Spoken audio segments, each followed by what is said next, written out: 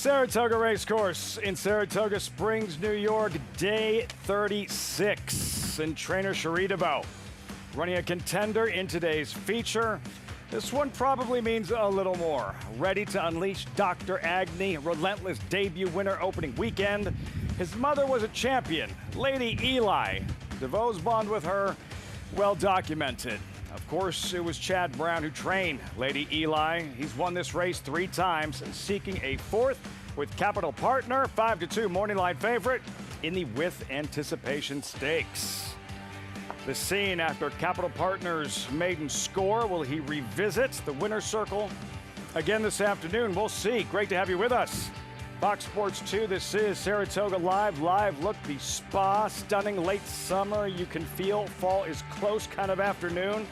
Perfect for racing. Good crowd on hand, winding down this 162nd season at Saratoga, just outside the paddock. Welcome, everyone. I'm Lafitte Pinkai, just in time. First of 11 races in about 9 minutes. And as we mentioned yesterday, here at Saratoga, this is the meet we look forward to most. It's never easy to say goodbye, but at the same time, so much of closing week is about the future, the 2-year-olds moving forward. Yesterday, watching Time to Dream and do her thing in the PG Johnson, on and upward for her. Today, the male equivalent of the PG Johnson, the With Anticipation. There's a look at the field. 2-year-olds running a mile and a 16th. Turf course listed as firm. 6 strong, couple of defections. Capital Partner, number 3, 5-2. Morning line favorite. As I am joined by my friends and colleagues, handicapper Jonathan Kinchin, New York Racing Association analyst Andy Serling. Guys, the feature today, the With Anticipation. Jonathan, let's start big picture and just the significance of this race and where the horses who perform well, where this all could be leading. Well, very similar to what we saw yesterday with the PG Johnson, right? Whoever wins this race or runs well in this race, you'd like to think they'll show up downstate in maybe a race like the Pilgrim, or they'll go to the Bourbon at Keeneland. And even just winning this race is enough to get you into the Breeders' Cup Juvenile Turf. And so it's very important moving into that next round for these 2-year-olds that are trying to develop. That's why it's good if you can break your maiden early in the meet, because it gives you 2 shots. This one and, as you say, the Pilgrim or Bourbon. I also want to be clear on something else. Friend, colleague. I just want to make sure. I want to get that cleared up for everybody out there. Isn't that on the graphic on the font? We made that clear a long time ago. This is news? You know what is news? It's there Capital may be a Partner. couple people watching. Everyone is clear. You watch the show, you know where we all stand. Capital Partner, why is he the favorite? Why is he a threat? Well, first of all, it's the barn, and the Chad Brown, the success he's had in this race. But for me, the most interesting thing about him, Jonathan, was something I like to say there's 2 different races going on. There was the race taking place with everybody not named Capital Partner and Capital Partner, because this was essentially a merry-go-round race, a kind of race where they really didn't change positions that much during the running. He made a deep run from well back in the pack, and nobody else made a significant run. And to me, that usually signals a horse that ran a little better than it might look. I tell you what, when you look beat at the 16th pole, and then you win, being eased up basically at the wire, that's a serious turn of foot. We saw what turn of foot will get you yesterday with Time to Dream. I think this horse, Capital Partner, very similar to that in terms of the turn of foot. Powerhouse connections, Klarman, Brown, and Pratt. And then there's Dr. Agnew. Not the favorite, but the sentimental favorite. He's the story, Jonathan. Winning opening weekend on dirt. Mom, a rock star on grass. When horses do things they're not supposed to do well, then you have to assume when they do the thing they're supposed to do, they're going to do that well or better. And I think that's the story with Dr. Agnew. He was not supposed to run well on dirt. Being a son of Lady Eli, who was so good on the grass. I know the connections were just going to take a shot on the dirt, see what happened. The horse ran well. I expect the horse to take another step forward on the grass. Here's the funny thing to me. Let's say he ran a scheduled dirt race, and he was beaten 10 or 12 lengths and ran the exact same race that he ran here and winning that off a turf race. He'd be such a better price in this race. And I know he got there first, and he deserves some credit for doing it, but he's obviously got to be much better on the turf, but he has a pedigree to suggest that he should be. Never getting a fair price. No, I was just going to say, it doesn't matter where. He could have ran in Mars in his debut. He was going to come here and be a little bit over better. Still would like a 7th by 12. Maybe his price would be up a point or 2. Today's race is brought to you by Claiborne Farm. As always, race 1 starts the early, pick 5. Really good 2-year-old turf sprint. Race 2 starts the early, pick 4. Pick 6 begins in the 6th. Main track fast, turf course is firm, temperature around 77 degrees. Just 5 days left this summer at Saratoga. All goes by so fast, but the invite still stands. Get involved, NyraBets.com. Sign up today. Use that promo code SPOT200. Enjoy betting on over 300 tracks around the world and start winning today. Join now, NyraBets.com. Field for the opener. New York bred 2-year-old fillies, 3/4 mile dash. Career debut for several of these. Take out numbers 1 and 3, 7 of them, and a couple of them at 2-1. San Antonio Sarah and Factory Setting. Let's go ahead and meet the field. Starting with Amicus Cure. Clever name, debuting filly by Tiz the Law. It seems like the workout report just has these works as average. Great happenings, a late scratch. More on that in a moment. Back to Cali. Yeah, back to Cali has had a race. I didn't like this horse. Didn't show much early speed in the mud. Buck Butler debuting homebred. Buck Butler certainly bred a lot of good running 2-year-olds and horses in general. We'll see if this is one of them. Quiddity, Maitland Stable, first-time starter. Yeah, another one who's got some okay works. Barkley Tag only 9% with first-time starters throughout his entire career. The favorite, San Antonio Sarah, going the wrong way, Jim Marshall. Yeah, I'm not in love with this horse, but I can understand why people like him. I think the 8's more dangerous, Jonathan. And Kentar, we saw second to Grazi, good filly in her debut, then Factory Setting, Seth Klarman's first-time starter. I have no information on this one. I picked this one on top, though. I thought maybe for this barn they may well have found the right field. You know, Chad knows his way around a McKenzie, doing as well as he did with Chancer McPatrick. Last year's Grade 1 hopeful winner, freshman fillies in the first of 11, start of the early pick 5. Post time in 4 minutes. As we wind things down on this closing week, and now we're set to go. Acacia Clement is with us. She is trackside. Acacia, late scratch number 3. Great happening, scary scene in the paddock. What do we know? Well, she did get loose and get away from her groom, Lafitte. I did not see it happen in the exact moment that she acted up and got away, but her groom was being attended to by AMTs in the paddock. He did appear to be okay, and she made her way loose without a handler about halfway around the paddock. Luckily, they closed the gate to the horse path in time, and one of the valets, Rodney Payne, actually jumped in front of her and apprehended her pretty quickly. Rodney, an absolute star and a great horseman as well, but she did have her tack taken off pretty quickly after being examined by attending veterinarians, and as a result, a late scratch going into this race. Acacia, thanks so much. Rodney Payne, amazing work, apprehending, No great doubt. happenings before she was able to get loose. Any further update regarding her groom? We'll go ahead and pass that along for trainer Jimmy Ferraro. Great happenings, a late scratch. There's San Antonio Sarah, the favorite. This was her unveiling, July 12th, Gulfstream Park. She was a 5-2 favorite. Andy and San Antonio Sarah, mid-pack, having to be encouraged here, and eventually puts in a mild bid. Yeah, I would say that's exactly how I would put it. And I guess the one thing to say, John, a little bit, racing in some traffic, not that she had traffic issues, but among horses, she gets some experience, rates to move forward. I just wonder how good that race was overall. The second place finisher improved 11 buyer points in a subsequent start. Yeah, and showed a little bit of early speed. I mean, the pace figures in that early part of that race were at least honest enough. And I think sometimes when you're dealing with young horses, you just want to see some talent. And to me, the biggest indicator of talent is some speed, some pace. She is favored in front of this energetic crowd. Good crowd, final Thursday of the meet, and you're both going with the debuting filly Factory Setting, pictured here at 2-1. Yeah, I like the draw for this horse, and it's really one of those situations where it's kind of a process of elimination. I wanted to kind of find someone else in here that I thought could be interesting, but they all kind of had some knocks. I didn't really have any knocks on the 9 Factory Setting being drawn outside. And you'd also like to think that the success that Chad had with Chancer McPatrick, when he went to the sales, he's probably looking to see what some of those McKenzies were like because he had so much success. And I would think that this might be one of them that caught his attention. Acacia, what is she showing you as she gets set for her career debut Factory Setting? She's lovely, Lafitte. And now the progeny of McKenzie typically do appreciate a little bit more distance, but interestingly enough, I am familiar with her pedigree. She's the half-sister to a filly who was 1-for-1, unfortunately only ran once, but Miss Dior Cherie, actually named. But she did win first time out at Saratoga, and she was built like a horse that wanted more distance, but was able to be precocious enough to win sprinting. This filly in factory setting kind of strikes me as the same way. Even though the McKenzies, like I said, can handle more distance, she's sharp when she got out onto the track.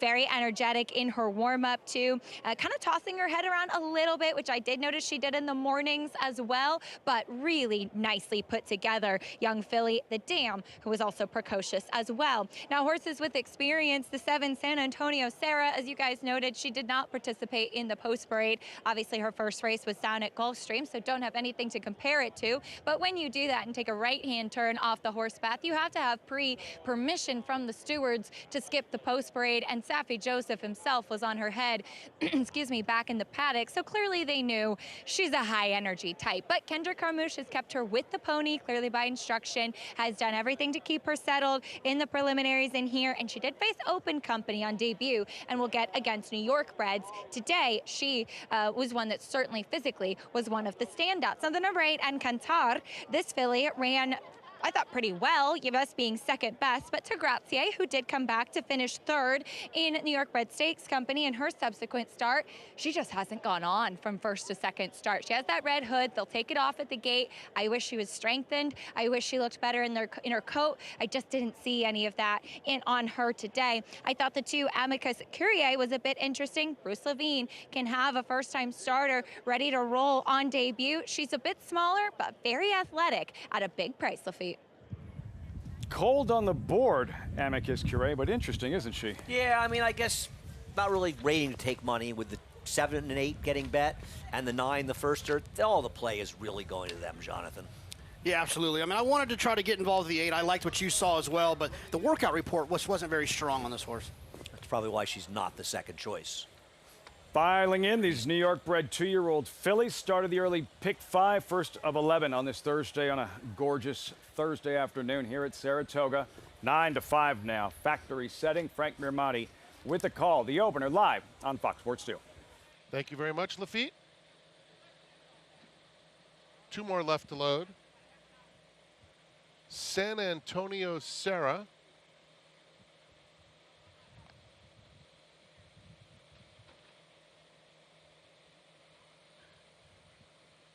Encantar. McKenzie, daughter, factory setting to the outside. She just hesitates momentarily. Goes in. They're in the gate.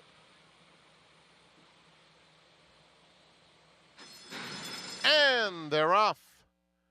And factory setting was out alertly, but it's back to Kali, who's quickest and opens up a length in the first few jumps. Oh, comes away racing in second, and they're followed by San Antonio Sarah, a clear-cut third. Then it's Amicus Curiae along the inside, taking fourth, and Encantar is fifth. It's another 2 back to factory setting, and Quiddity is at the back of the field. The opening quarter in 22-2. Back to Kali leads the way, heading toward the 3/8 pole, pursued intently by O. O is within 3/4. Now it's a half length. 4 more back to San Antonio Sarah in third. On the inside, Amicus Curiae has asked for a little bit more. Passed by Encantar in the blue, who's 5 lengths off the new leader, O, as Manny Franco peeks back on O. O makes a bid for the lead and opens up to Quiddity, is now angling out, just made contact with San Antonio Sarah while launching a bid after O. O with a 16th to go with a 5-length lead, chased by Quiddity. Quiddity with big strides, running out of time. Oh, Quiddity! Oh! Holds on. Quiddity, a big girl, second. Then it was factory setting in third, San Antonio Sarah fourth. An upset in the opener, kicking off this early pick 5. It is O in her debut with Manny Franco wire just in time from a late charging Quiddity. Buck Butler has bred many good New York breds over the years, and he might have another one here. Horse was pretty professional, got a little tired late.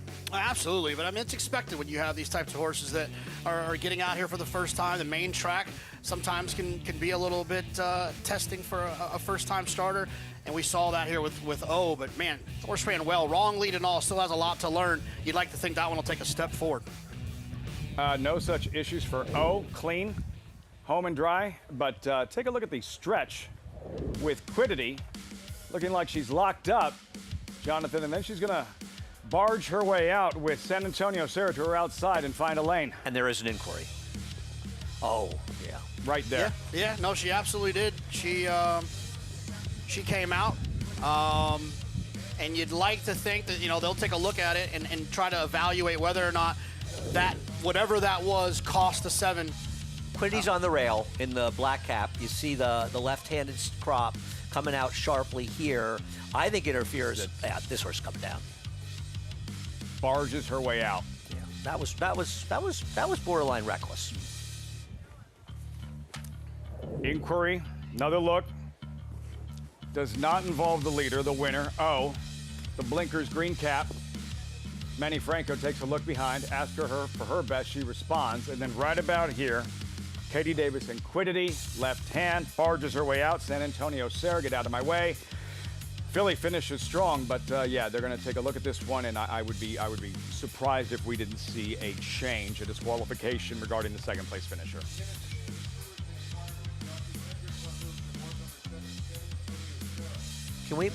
Can we mic up Kendrick for this?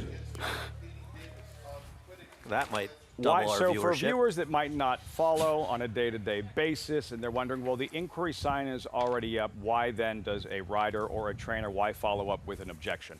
I think, it's a good question. Probably one you might want to ask your dad, to be honest, because, you don't really need to, right, Jonathan? But I think sometimes it's to say, yes, I agree, or just to make sure that you're paying attention too. I'm not sure. Well, I would assume maybe when they're galloping back, it's probably more of a question for Mig, Acacia or Maggie. When they're galloping back, they might not know there's an inquiry. So they go ahead and tell the outrider, I want to object, and so they both just happen to come in at the same time. I would imagine when Katie Davis gets on the phone with the stewards in a moment here, it would be really difficult to sell them on the idea that they're not seeing exactly what the rest of us are seeing. It's tough to create a scenario of which you're not guilty of a foul. Yes. Yeah, I don't think there's any defense for this. This is something we would get dazed because it comes out in that sharp left-handed crop, and this horse interfered with the other horse. If the stewards, I don't know. I didn't think the 7 had to be tiring. Why couldn't that horse? He wasn't even beating that battle for third. Of course. Waiting a decision from the stewards, 5, 6, 9, 7. Again, has nothing to do with the winner. O. Buck Butler is homebred in her debut at a price 8-1. She'll get her picture taken. Manny Franco, solid afternoon yesterday. Another win here. And simply awaiting the decision from the stewards involving the second place finisher Quiddity. 5, 6, 9, 7, and Frank having some fun with the name O. At least it's not our. Yeah, Look at that. This is egregious and will result in a disqualification almost certainly. Likely the order finish will be 5, 9, 7, 6. Pace behind the 7, Jonathan. That makes sense? Yep. Yeah. Total sense. But, let's not take away from O.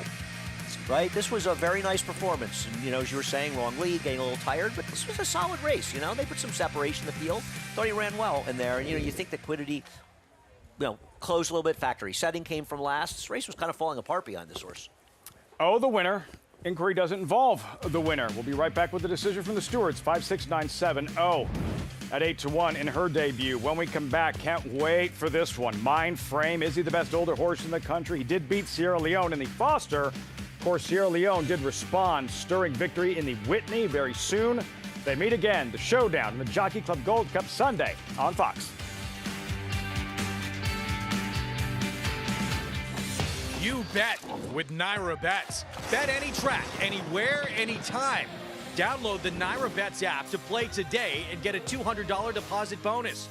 Watch live horse racing, Get expert picks, boost your bankroll with weekly promotions, and hone your handicapping skills with exclusive tips and tutorials. Download the Naira Bets app now. Sign up now to claim your $200 deposit match bonus. You bet with Naira Bets.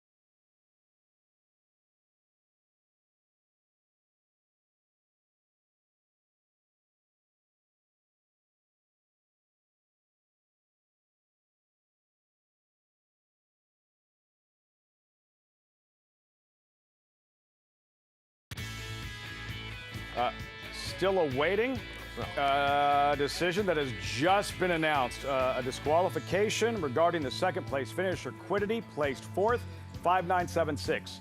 5976 in the opener at Saratoga. And if you're just joining us, if you want to play the races, don't have past performances, Equibase has you covered. You can get all the stats, horses, trainers, and jockeys in today's races with Equibase past performances. Visit naira.com/TV schedule to download your free PPs on all the races on today's show.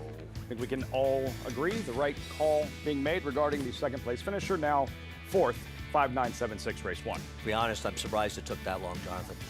Yeah, I mean, it looked pretty clear to me. You know, sometimes I know they want to be as thorough as possible, and it seems like they were.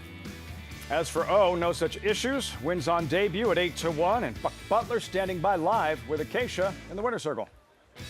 That's right, Lafitte. We know this gentleman next to me breeds and races a very good New York bred, and this looks to be another one. Buck, congratulations with O. First of all, there's a little story behind the name. You usually have some very clever ones. You know, I wish I could tell you it was real clever. It was one of those where I tried to name her something else, and I got a no, and I said, no?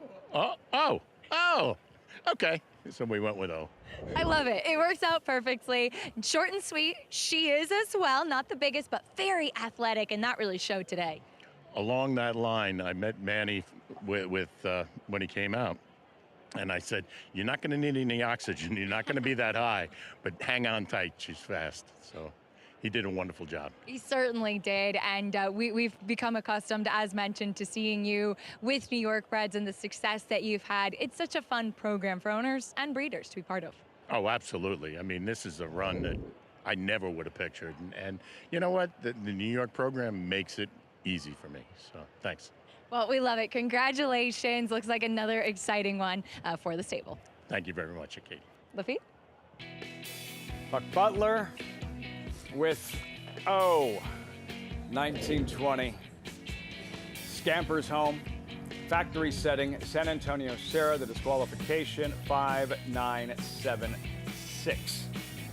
In the opener, Saratoga, we push forward race two. Solid, promising maiden turf sprint. More 2-year-old fillies.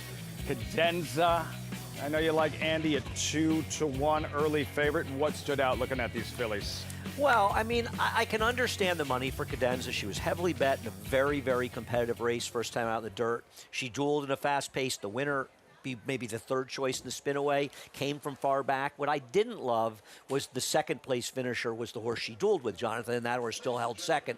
But she also does have a lot of turf pedigree. She does. She got a lot of turf pedigree, and also her pace figures were very, very fast. So while she got a little tired, it's understandable why she got tired because she ran so hard early. I think one thing that worries me a little bit is this horse was favored in a crazy live, might have been the most anticipated from number of horses live, and didn't run that badly, and they're immediately giving up on dirt and going to turf. That bothers me a little. Not you? Not really with all of that turf pedigree, and also it might be one of those situations as a 2-year-old filly, maybe they're trying to find a way to get into a Breeders' Cup race. You know, a Breeders' Cup turf sprint, set this horse up, run at Keeneland in one of the turf sprints or downstate at Belmont to set that up, because it doesn't feel like this one's going to go 2 turns on the dirt. But those are the types of prospects, the type of promise we're talking about with the 2-year-old fillies in the upcoming second race. Don't forget what's going on this Sunday afternoon. It's a little different. Fox Saratoga Sunday, Jockey Club Gold Cup, defending champ Highland Falls, Foster winner Mindframe, Whitney winner Sierra Leone. The road to the Breeders' Cup Classic continues, and its early coverage begins. 1 Eastern, Jockey Club Gold Cup, only on Fox. Here's the field. Naturally, Grade 1, mile and a quarter, $1 million purse Breeders' Cup Challenge event. Winning you're in for the Breeders' Cup Classic. Let's revisit the Grade 1 Stephen Foster, late June. Churchill Downs, Andy, pick up the action, top of the stretch. Sierra Leone had made his move. In Mindframe, just darts away and creates separation. And Mindframe actually is 2-0 against Sierra Leone. They've met twice. He finished ahead of him, went second to Belmont Stakes, and he finished ahead of him here. Listen, I love Mindframe, Jonathan. He's talented at all distances. I mean, this guy's been effective 1.25 miles down to 7 furlongs in a Grade 1. He's the goods. But the pace scenario is very favorable for him in this race, and Sierra Leone, it will be more favorable for him in the Woodward, and maybe the 1.25 miles could be an equalizer. Yeah, I mean, I can't argue with the fact that Stephen Foster played into Mindframe's hands, but he's so lightly raced, and he's done so many kind of odd things, right? I mean, running in the Belmont in his 3rd career start. Running very well. And then also his Churchill Downs, where that race, how productive is that? And he came from off of it in there. I just feel like he's very versatile, and whatever gets thrown his way, he'll likely be able to navigate it. Very different than like a Fierceness, right? Like Fierceness obviously likes to have things his way. I'd say the same about Sierra Leone. He kind of likes to have things his way too. Yep, that's fair. Mindframe has proven to handle more things being thrown at him than those other 2 horses. I can't argue with any of that. I think the world of Mindframe. I love him. He's one of my favorite horses out there. This is a big test for him, a big, big test. And it's also sort of the separator heading towards the Breeders' Cup Classic, because now Sovereignty is kind of legitimate favorite after the Travers. So can these horses, any of them, step forward and say, I'm fast enough to beat Sovereignty? 3 for 3 this year. Mindframe, Maryland-bred, 2 Grade 1 victories. Acacia is with us. Acacia, we'll get to you about these 2-year-old fillies and all the noise they're making right behind us in the paddock. But first, Mindframe, how has he trained since that Foster leading up to this Jockey Club Gold Cup? He's trained exceptionally well, Lafitte. He's always been a good workhorse and a horse that kind of does attack his training, and looking like he's thriving here in Saratoga, as many horses do, in preparation for this Jockey Club Gold Cup on August 24th. We're taking a look at him working outside of Class Assist, who is a couple low, but has always been a very good workhorse as well, and they work together, which many trainers really do prefer. You want to see them being alongside, but it's at the end of the work that you see Mindframe really start to edge away and start to lengthen that stride. And that's one of those things about Todd Fletcher. We talk often about his success in these dirt 2-turn graded stakes in particular, and going a distance of ground, because he puts the miles in the mornings with strong workouts, yes, but also with big gallop outs, getting that big foundation, that fitness. And I think that that's really key for a horse like Mindframe, who will stretch back out in the Jockey Club Gold Cup. He ran very well, finishing second as a 3-year-old while still being very lightly raced at the 1.25 miles back in the Belmont Stakes last year. So I'm really excited to see him. I think it's an excellent race and such a great throwdown between some of the top older horses in what this year is a very deep division, Lafitte. Great stuff, Acacia. As always, thanks to our friends at First TV. Mind Frame Sierra Leone, the tale of the tape. The same age, Sierra Leone, however, far more experienced, much bigger bankroll. Mind Frame, the better year so far, but both entering with momentum. Mind Frame Sierra Leone. What a matchup in the Jockey Club Gold Cup. Let's circle back to the Whitney. First Saturday in August, Andy. Sierra Leone, this felt like a statement race for him, and yeah, he made a statement. Yeah, and I don't think it was a race you would call a big, wicked pace meltdown. What it was an honest pace. A pace that, when your dad was riding Lafitte, he would have considered a slow pace, a 47 in this race, and Sierra Leone got a great ride. He was able to save some ground, angle out in the stretch, and roll by. But, you know, a lot of horses ran well in here, Jonathan. Highland Falls ran well to be second here. I think Disarmed actually ran well. His best race since the Travers horse, I know you've always kind of liked. I even think White Abario in finishing fourth in here ran a solid race all around. But Sierra Leone is the one that probably will get better with more distance, and he's the one they have to beat. But they're far from out of it in this Jockey Club. No, of course, a mile and a quarter helps him, certainly. And you got to remember that while I don't think that his stablemate and contrary thinking was used in the way they thought he was going to be used, I do think he kind of helped set Fierceness off to a certain extent. He did. But I will say this, though. Sierra Leone's always run well. He's never really run a bad race. I just think that circumstances, if he gets an honest pace to close into, that big monster is going to come rolling down the middle of the track, and there's going to have to be a real horse to beat him. Always highly regarded and expensive, cost $2.3 million.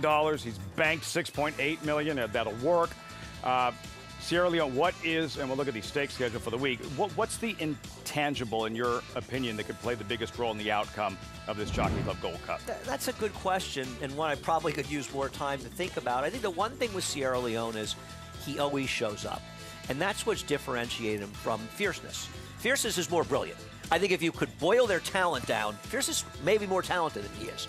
But Fierceness reacts badly to anything that doesn't go well for him, whereas Sierra Leone, even when the paces haven't been particularly quick, he puts in his run, and he runs well. He's never run a bad race, and I think that's one of the things about him. And when the circumstances are reasonable for him, he wins. Really looking forward to this one. The Jockey Club Gold Cup, again, it's on Sunday. That's Fox Saratoga Sunday. And on Saturday with the 3 stakes races, including the Grade 1 Spinaway, 3 to 6 on Fox Business. What a closing week. See it all right here on all the multiple Fox Sports platforms. We have 2-year-old fillies next. They're in the paddock. We'll check in with Acacia. Riders up. Post-parade race 2 start of the early pick 4 is next. You're watching Saratoga Live on FS2.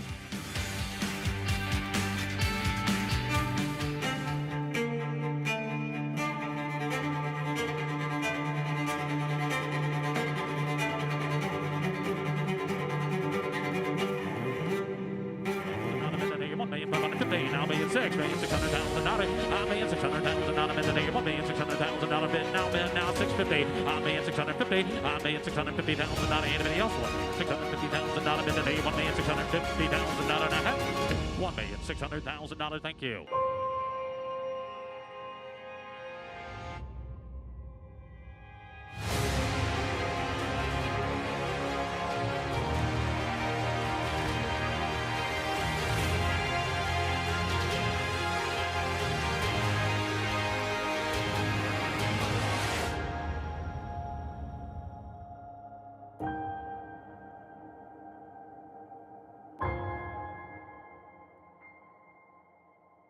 The sun shines bright on Caraconte. His first crops of racing age are showing brilliance on the racetrack with a high percentage of stakes winners. His versatility is evidenced by winners on all surfaces across the globe. She feels more than pretty. She feels fantastic. It is all She Feels Pretty. Yet another Grade 1 for this magnificent daughter of Caraconte. Caraconte, standing at Gainesway. Enjoy Fan Appreciation Week specials at the Spa this Wednesday through Labor Day. Plus, secure summer's final premium giveaway this Sunday, a Saratoga quarter zip sweatshirt free with paid admission while supplies last. Visit Dimer.com/fans for details. RaceLens is the most in-depth product in horse racing with unique features found nowhere else. True odds, predictive analysis, and pace projection. RaceLens. It will change the way you follow horse racing and take your game to the next level.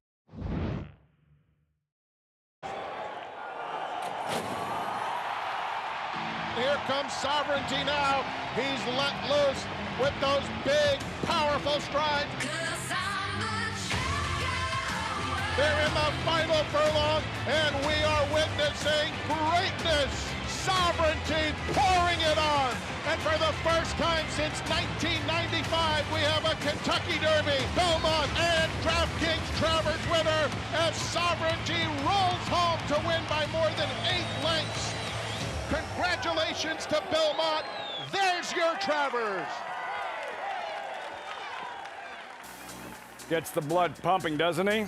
Lived up and exceeded all expectations. Sovereignty, live look Belmont, first ever win in the Travers. And for Sovereignty, the first ever horse to capture the Kentucky Derby, Belmont Stakes, Jim Dandy, and Belmont. And I think that there's a good chance he'll fare better than the jacket he's wearing for Olympiad, who I had great love for, but I think Sovereignty is probably a better placing in the Classic.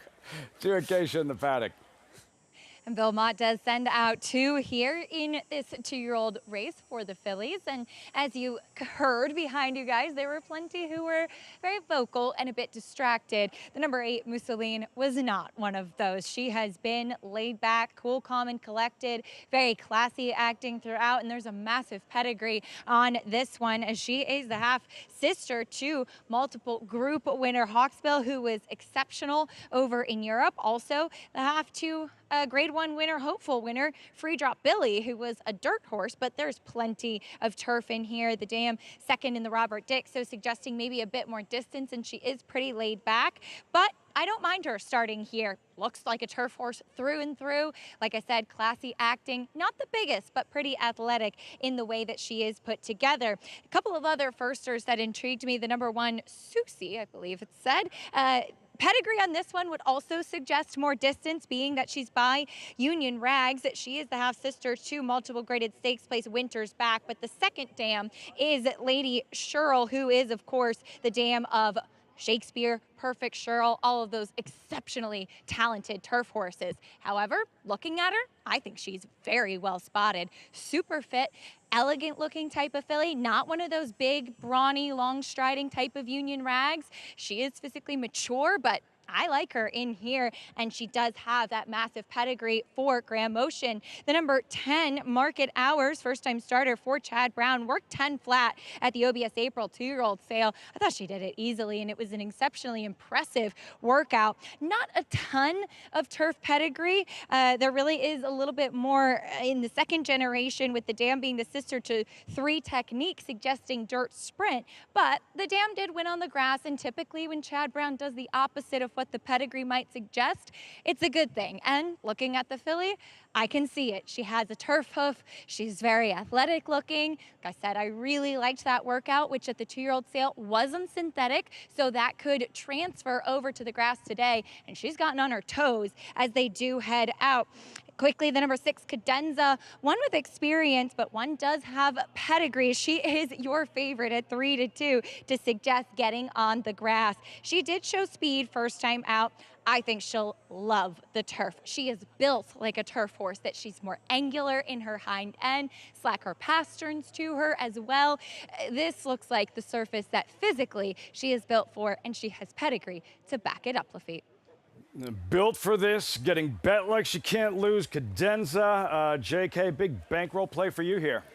Yeah, so yesterday I had a little bit to work with. I there you go. The time to dream, so I'm going to run that all back with the 200 for today. So 330 to win on Cadenza. I just feel like this is an aggressive placement for a horse that was bet into the teeth of a really good race, ran really fast, has turf pedigree. All signs point to, I'd imagine this horse is going to run well in here today as well. 3-2. Best of luck, JK. Your bankroll play. Viewers can scan that QR code and ride along.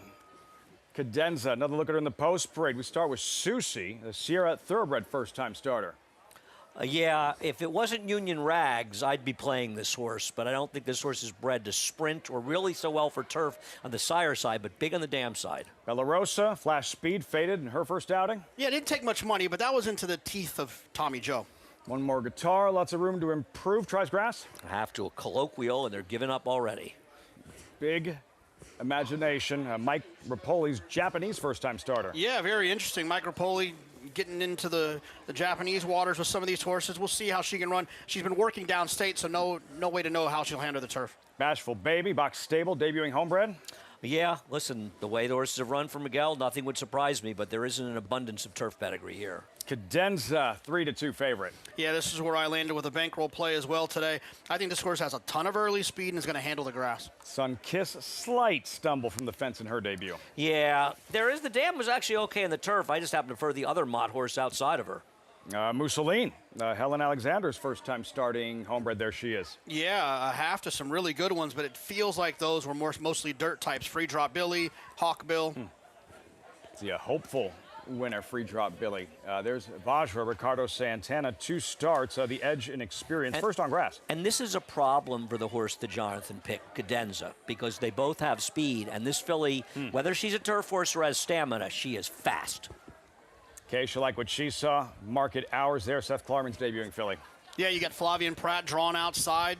Chad Brown, he's not necessarily known for his turf sprinters, but man, occasionally he'll throw out a really big performance with some of them. 2-year-old fillies, maiden special weight, turf sprint. Looking at the filly you went with here, Andy, Mousseline. Horse has a huge pedigree for turf. I mean, as a half, we mentioned Hawkbill, but also 2 other good turf winners. She herself was a good turf horse. There's an enormous amount of pedigree for Bill Mott.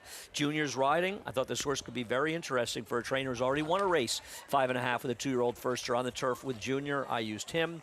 I used Market Hours, who had a very impressive 2-year-old sales work at 10 flat. I hear what Jonathan's saying with a 6. I don't disagree that Cadenza is the worst to beat. I think taking even money when there are so many unknowns from sharp barns with pedigree in this race is a bad gamble, but I do agree that she's probably the worst to beat. You say sharp barn as we look at Bashful Baby, trained by Miguel Clement. Stakes wins this summer. JK, an impressive run, the 5 stakes victories, and the one that jumps off the screen, the victory in the Grade 1 4-star day with Deterministic. Yeah, and look, Deterministic's of all of those horses is the one, in my opinion, was the most impressive. What he's done so far this summer outside of that 4-star day to be a multiple Grade 1 winner. He's doing it on the front end now, and I can't wait to see what race, I know what race he'll end up in. I'd imagine the mile, but I'd wait to see what happens with him in the Breeders' Cup.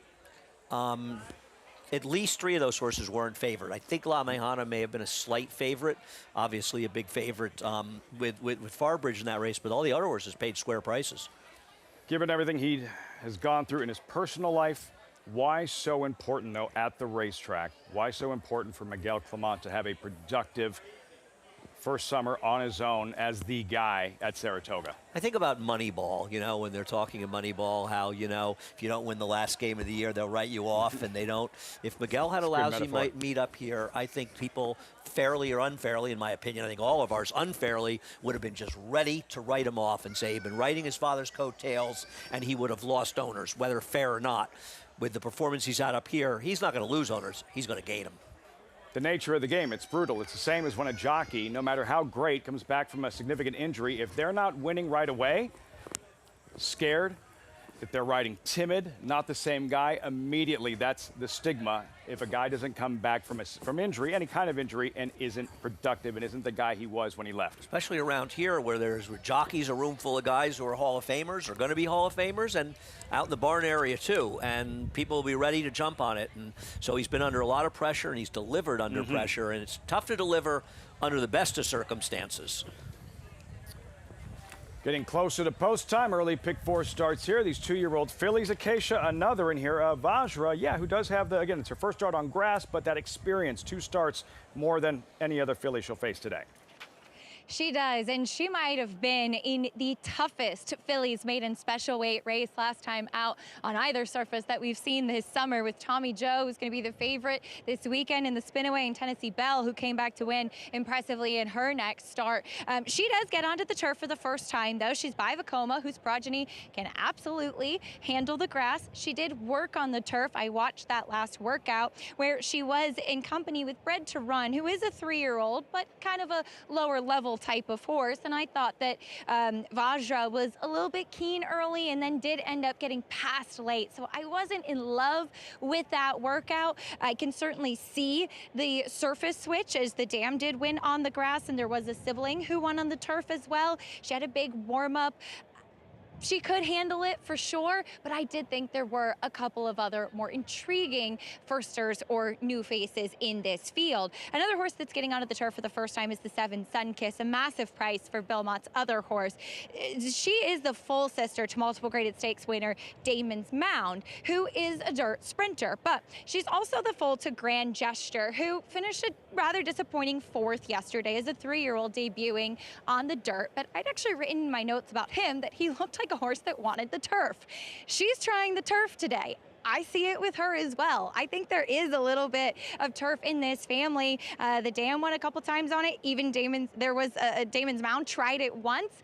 This filly moved really nicely. I thought that she actually finished best in her last workout from the gate. I'm a little bit interested in her at a massive price getting onto the grass, Lafitte. 34-1. Saratoga special winner here a few years back, Damon's Mound. Fillies have crossed over, begin to file in. Important to watch early on. The favorite, Cadenza. Good luck, JK. Bankroll play. The speed that she does possess and where she is or where Vajra is in proximity to her in the early stages getting out of the blocks. I think Vajra could be in front of her, Jonathan. Yeah, I mean, well, the interesting part is the draw. Brad Cox, for one, for sure, does not take prisoners when it comes to having speedy types. I mean, obviously it's apples and oranges here, but Nick Sko's a great example of that.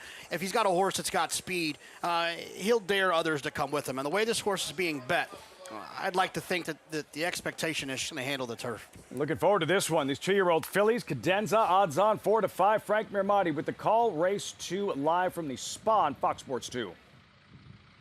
One more guitar has taken up her spot. Here's Moose Line, big imagination going in. Vajra. Market Hours for Klarovich, Brown, and Pratt. Going up. They're in the gate, and they're off. And it's a very quick start for Bella Rosa. Cadenza is up and on the pace too. And outside of them, Vajra. Those 3 vying for command. And Sunkiss is not far behind. One more guitar is 3 lengths off the pace. Racing 2 clear of Susie on the inside of Market Hours, who's 7 lengths off the leaders. Big Imagination is racing on the inside of Moose Line. And Bashful Baby at the back. 21-4. For the opening quarter mile around the far turn. Bella Rosa has been prominent since the gate opened. Pressed throughout by Vajra, who's just a neck back second. On the extreme outside, Bashful Baby in the blue is starting to make some serious headway while caught very wide. Inside of her comes Cadenza with 1 furlong to go. One more guitar is moving through on the inside. Susie is trying to pick a spot as well. They're in the final furlong. It's Bella Rosa and Vajra. Bella Rosa clinging to the lead. Vajra trying to get by, and here's Cadenza taking off late. Cadenza with all the momentum, and Cadenza hand-ridden to victory. Vajra was second, Bella Rosa third, and Susie finished 4th. The pat on the shoulder, Gerardo Ortiz for Cadenza, well-deserved. The favorite, the knockout punch, the acceleration to seal the deal in the latter stages of this 5.5 furlong sprint. She got the job done at 4-5. Congrats on your win, Jonathan. She got herself one heck of a trip behind 2 fillies in front of her that ran behind her that ran terrific. Yeah, I mean, I'd like to think after this type of race, they'll probably work backwards for a way to try to get this filly qualified for the Breeders' Cup Juvenile Turf Sprint. I don't know how fast the race was, but when you have a horse like this that can win, that has the pace figure she showed in her last race, with this kind of pedigree, owned by Stone Street, you'd like to think they'd try to see her next start likely to be in a stake to see where she stands. I am sure it will be, and I will be betting against her. Cadenza, no Stone Street colors. Gerardo Ortiz, trained by Brad Cox. Another look, deep stretch. Vajra battling. Bella Rosa flashing her speed, but JK just too much Cadenza as she lengthens her stride in the latter stages. Yeah, I mean, look, she really leveled off, and she even feels like one that eventually wouldn't mind going further. But to Andy's point, I mean, she did work out a nice trip, but she was tactical enough to put herself in that position. No, she did great. She was able to sit behind horses, which was a real question for her. And in doing so, it definitely helped her chance a lot. That's an absolutely good point. She does have speed. Expecting that speed from Cadenza. Also Vajra. They both broke well and flashed it. Bella Rosa right there in the firing line as well.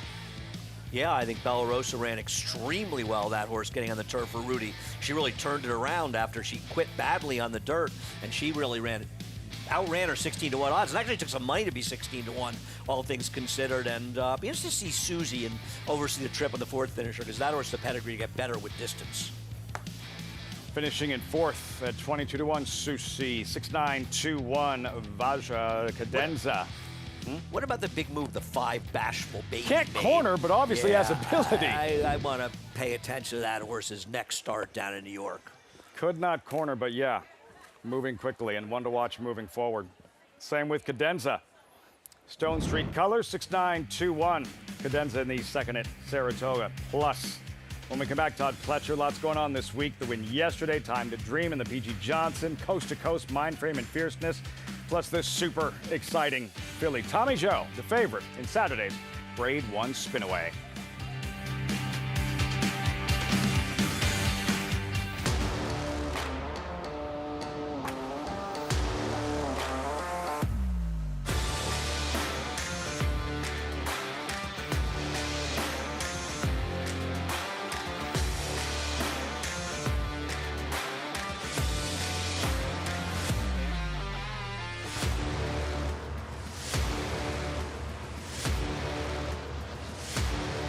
Eclipse champion Blame, standing at Claiborne Farm.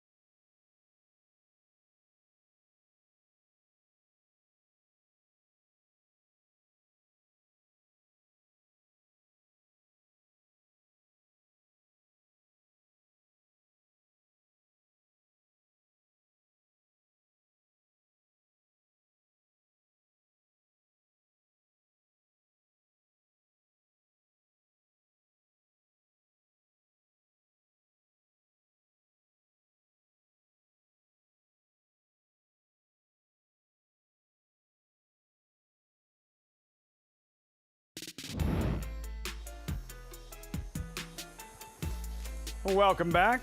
Saratoga Live, Fox Sports 2. Those are Ducks. Our coverage brought to you by Naira Bets. Bet any track, anywhere, anytime. Visit NairaBets.com or download the Naira Bets app to get started. Congress Park. Not seeing the ball. Great place to go and get centered and focused and, Designed, you know. the same person, Olmsted, that designed Central Park in New York. I know that. That's pretty good. 2 occasion in the winner's circle. As I'm here with winning jockey Irad Ortiz, Cadenza getting the victory. Irad, this filly seemed to appreciate certainly getting onto turf, but you had to work for it a bit. Yeah, a little bit. She turned for home and tipped him out, and she was acting a little green, I think. And I caught her attention. She responded really well. You know, she was there for me, so I keep riding. I switch stick, and she responded really well in the end. It seems like the class did prevail, and you can tell pretty early when a horse is handling the turf when they're making that surface switch. Yeah, I mean, I worked her before his first race, and I can tell that much that she was grass or dirt because she worked so good. But on the race, I can really have a better feel of her, and I was, 90% that she's gonna like the turf. She moved like a turf horse that day, and everything worked out beautiful. Brad put it right back on the turf and worked out great.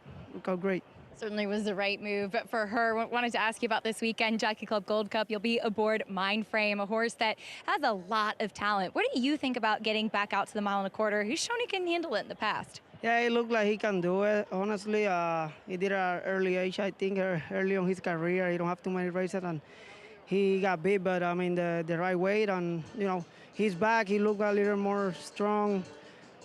His mind is great, and he looked awesome on the track, so it's a nice horse. Can't wait to see him this weekend, but congratulations on the win here. Thank you. Laffy? Rod Ortiz, for everything he's accomplished at Saratoga and multiple riding titles in that Jockey Club Gold Cup with Mindframer this weekend in general. Take another look at Cadenza by Hillendale Stallion Charlatan. Ortiz seeking his first Grade 1 win at Saratoga traditional summer meet since Bright Work in the 23 Spinaway. You could win a lot of money with that piece of information. That's amazing. Mind-blowing considering the mounts he has in the bigger races and all the races. It's just one of those oddities, a drought that will come to an end before long. Oh, and I mean, it's inevitable that it has to. You can't be that good and have that kind of drought. You had Cadenza, well done with the bankroll play. How'd you see this third shaking out, JK? $30,000 claimer, 7/8 on the main track. Yeah, I mean, I liked the three, unfortunately, closer to the morning line odds, so hopefully we'll get a little shifting later. But I thought the three blown cover, getting back to a little bit of a shorter distance was going to help quite a bit. What'd you think? Yeah, I chalked it out in here. I think it's between the two horses that'll be favored in here. The number 7 in this race, the Boondocker, who comes out of an extremely live race. We've even seen the second-place finisher come back to win. Others in there came back and improved their figures substantially. She drops down, or he drops down, and the 1 Mogo. I'm all 1s and 7s, so I think will end up being the first two choices. Start of the mandatory pay pick 5, race number 3 here at Saratoga, 3 of 11 in about 19 minutes. A reminder, Saturday, the 3 stakes races, all to be seen on Fox Business. The Spinaway to be seen on Fox Business from 3 to 6 o'clock. Spinaway, Saratoga's most prestigious race for 2-year-old fillies. Breeders' Cup Challenge event. When you're in for the Breeders' Cup Juvenile Fillies, and we start with Mythical. Very fast, untouchable. Jonathan in 3 starts to 3 victories in wire-to-wire fashion by 15+ lengths. Yeah, I mean, look, you got to respect a horse who's run 3 times and wins by open lengths, has done it with fast final times, final speed figures, has done it with quick paces, slow paces. He's really checked all the boxes. The only box Mythical hasn't checked is having a look a horse in the eyes down the stretch like Tommy Joe. Yeah. How good is she?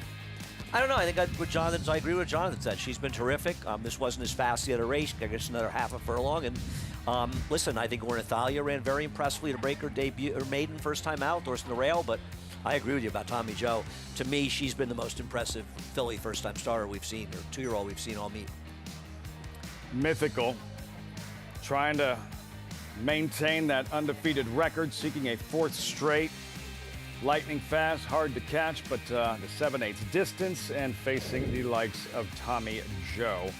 Tommy Joe, who is trained by Todd Pletcher. This was Jim Dandy Day and a statement race, and in her debut, Tommy Joe, and like she was bet off the board, 2-1, 5-2, second choice somewhere in that neighborhood. And I also like the way she won. You know, a lot of times these more impressive ones do it sort of the front end with a lot of speed and just sort of blow the fields away. She didn't run like that. She was more professional, you could say, rating a little bit with a burst of speed around the turn. She's good, Jonathan.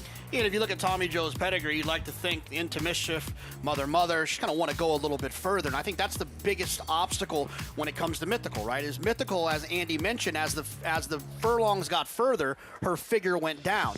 Now she's going to have to take another step forward, and she's got this big monster drawn to her outside. It doesn't feel like it's a great situation for Mythical, but sometimes special horses can overcome things like this. But boy, I tell you what, I was pretty impressed with this horse, and you'd like to think, you know, under Todd Pletcher's care, she's going to take another step forward. Tommy Joe, there's something about those two-year-old races. Jim Dandy Day leading up to the Jim Dandy a couple of years ago. We were introduced to Dornick Sees the Gray.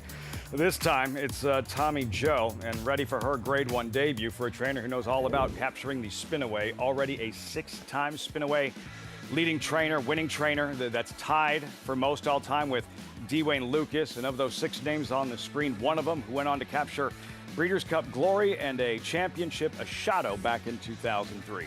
Well, Ashado did a lot more than just win the spin-away. She beat me about 37 times in the windows, well, most of them in Grade 1s. Nice list of horses there. Rachel Valentin, of course, one of a couple of foals from Rachel Alexandra. And Sweet Loretta won in a dead heat, actually, going back a few years. With a I think Cassie 2016, yes. filly. Yes, who should have gotten it done. Actually, Sweet Loretta was very game to dead heat. The other horse kind of had the better trip of the 2 horses. And Joe was a nice horse, too. Tommy Joe, what do you think she has that, as far as just looking at her pedigree? She's been through homebred. Like, moving forward, the longer the distances get, do you think she'll be equally as effective? I don't know. I mean, Mother, if maybe I'm wrong. I thought she was a sprinter for Bob Baffert, so I don't know exactly how far she'll want to go, and that's always the question. But I don't think the 7 furlong's going to be a problem for her. No, she was, but she had, you know, that Pioneer of the Nile, so she has that stamina deep down in there somewhere. Looking forward to that one. Most prestigious race, 2-year-old fillies every summer, Saratoga.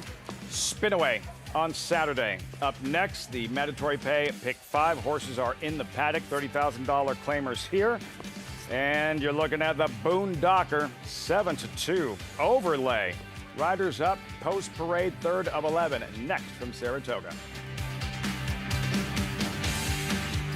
A dynasty in motion, reshaping the sport's greatest tradition, channeling the legends of his line and surpassing them. 4 of the last 6 Derby winners carry his genes. A Golden Son, a Horse of the Year.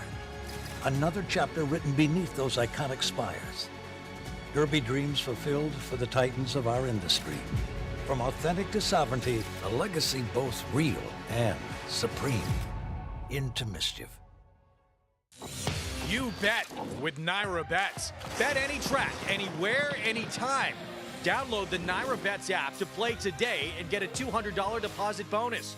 Watch live horse racing, get expert picks, boost your bankroll with weekly promotions, and hone your handicapping skills with exclusive tips and tutorials.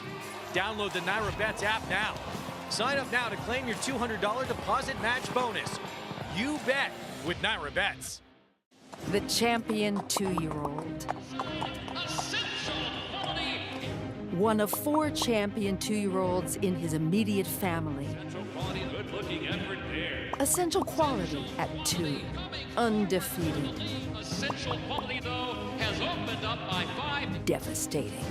His own first 2-year-olds race in 2025. If they're anything like him and you've got a mare in foal, just imagine.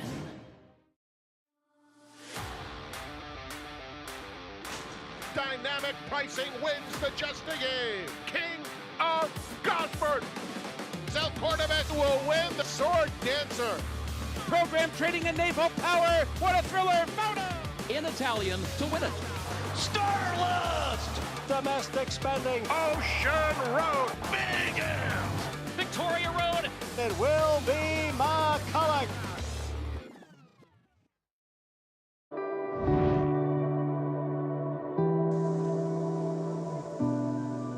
John Gaines started this back in the 70s, had such stallions as Riverman, Sharpen Up, Bold Bitter, Leafard, Blushing Groom. I think our slogan says it best: power, passion, performance. We're looking to be a power in not only the breeding sector, but in the whole thoroughbred industry. You know, I think passion describes our team to the best. Mr. Beck and his family have owned this farm for almost 40 years. Brian Graves has been a part of this team for almost 20 years, myself here for 3 years, as we look to continue to grow. And I think performance describes our stallion roster perfectly, both at the racetrack and in the sales ring. And obviously, Tappet was a huge feather in the cap of the farm. He's done well for the last 20 years at stud. We have Mackenzie with 5 Grade 1 stakes horses in his first crop.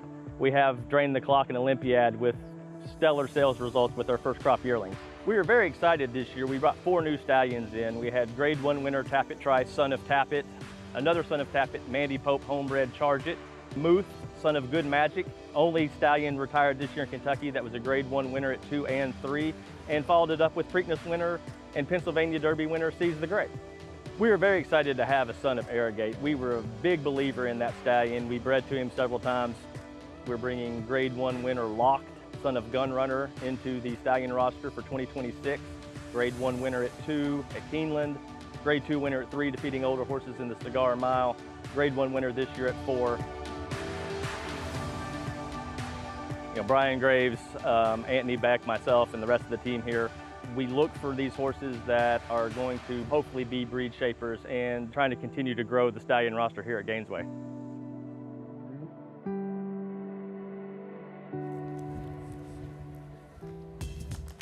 That image of Seize the Gray slogan speaks for itself as our coverage brought to you by Gainesway. Power, passion, performance.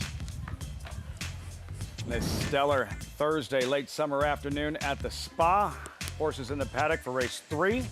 Looking at the Boondocker, who was 8-5 on the morning line. Overlay 7-2. Andy, you like him. Let's revisit his latest. This was 4th of July, Monmouth Park, in a 2-turn race. Boondocker, who was prominent throughout, but overhauled in the stretch. He's favored in doubles and the second choice in the pick 3. Sometimes pick 3 is a little more meaningful.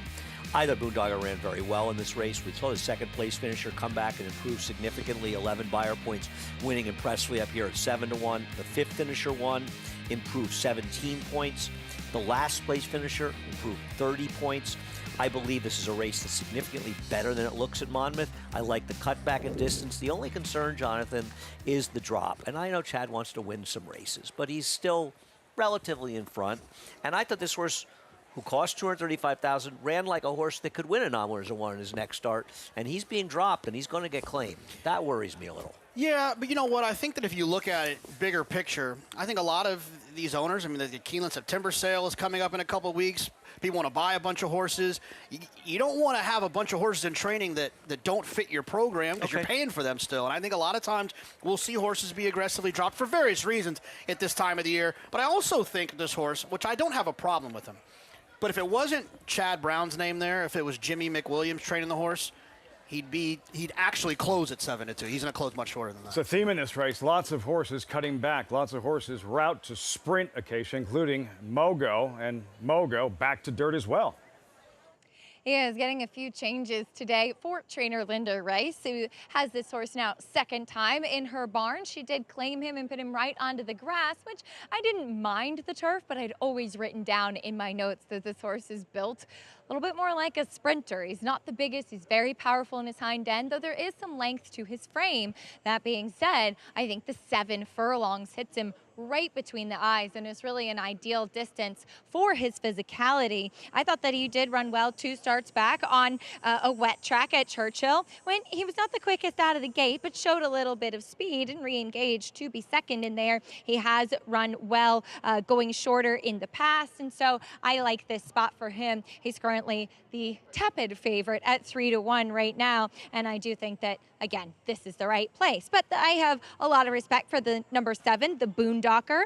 Love the name, by the way, as this one does come in from Monmouth. And as Andy touched on, looks like he actually ran in a very live race in there. He, too, is cutting back in distance, and he, too, is built like the 7 furlongs. Should really suit him. Very powerful-looking individual. His last workout was here in Saratoga, but prior to that, he was being prepared down at Monmouth. And we've talked about this a bit throughout the summer, that Chad Brown's Monmouth team, his assistant and his staff there, have done an exceptional job in pointing out which horses will be effective at Saratoga, preparing horses, particularly first-time starters or ones off layoffs. And while this horse has recency, he's coming in from there, and he looks like he is doing very, very well in preparation for this spot. He did show a little bit of early speed last time, and I think he should be in a nice forward position on this turn back to the 7/8. The number 3 blown cover, Another turn back in distance. I was really concerned about the 2 turns mile and an eighth for him last time out. He's not built like it.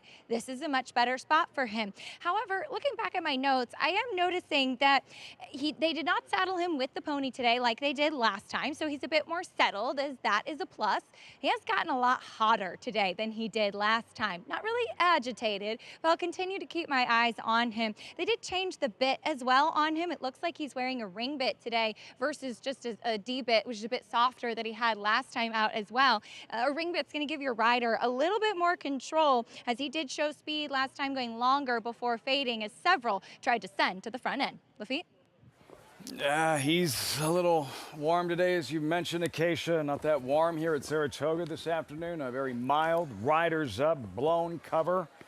As for the chase for the Alan Jerkins training title, it's a lead, it's a cushion. You just referenced, Andy, but as we learned a couple of years ago, no lead is safe with Linda Rice hot on your heels. No, I agree. She's going to have a lot of starters, a lot of live starters. Chad's going to have a lot of starters, a lot of live starters, too. And a 5-win lead with 5 days left to go is big.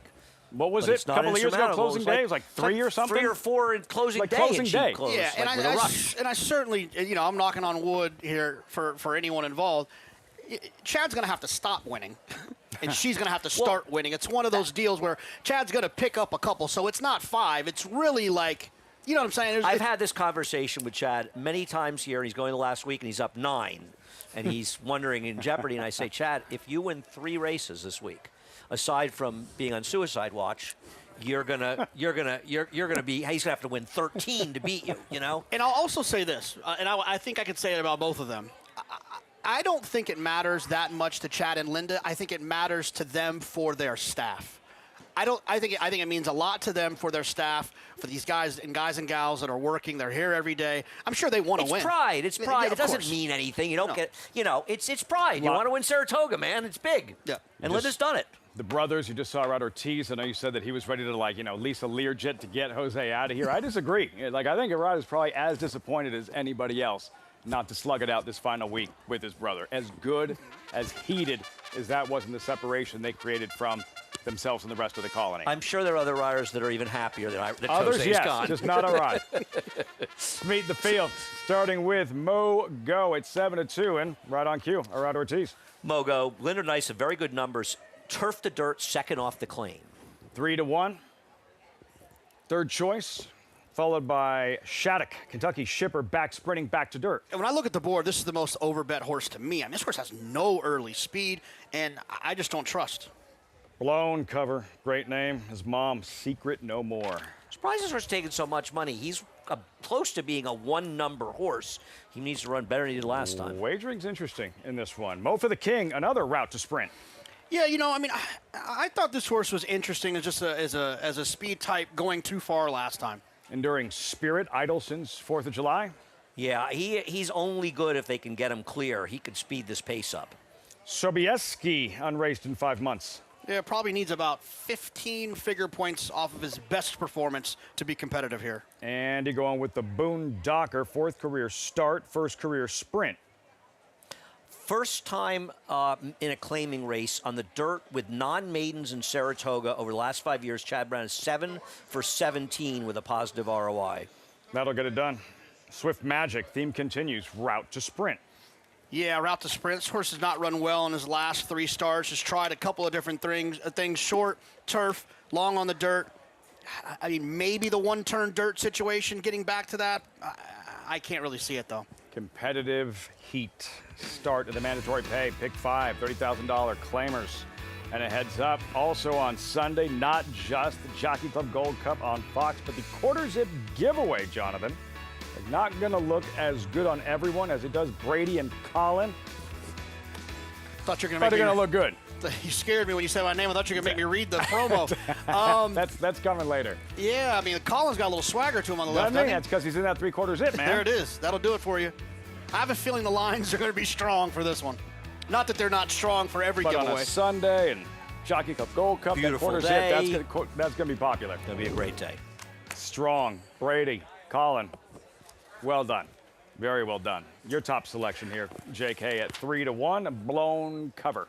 I like to look, especially with claiming types, towards the bottom of the past performances and work your way up and tell a story to yourself. You just do it in your head. And I think if you just look, this horse has always run well without blinkers. For a little while there, though, Brad Cox and Linda Rice both had the horse in blinkers. This horse is never off the board with blinkers off, except for the last race where they were going 9 furlongs and a starter allowance. I think now that they go back in distance, they still have the blinkers, and they're running against competition, I think makes a little bit more sense is why I like this horse. Now, I don't love the price. I just like the horse. Price has to surprise you. It does. But when horses get bet more than I expect around here, they usually run better than I expect them to run. And I usually am the one who gets it wrong. I think the Boondocker is a very, very viable play at 5-2 right now. He's the second choice. I think the 7 is going to be very hard to beat in this race. Band back together again. Ricardo Santana teaming up with Steve Asmussen. Also owns Shattuck. Your thoughts on his chances? Well, I like him more than Jonathan does. I picked him 3rd in the year.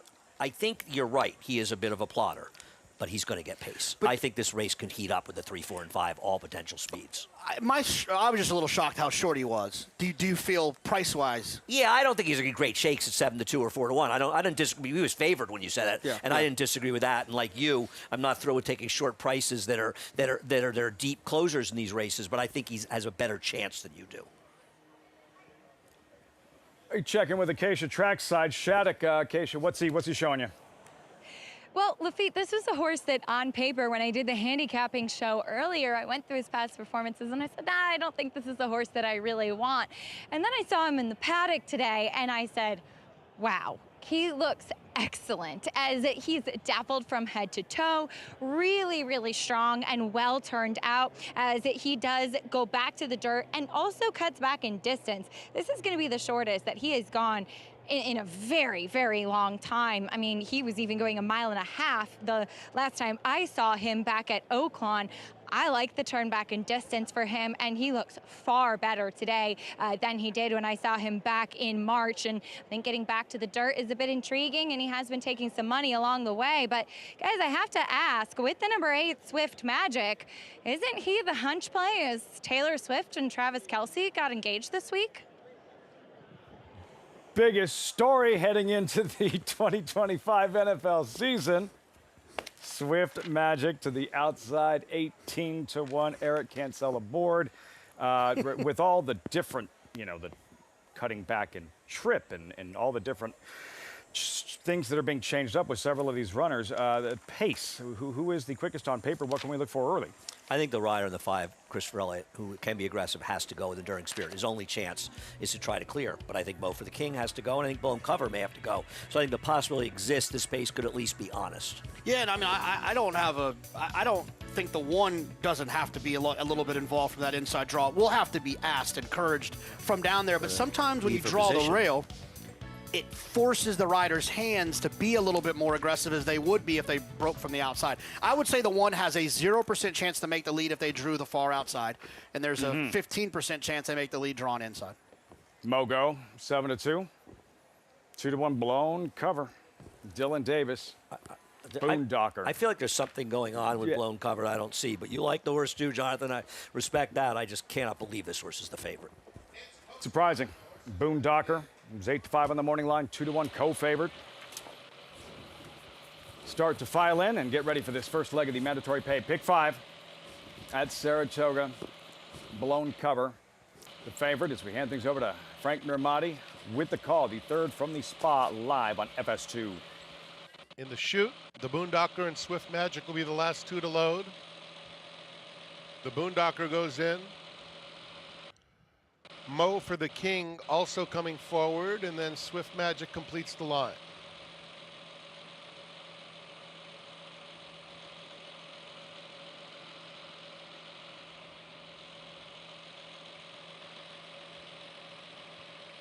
They're in the gate. And they're off.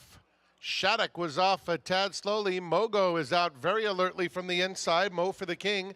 And the Boondocker is up and on the pace too. But it will be Mo for the King emerging with a narrow lead. Mogo is right there. Enduring Spirit is in the mix with the lime cap. And the Boondocker is 4th, but only about 3 lengths off the pace. They're followed by Blown Cover. The gray is Sabisky, 6 lengths off them. The 2 trailers, Swift Magic and Shattuck at the back of the field. The opening quarter went in 22 and 4/5 seconds. Mo for the King leads the way. Enduring Spirit second. The Boondocker takes third. On the inside, Mogo is fourth. Sabisky fifth, 6 lengths off the lead. Blown Cover is next. It's another 2 to Swift Magic and Shattuck. Less than 3 furlongs to travel. And the lead still belongs to Mo for the King. The half went in 46 and 2. The Boondocker making a 3-wide bid. Enduring Spirit is in the mix. And Mogo not far behind. He's fourth with the burgundy cap there at the top of the lane. There's room for Mogo. And he takes that invitation and is coming to challenge as they come toward the furlong pole. And from way out of it, here's Shattuck.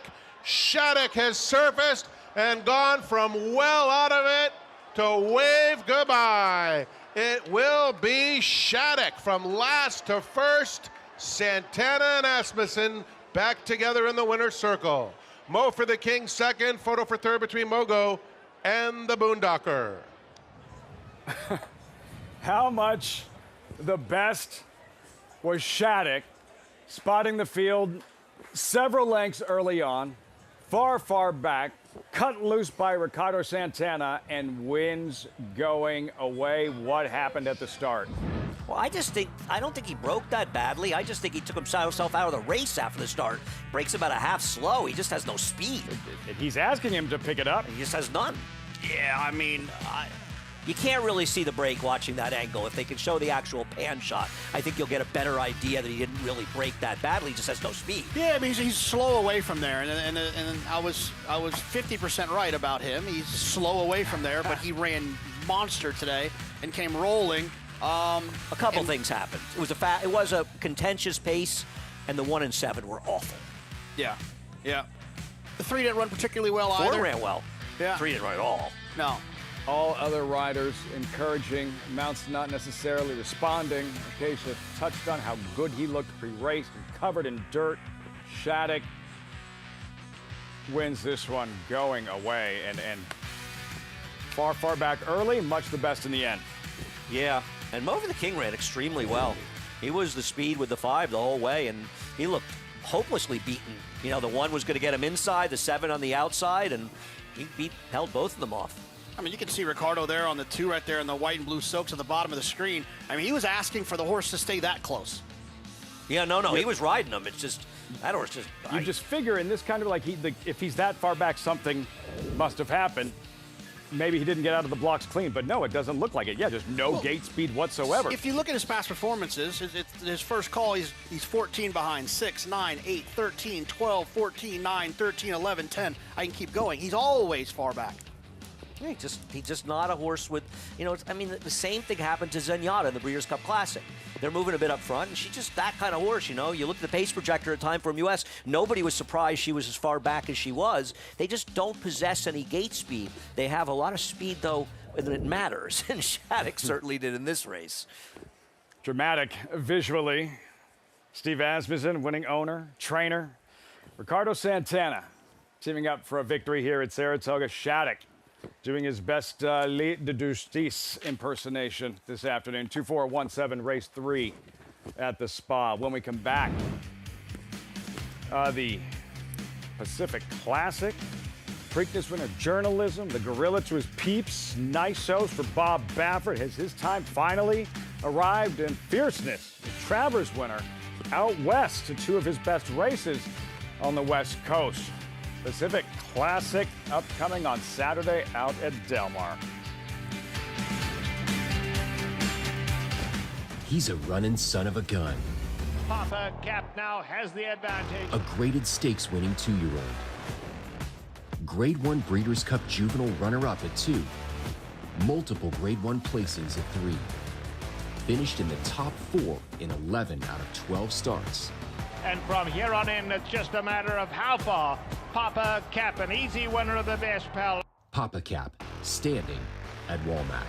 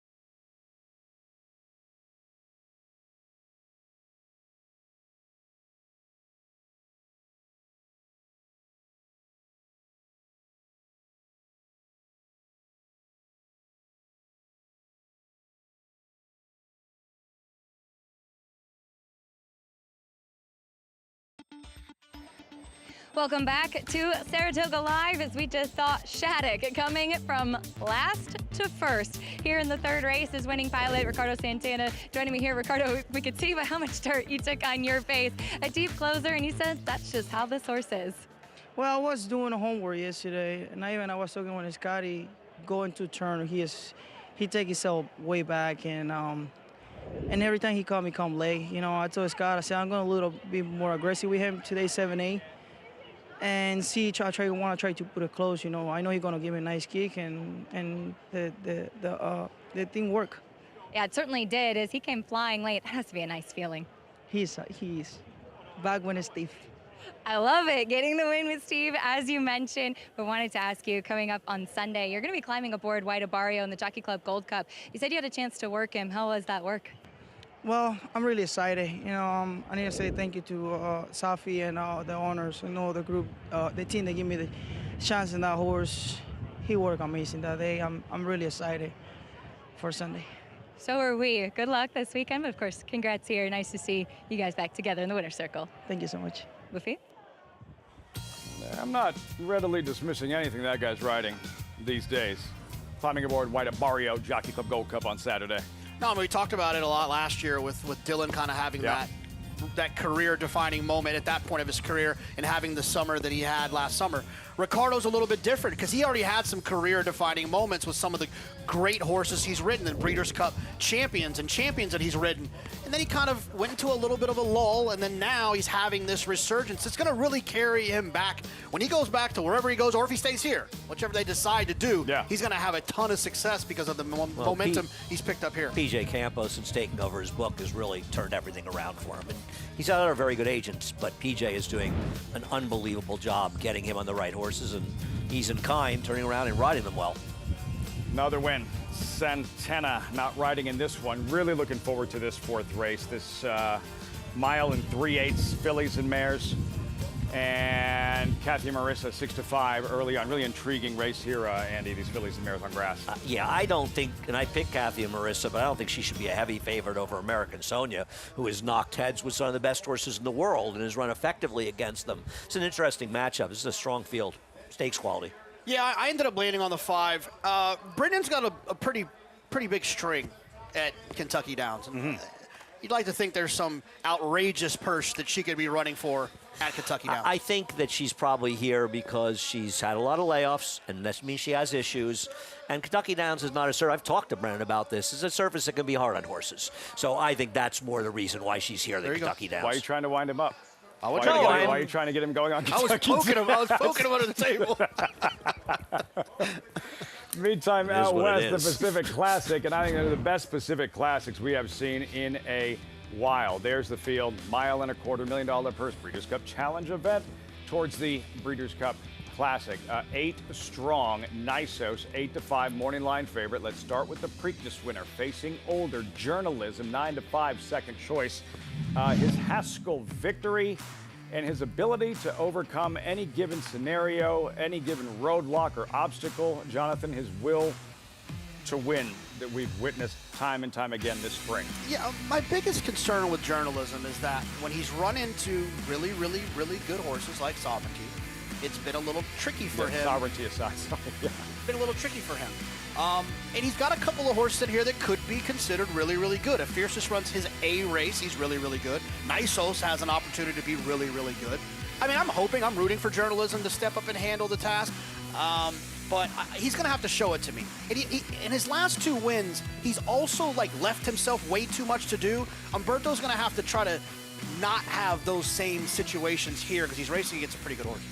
Yeah, I mean, I don't believe that the fierceness of last year exists anymore. So I don't consider him a major threat here. Maybe I'll be wrong. He's certainly a very talented horse at some level. I think Nisos is very dangerous in here, obviously. But journalism's pretty good. But he shows up. A great opportunity to see how one of the best 3-year-olds on the planet compares to the older horses, included Nisos, who, look, it's never been a question of ability. He missed his chance. He was the early Derby favorite. It was physical setbacks. Now maybe his time has finally arrived. No, I agree. It's interesting. He and Fierceness, probably around February were the first 2 choices for the Derby, and rightfully so. We'll see. Is he a 1.25 mile horse? How good is he? I don't know. We'll see. And I will say this for our friends on the West Coast. This is exactly what a Pacific Classic is supposed to look like. Thank you. This is what I remember them looking like. And this is how they're supposed to look. You're supposed to have 3 great horses, really good horses that are jumping into the arena. And when we find out who comes out of here on top, we have a contender for the Breeders' Cup Classic. No, I think it's terrific. This race being run on Saturday, Jockey Club on Sunday, and this is sort of outside of Sovereignty, the best in the division. They're on display, including journalism too. And I just can't say enough about Eclipse Partners and how they have campaigned journalism for the fans. Fierceness. And what took place in the Whitney here. This is where the rabbit comes into play. Johnny Velasquez has said it. He's one of these horses. You can't turn him on and then turn him off again. When the rabbit comes to his outside and like buzzes the tower, Jonathan, that turns him on. He jumps into the bridle and gets aggressive with Johnny Velasquez, who tries to then settle him down. It did not help. It's not the reason that he lost. Didn't help. It didn't help. There's no one can argue that this helped. But also at the same time, fierceness.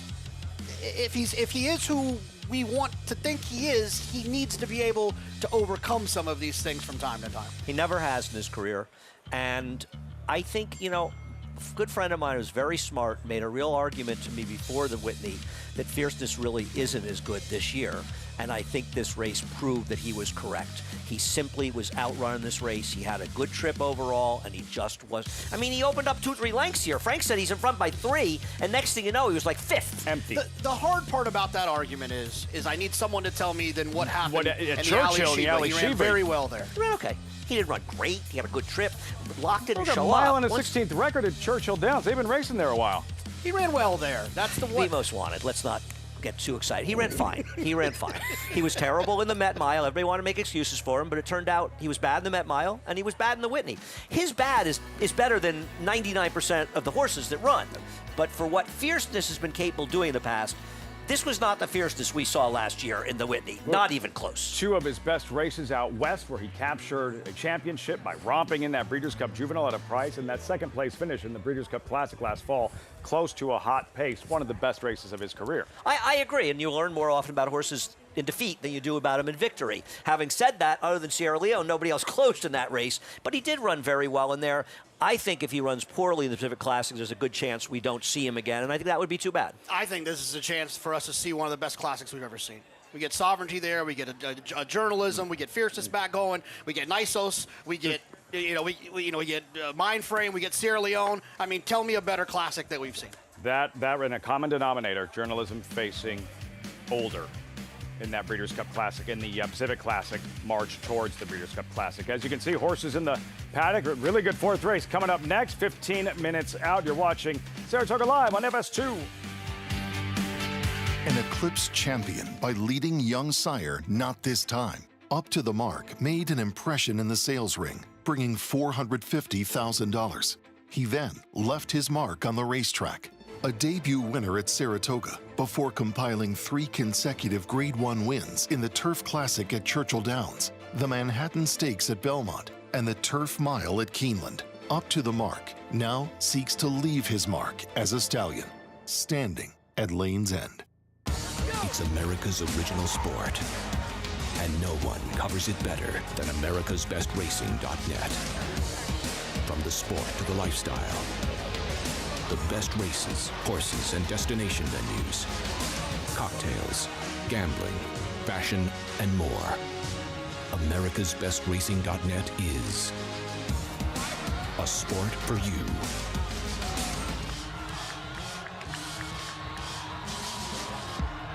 Introducing Peace and Justice, new to New York in 2025.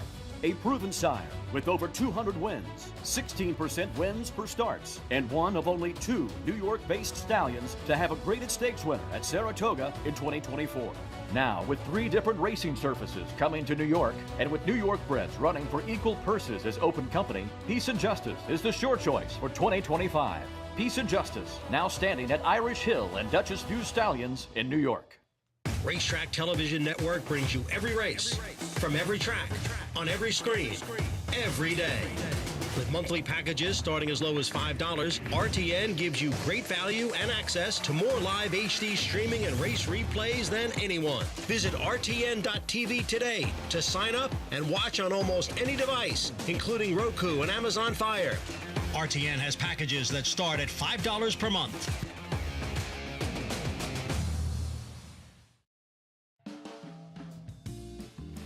Live look in the paddock. Smooth jazz theme requested by Andy. Hey, I'm a smooth jazz. I met Kenny G once and had no idea who he was. Nice guy, though. That's forgivable. Coverage brought to you by Claiborne Farm, 100 years doing the usual. Unusually well. Fillies and mares. And there's a look at American Sonia at 5-1. That's a little surprising. This was 3 starts back at Deauville in France, August of 24. It's a Group 1 event, 1.25 miles on soft ground. Andy, and American Sonia, big effort, defeated by Marquise de Savagna in a driving finish, and she is good. And Marquise Savagna is very good. Was 1-5 actually in this race. She was excellent there, and even narrowly beaten in a race like the Prix de l'Opera in her last start is exceptional. She has run very well at different times. Thought she ran well in her Saratoga Oaks 2 years ago. She's good. Obviously, she has some issues, and it's taken her time to get back. She's a world-class talent, though. She runs well today. We could see her in some of the bigger races for longer distance turf females moving forward. I imagine that Brennan is trying to find a way to get the Breeders' Cup. Yeah, no, I think I bet you this is a stepping point to getting to a race that would get her qualified for the Breeders' Cup, 100%. And that's where you go to find that kind of quality. And the Tattersalls graduates today, one of 4 of them racing today, 2 of them here in American Sonia and Alluring Angel. I know for you, one name comes to mind. Yeah, my favorite of all time Newspaper. Tattersalls graduate would be Newspaper of Record. Yeah, well, I mean, the reality is Newspaper getting bought and the success she had was a pivotal thing for Tattersall. All the success that Klarovich had, buying like 5 horses and 4 of them being stakes horses, including Newspaper, also helped Luke de Vega put her on the map. I mean, Luke de Vega, he was not as well known or highly regarded until Newspaper came along. American Sonia, and then Catherine Marissa. Let's take a look. This was day after Christmas, a Grade 1, American Oaks at Santa Anita. Frankie Dettori riding Jonathan. Catherine Marissa, a bold early move, but she feels pretty as an answer. Yeah, look, there's nothing wrong with getting beat to that monster on the front and those Lael silks. It's interesting because this horse has run well in a lot of different places. I like to see that. The horse ran well at Santa Anita, ran well at Kentucky Downs, at Churchill. And I think when a horse can do that, it says a lot about their talent. And there's never anything wrong with a talented turf horse switching to one of the best turf trainers of all time and the possibility of there being an improvement. And so, looking at the workout reports, horse has been working with nice horses as well. Sugesta, it was on the dirt, but working with Sugesta, who won, with Peak Hype, who won, with Alamara, who won. Horse is working with good horses. I like them both. Better than Kathy and Alamara. Marissa, they both give it's an even money favorite. We check in with Acacia in this race for Paddock Report. Acacia. And we'll start there, Lafitte, with Kathy and Marissa. As you guys mentioned, she has faced some very nice horses and now making her first start for trainer Chad Brown, who takes over the training of 2 of the horses in here as this came up a really competitive allowance race on the turf. But Kathy and Marissa, my first time seeing her since last summer at Saratoga when she finished 2nd in the Saratoga Oaks. She was a horse that day that I had really liked. She had really caught my eye, one that I thought would always appreciate getting to go further distances. And then last time she was actually 1-2 in the Grade 3 Santa Ana. She didn't look like she ever really had a comfortable trip that day, as when breaking 1.25 miles over there at Santa Anita, you need to kind of go over the dirt track and go downhill a touch, and she seemed like she was kind of a little bit wide and a bit keen and not necessarily the trip that she does prefer. I thought she ran very well in the American Oaks 2 back behind the uber talented She Feels Pretty. She looks great coming back here. First time I'm seeing her as a 4-year-old, as she has continued to fill out and develop just as you'd like to see. And I still stand by the fact that distance is her friend. 1 1/8 today, I think she even could go longer, but she is a bit sharper. So a good place for her to return. The number 4, American Sonia, as she returns to Saratoga, actually her 3rd time racing here. She's kind of made her yearly trip, having run in the New York last year, where she really didn't fire. And then 2 years ago, where she did run well in the absolute bog in that Saratoga Oaks behind Elusive Princess, as it was raining. Very, very soft turf that day. Now, she is a horse that has faced some of the toughest as far as Group 1 distance horses over in France and in Europe in general. The Prix de l'Opera she ran in last time out, where she just didn't really have much kick. You saw that race back at Deauville in August. She's very quiet, very calm, very, very fit coming in here. Interestingly enough, she did previously wear cheek pieces in Europe. Nothing on her face, just a regular figure-8 noseband, which Brendan Walsh runs pretty much all of his horses in, but he has had her for at least some time, as you can see her training down at Palmettos back in February. So sidelined, but great to see her back, and she does have class and stacks up nicely with her foes in here. The number 8 towards the outside in Noir, first time stateside as well, as she was purchased in December at the Arcana Horses of Racing Age sale for the U.S. equivalent of about $295,000. She has a little bit softer European form versus the number 4 American Sonia in here, but she did finish 3rd in a Group 3 in France last time out. She struck me as a long, striding, grinding type of mare, and looking at her, she looks that way as well. A little bit more angular in her hind end, good leg to her, beautiful mare for sure as she comes in off of the layoff. I wanted to kind of take a little bit of the wait and see with her, as her better European races were on softer courses, and she's built like that would be to her preference as well, Lafitte. That's one of the angles that jumps out first. Yeah, the firm turf course here versus what Noir has raced on almost extensively overseas. No, Acacia and I had that conversation this morning, and I was talking about how her successes, her best races seem to come on those courses. Now, she gets LASIK. Sometimes they bring them over, too, because they have issues. Obviously, Mike Rapoli bought this horse to bring over here. Her last race was okay. It was one of her better efforts. I'm just not confident. Todd Pletcher, for what it's worth, first foreign shippers, first time on the turf. Foreign shippers, first time in the country. 1 for 14 over the last 5 years. 0 for 11 in routes, 3 at the board. If he does well with them, it seems like they usually need a little time. Might need a start. Noir, this is a tough spot, 9-2. Call to post. 4th race here, Saratoga. Fillies and mares, a mile and an eighth on the inner turf course. We start with an 8-1 shot in Dona Clota, the Chilean filly, in her U.S. debut. Yeah, U.S. Yeah, she is one I think is very interesting. I'm sorry, switching second start in the States. to Chad Brown's. I was like, well, look at the wrong one. My fault. My fault. Manny Franco aboard. Number 3, Alluring Angel, English mare. 3rd start with Bill Mott. I don't think she's out of it. She didn't have the world's best trip last time. A little disappointing, but she's not untalented. American Sonia, who was 2nd in the 2023 Saratoga Oaks. She's run well enough in American turf racing. She's been away for a while. Let's see if she can find some of that old form. Kathy and Marissa, even money favorite. She has been very, very good form. I mean, she's narrowly beaten by Cinderella's Dream, and She Feels Pretty. She's good. Lady Firefoot out. Number 7, there she is. Immensitude, 2nd at 2 for Bill Mott. A little more distance than last time, where she kind of sucked up for 2nd with a very good ride from Junior. She's got some talent. She's not out of it. And Noir, Mike Rapoli's French 5-year-old mare. It's changed a little bit with the Lasix rules, but usually when horses come over, they're either looking for Lasix, firm ground, or both. But in these allowance races, you can still assume that maybe it's the Lasix she's looking for. Solid allowance race. These fillies and mares, 4 minutes out, race 4, even money. Currently, Kathy and Marissa. And a heads up at Naira Bets, where you can earn a 10% bonus today on all exactas at Saratoga. Opt in at nairabets.com for a 10% exacta bonus today. It's too big a gap in price between the 4 and 5. It'll probably close a little bit. Surprising. I picked the 5, but I have a lot of respect for American Sonia. Maybe she'll need a race, but she's very talented. Give Alluring Angel, JK, a puncher's chance here.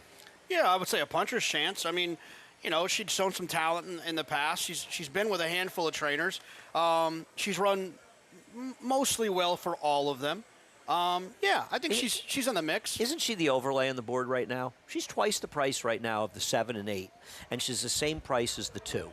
I don't think she should be that big a price. The biggest question for her is, you know, is she's getting back to the 9 furlong. She's won there before. She only ran one time going 9. Most of the time she was running in her career was a little bit shorter. So did she really like that and everyone was missing it? Now Bill Mott found it? Or is this the race came up and she's probably better a little bit shorter? Fair question. About Immensitude, if she's going to be effective today, there she is. What's the key to success with Junior Alvarado, Belmont, Team Sovereignty? A very good trip, and Kathy and Marissa and American Sonia completely failing to show showing up. She's a nice horse. I've always liked Immensitude, but she's not as good as those horses on their good days. You know, it's one of those situations, you know, with football around the corner. It's hard for me in horse racing to think about a football like a football game of like, oh well, if like Tom Brady hurts his doesn't run or isn't able to play because he's got the flu or something. I can't predict that. I can't predict those other two not showing up and her getting a perfect trip. If you like a horse at a decent price that has form and recency, and there's one horse, it was just Kathy and Marissa off the layoff. It was just American Sonia. Then you feel like maybe I'm betting the second best horse here. I'm getting 4-1. And if that horse doesn't show up, but in here you've got to get American Sonia not to show up. You got to Kathy and Marissa not to show up. Even the 3 Alluring Angel, I think, is competitive perhaps with her. And so I can see the 7. I just think there's better horses here. Warm-up continues. 2 minutes out. Acacia, Immensitude, another look at her. What is she showing you as she continues to warm up? Well, I wonder if this is a little bit of the Goldilocks effect, Lafitte. She was running further distances and against tough company. 2-back going behind La Mejana with 1 mile and 3/8, and then last time going the mile and 1/16. So maybe the 9 furlongs is a little bit of the sweet spot for her. She is one that has just developed so much. I have respect for Alluring Angel, but physically in these conditions, Immensitude is the one that I would prefer. She warmed up with the pony, but she's mentally come along. I mean, even as a 5-year-old, you see some of that development too. I think that she might find herself in the right spot, though I agree she might just be not quite up to the level of some of the other talented ones that we do see. As I'm going to stick with American Sonia as my pick, but I will say in the warm-up, the favorite, Kathy and Marissa, did look the best. Another new face in this group, though, is the 2 Doña Clota, who only raced once stateside. It was off a little bit of a layoff, and in the Pegasus filly and mare turf, a race that was dominated on the front end. And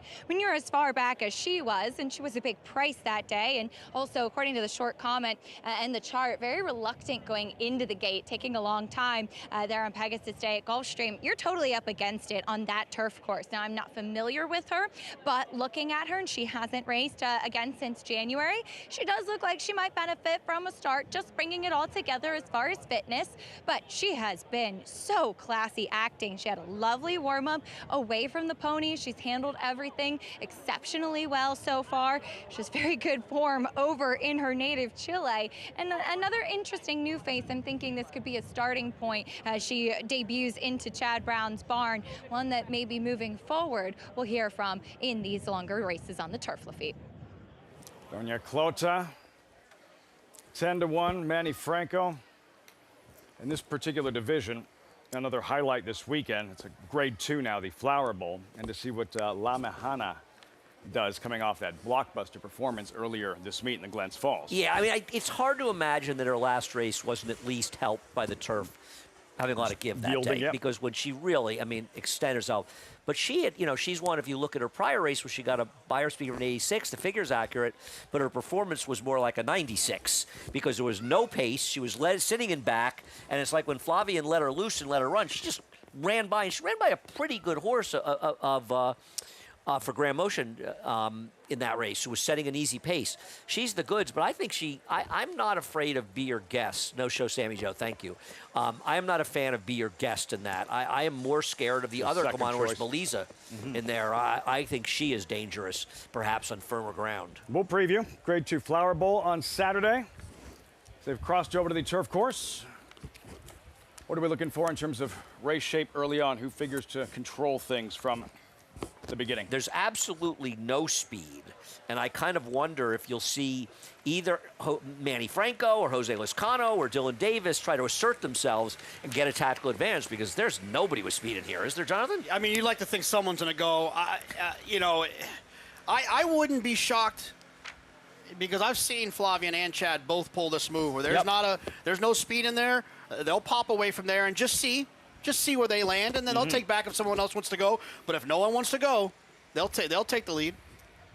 Lot of wins at Saratoga. I'm taking responsibility for that. Training titles between them. I'm taking responsibility for that with Cart Talk. Look at him. For that. Just kidding.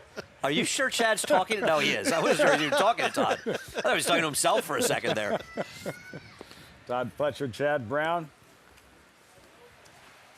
Excellent card talk, by the way. That was right there with. I mean, the brothers may have stole the show this summer, but that was good stuff.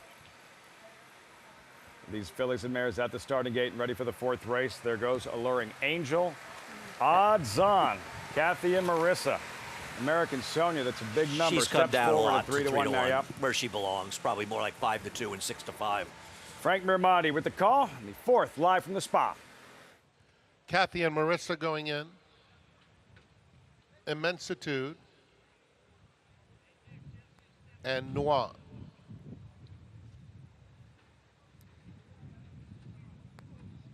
One more.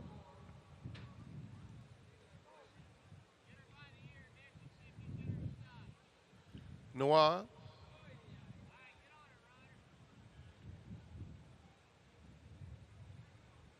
The other 5 seemingly in. Here's Noir.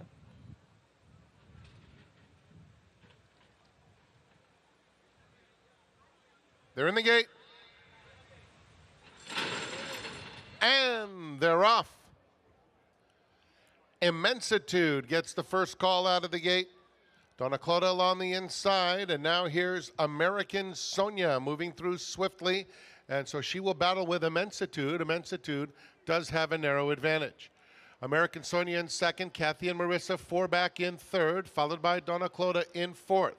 Then it's Noir, 6 or 7 lengths off the lead, and at the back of the field is Alluring Angel. Around the first turn, and it is Immensitude and Junior Alvarado showing the way. Kathy and Marissa gets a nice tracking spot off her flank in 2nd. Then it's American Sonia in 3rd. Donna Clodagh is in 4th, 3.5 or so off the lead. Another 2 back to Noir, and at the back of the field remains Alluring Angel. The opening quarter in 22-4 for Immensitude, prompted by Kathy and Marissa. American Sonia still 3rd, heading to the half-mile pole. And Donna Clodagh is in 4th. On the inside, Noir, 5 lengths off the lead. Nothing yet from Alluring Angel. Into the 4th turn. Immensitude has been there throughout, with Kathy and Marissa poised through a half in 47-4. Donna Clodagh gets on even terms with American Sonia, sharing 3rd.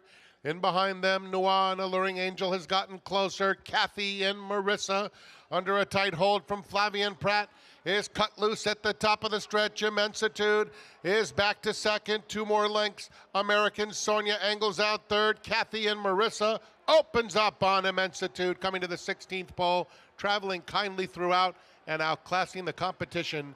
Kathy and Marissa, an easy winner, 4.5 lengths. Immensitude clearly held 2nd. American Sonia 3rd. Alluring Angel in a photo for 4th. Impressive.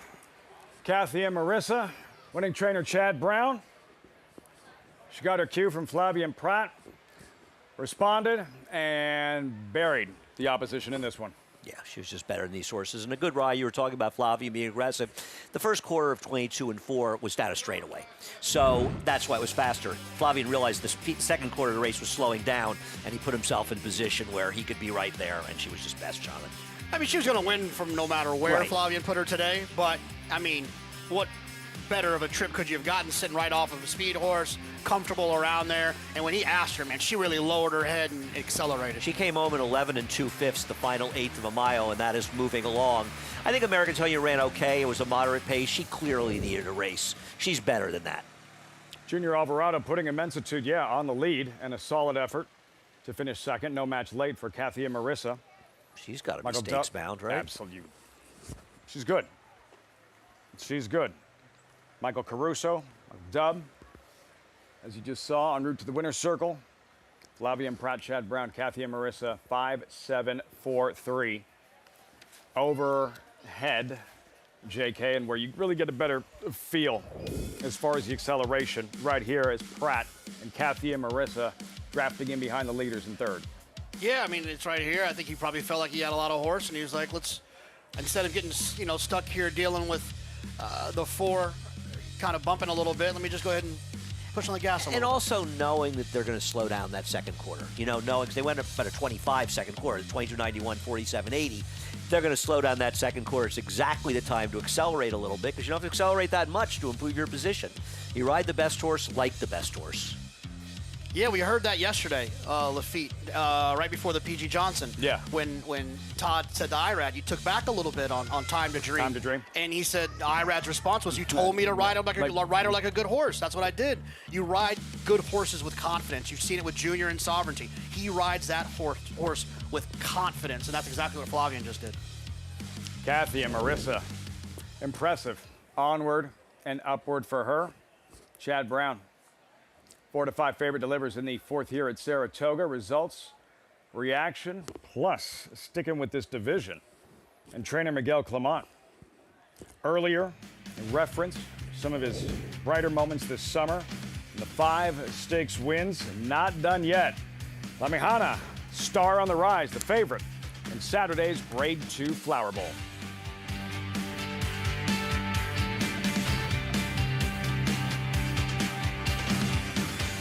Get into the game with Bond Racing Stable. When you partner with Bond Racing Stable, the Bond team does all the work and you enjoy the experience. As a partner, you can watch morning workouts, come to the paddock for saddling, and cheer your horse down the stretch. Bond Racing Stable offers more than 30 New York-bred weanlings, yearlings, and 2-year-olds in a partnership program that gets you to the winner's circle. Whether on your own or with friends and family, make Bond Racing Stable your racing partners. Go to jamesbondracing.com today. Track Star and Hedge, 21-2. Super Tuscan taking it to them into the far turn. And now Bye Miles takes up the chase on the outside, moving into second. Bob's Carrot trying to keep pace with that rival.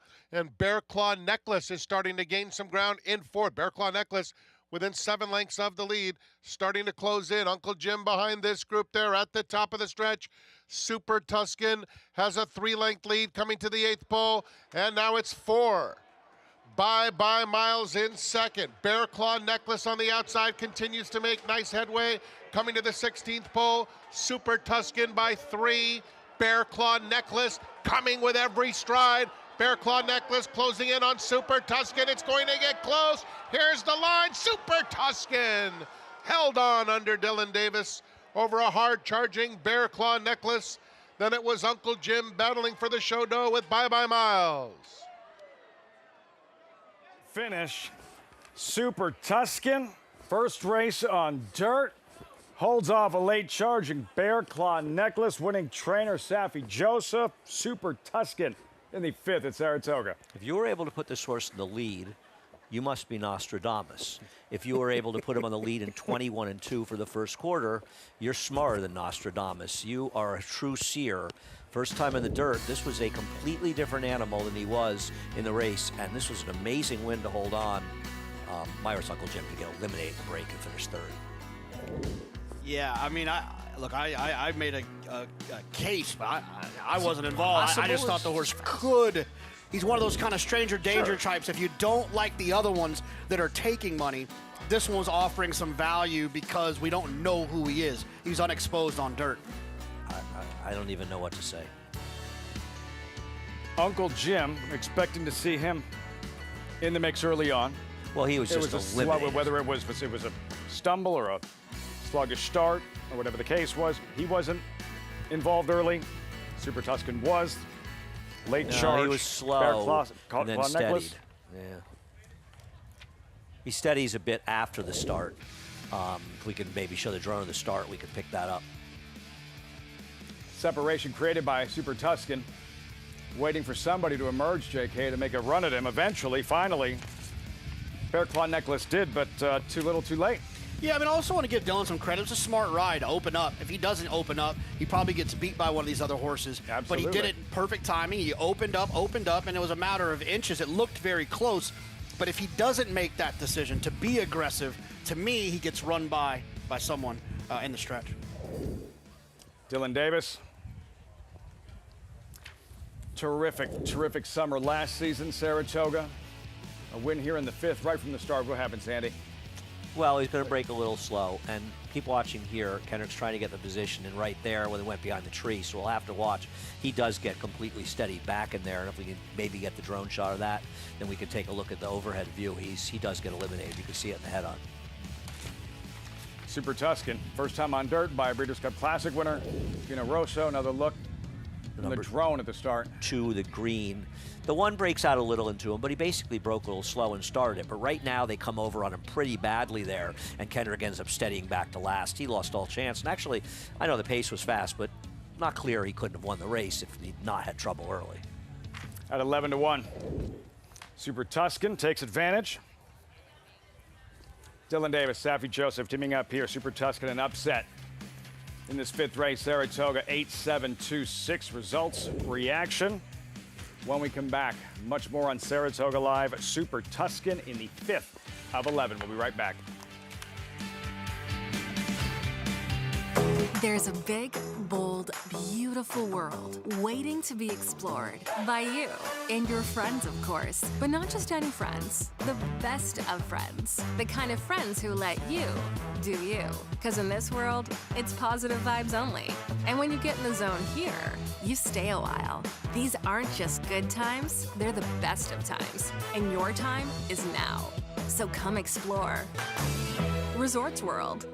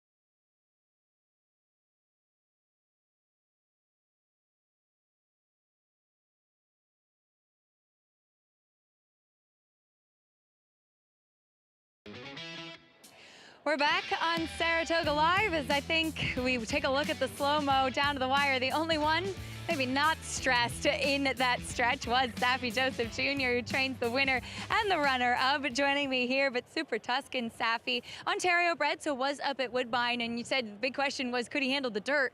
Turns out he can. Yeah, we didn't know if he would handle the dirt. Mark said to give him a try, and it was a good idea by him because he showed a lot of speed, and he surely handled the dirt quite fine. Can you talk a little bit about Dylan's ride? I thought it was a really smart move to open up using his speed. Yeah, I told Dylan and Paddock, we don't know about the dirt, so if you could try to keep him, if he breaks well, try to be forward, and if not, try to keep him in the clear. And I thought he took the initiative to send him, and it worked out. I certainly did. Bear Clawed Necklace checking in second, but wanted to ask you, of course, about Sunday. Jockey Club Gold Cup sending out White Barrio. Caught up with Ricardo Santana earlier. He said he worked him, and he said he's doing exceptionally well. What have you seen from that horse coming into the big race? Yeah, I mean, same way. I feel like we have the horse in the best possible way we could get him right now, and we've got a couple more days to go, but we're extremely happy with the preparation that we've had and the run we've had, and we feel like he's going to show his best. His best, you never know if it could be good enough, but we feel like his best could be good enough, and we're very optimistic and hopeful.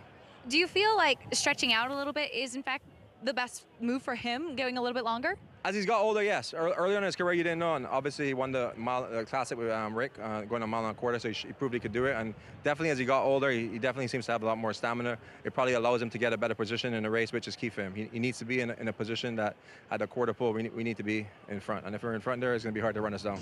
Well, thanks for the insight, Safi. Good luck this weekend. Congrats here. Thank you very much. Lafitte? Safi Joseph, 1-2 finish, Super Tuscan, Bear Claw Necklace. Yeah, suffice it to say, Barrio's best, like his very best, is good enough to challenge and take down a race like the Jockey Club Gold Cup. For sure. He runs like this horse, he's probably going to win it. This was crazy. Wow. Where'd the speed come from? By about a head over his stablemate, Super Tuscan, first race on dirt. Second lifetime victory, 25.80 in the end. Yeah, I mean, look, it's one of those situations where if you don't like the horses that are taking money, and you can't really like any of them, sometimes you can default your way into a horse like this. I couldn't pick this horse unless I didn't like anyone who was getting bet. Unfortunately, I like someone who's getting bet. We march forward. More two-year-old fillies. New York bred sprinting 3/4 of a mile into the unknown is out. 9 of them wide open. Absolute Smoke at 3-1. What'd you think? I picked Absolute Smoke. I love this horse's 2-year-old sales work at OBS. Maybe we'll look at it. 10 flat. Looking at multi-race bets, Clap back is favored. Bob McQueen will win a race up here sometime, but his first winner up here since 2018 with Whitmore is going to be on me. 2018? Yes. Irad's worst ride in a Grade 1 in history on City of Light. He's only lost that year. His one win since 2018. You can't even give him that one. Yeah, he was lucky to win. Listen, maybe he used up all his luck winning the Grade 1 with Whitmore. Due. You know, he's due. Been a while. See if he can't revisit the winner's circle with Clap back. Coming up next, Clap back, subject of Maggie's 2-year-old report. That's next. You're watching Saratoga Live.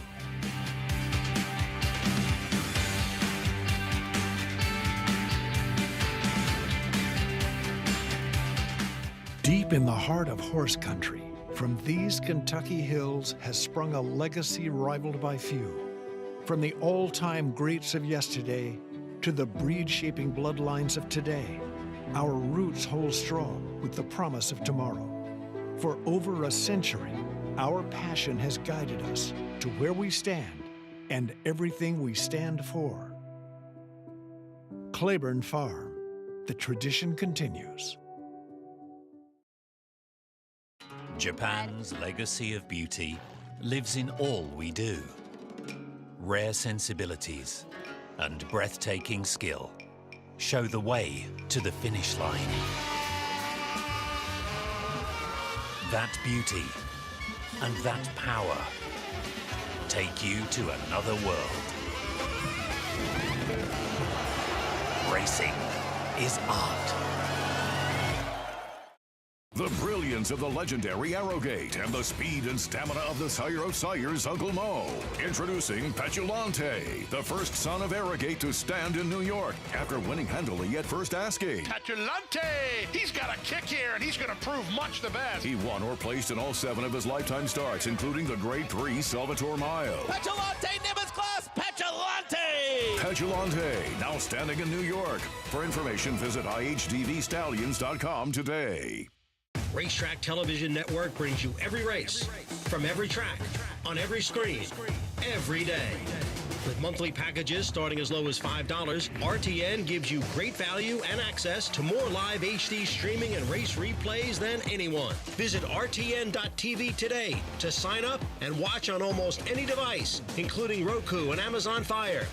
RTN has packages that start at $5 per month.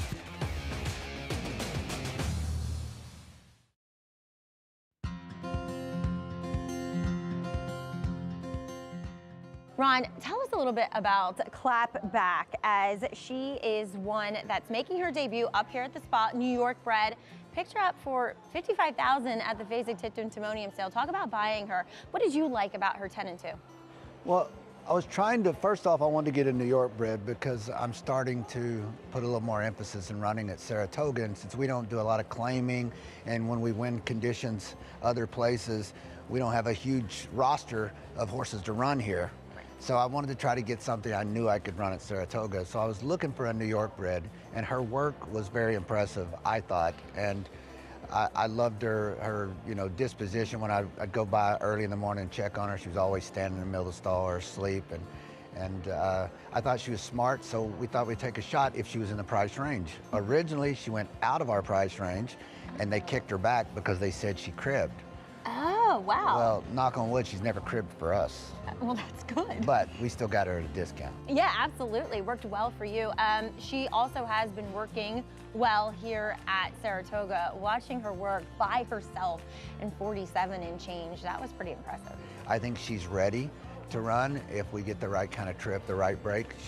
I think she's fast enough. If she brings her mornings to the afternoon, we'll have some fun. Clap back. Trainer Ron Moquette, there she is. Great stuff. Those 2-year-old reports have been money. Maggie, thanks so much. Clap back at 7-2, current second choice. They're first-time starters, you know. I mean, I know Ron has been winning races here, but with a first-time starter, certainly possible be a runner. I mean, the 3, 5, and the 8 have all had pretty big works, according to the DRF workout report. I mean, I ended up landing on the 3 clap back. Like they say, he's going to have to win at some point. And you get IRAD as well, so there's nothing wrong with that. Clap back. Acacia, what are you seeing in the paddock? Well, I just wanted to expound on that 2-year-old report, which offers such great insight from Ron Moquette. He talks about cribbing. You will sometimes see horses that will chew on the wood outside their stall or even chew on the plastic of their feed bucket or their water bucket. But typically what they're doing in that case, they're not only chewing, but they're kind of sucking air in. And oftentimes it will stop because it can be related to boredom. So horses in full work will sometimes cease cribbing or do it a lot less. So it makes a lot of sense that once this filly started training and in full work, she's focused on her job, and she has been very classy acting so far here in the Paddock Lafitte. A little more entertained. That's when you get him a jolly ball. We get you a jolly ball so you don't drive us nuts during commercials. If you took the racetrack away from Andy, I bet he'd end up being a cribber. How do you know I'm not one now? That's why just the desk up here is all chewed up. Clap back. And by the way, part of the reason we focus on the fact that with Ron Moquette, it's been such a long time since he's won a race at Saratoga because he's such a good trainer. It's hard to believe.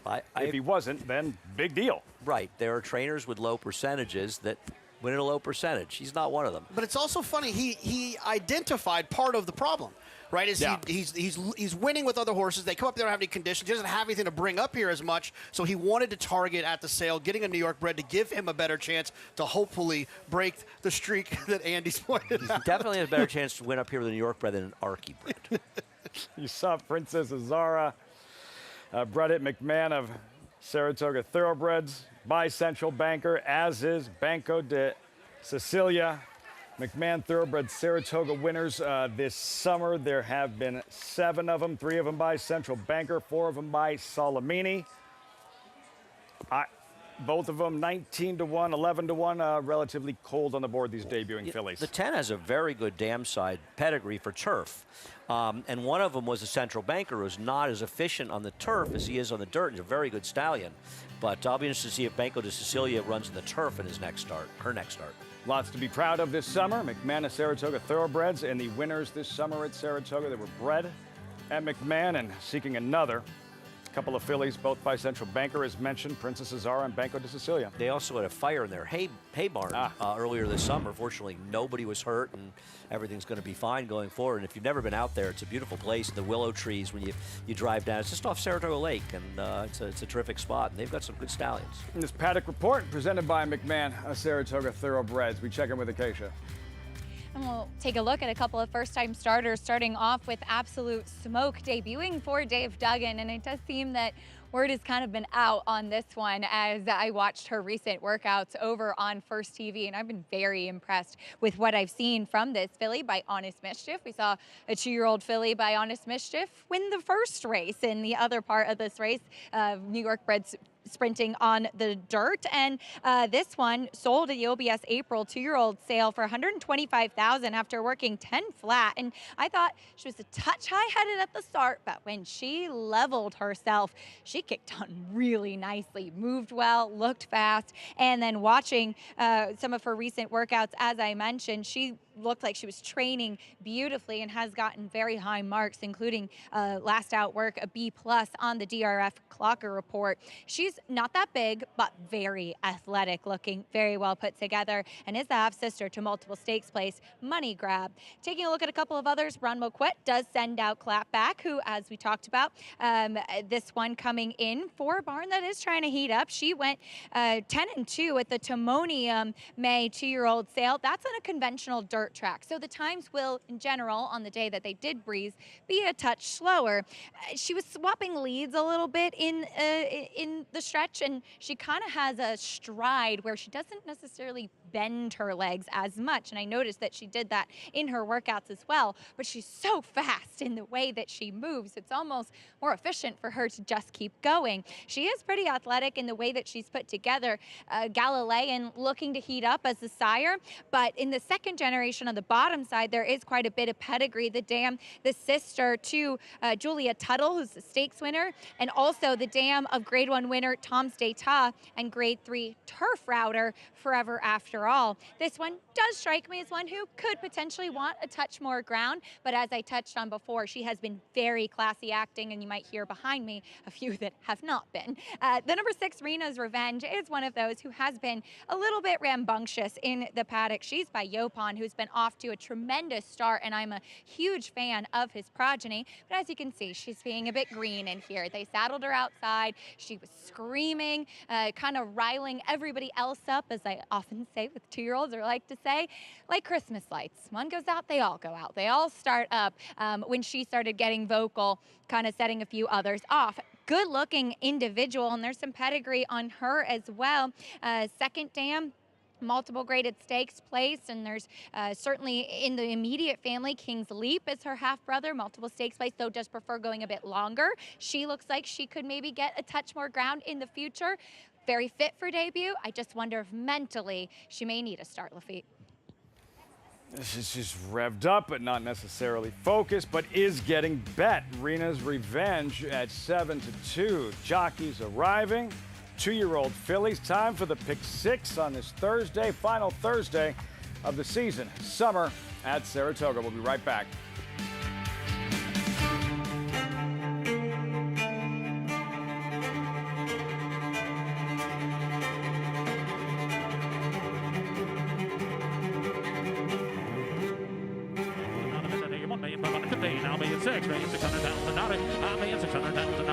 $1,600,000 bid now $650,000 $1,650,000 anybody else want $650,000 bid today $1,650,000 $1,600,000 thank you.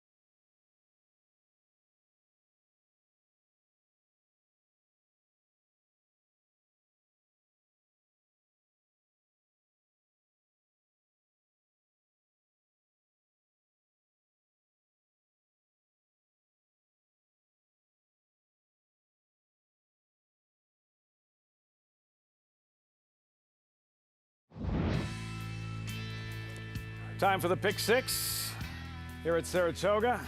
Beautiful late summer afternoon. Welcome back, Saratoga Live on FS2. Get signed up at NyraBets.com. Take advantage of that $200 deposit match. Promo code SPA200. Enjoy betting on over 300 tracks around the world. Start winning today. Join now, NyraBets.com. New York-bred 2-year-old fillies to start the sequence. Ricardo Santana looking for a second win this afternoon. Current favorite, this is wide open. Jonathan, absolute smoke now, the 3-1 choice. Yeah, taking a little bit of money here. For a trainer in Dave Duggan who does a great job but doesn't win a lot with first-time starters. I've always felt like horses like this that take money for trainers that don't win at high percentages with first-time starters should be big alarms that the horses are likely pretty live. And I'm guessing those numbers have improved in the last year or so. He got a lot of horse clear stars. Rich Stossberg traded for them. Rich Stossberg retired and suggested they use Dave Duggan, and he's done well for them. He's a good trainer. Thursday feature coming up next, 2-year-olds with anticipation. Perhaps key stepping stone towards the Breeders' Cup Juvenile Turf. That's race 7, first things first, and the start of this Pick 6. This feels like a pretty good race, doesn't it? It does. Feels like there's a lot of potentially live horses in here. A horse you'll see perhaps in the stake when we run the New York Bred Showcase Day in late October at Aqueduct, where I know everyone will be. Lake Ariel to kick things off. Here, David Donk, co-owned and trained first-time starter. I had originally, because Horse Hire, thinking that Iran Ortiz was originally named on him. It's Jose Gomez, but not taking any money. Clap back. One time for Ron Moquette. Well, Ron's going to win a race eventually, and he's going to beat me when he does it. He's certainly capable.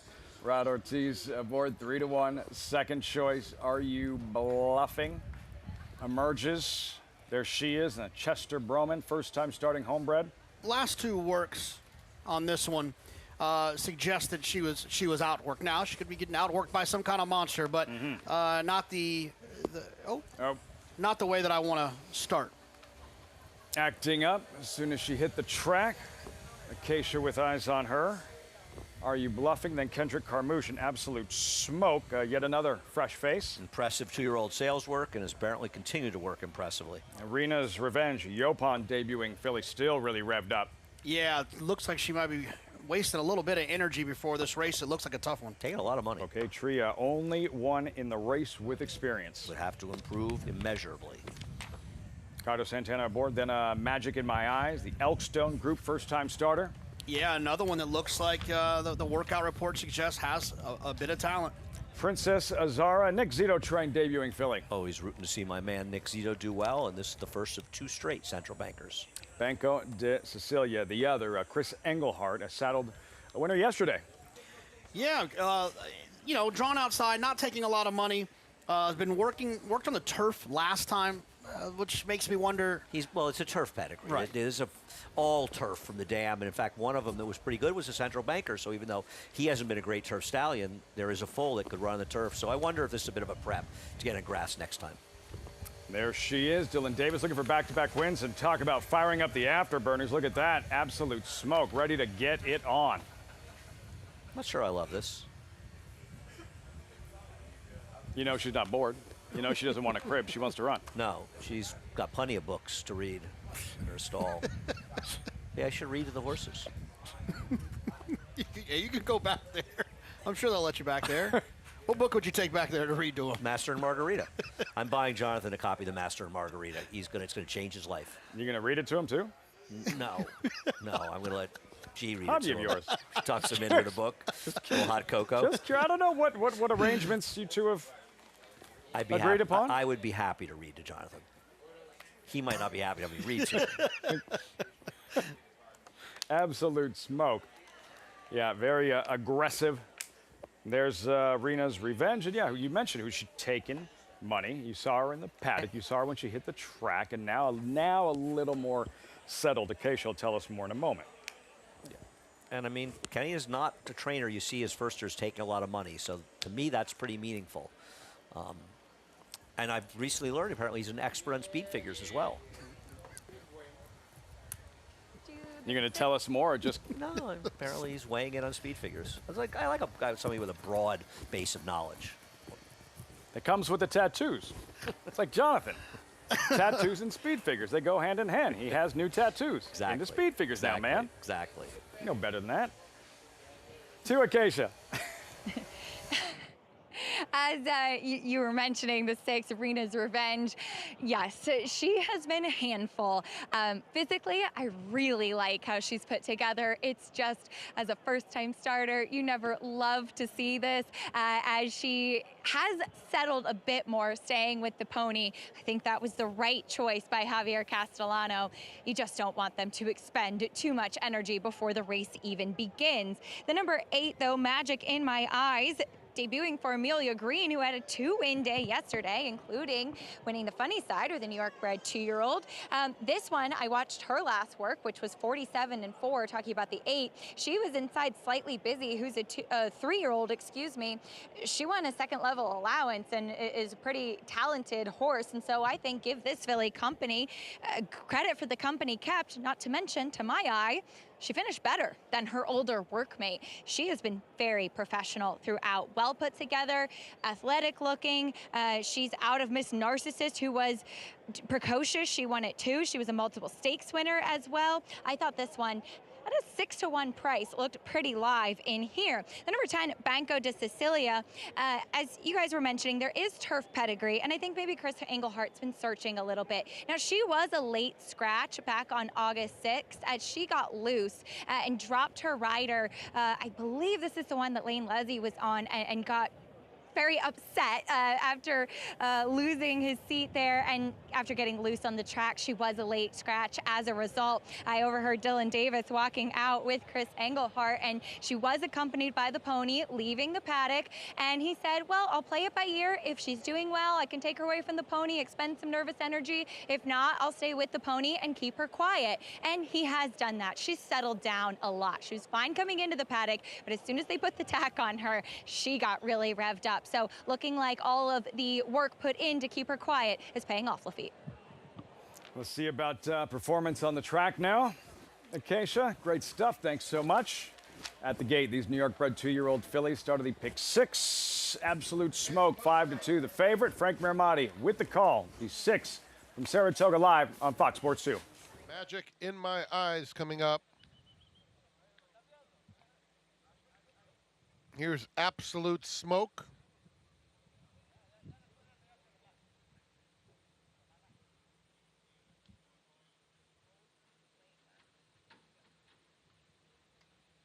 Banco de Sicilia.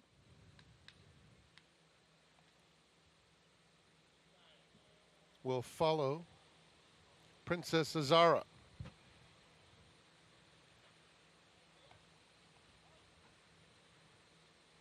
They're in the gate.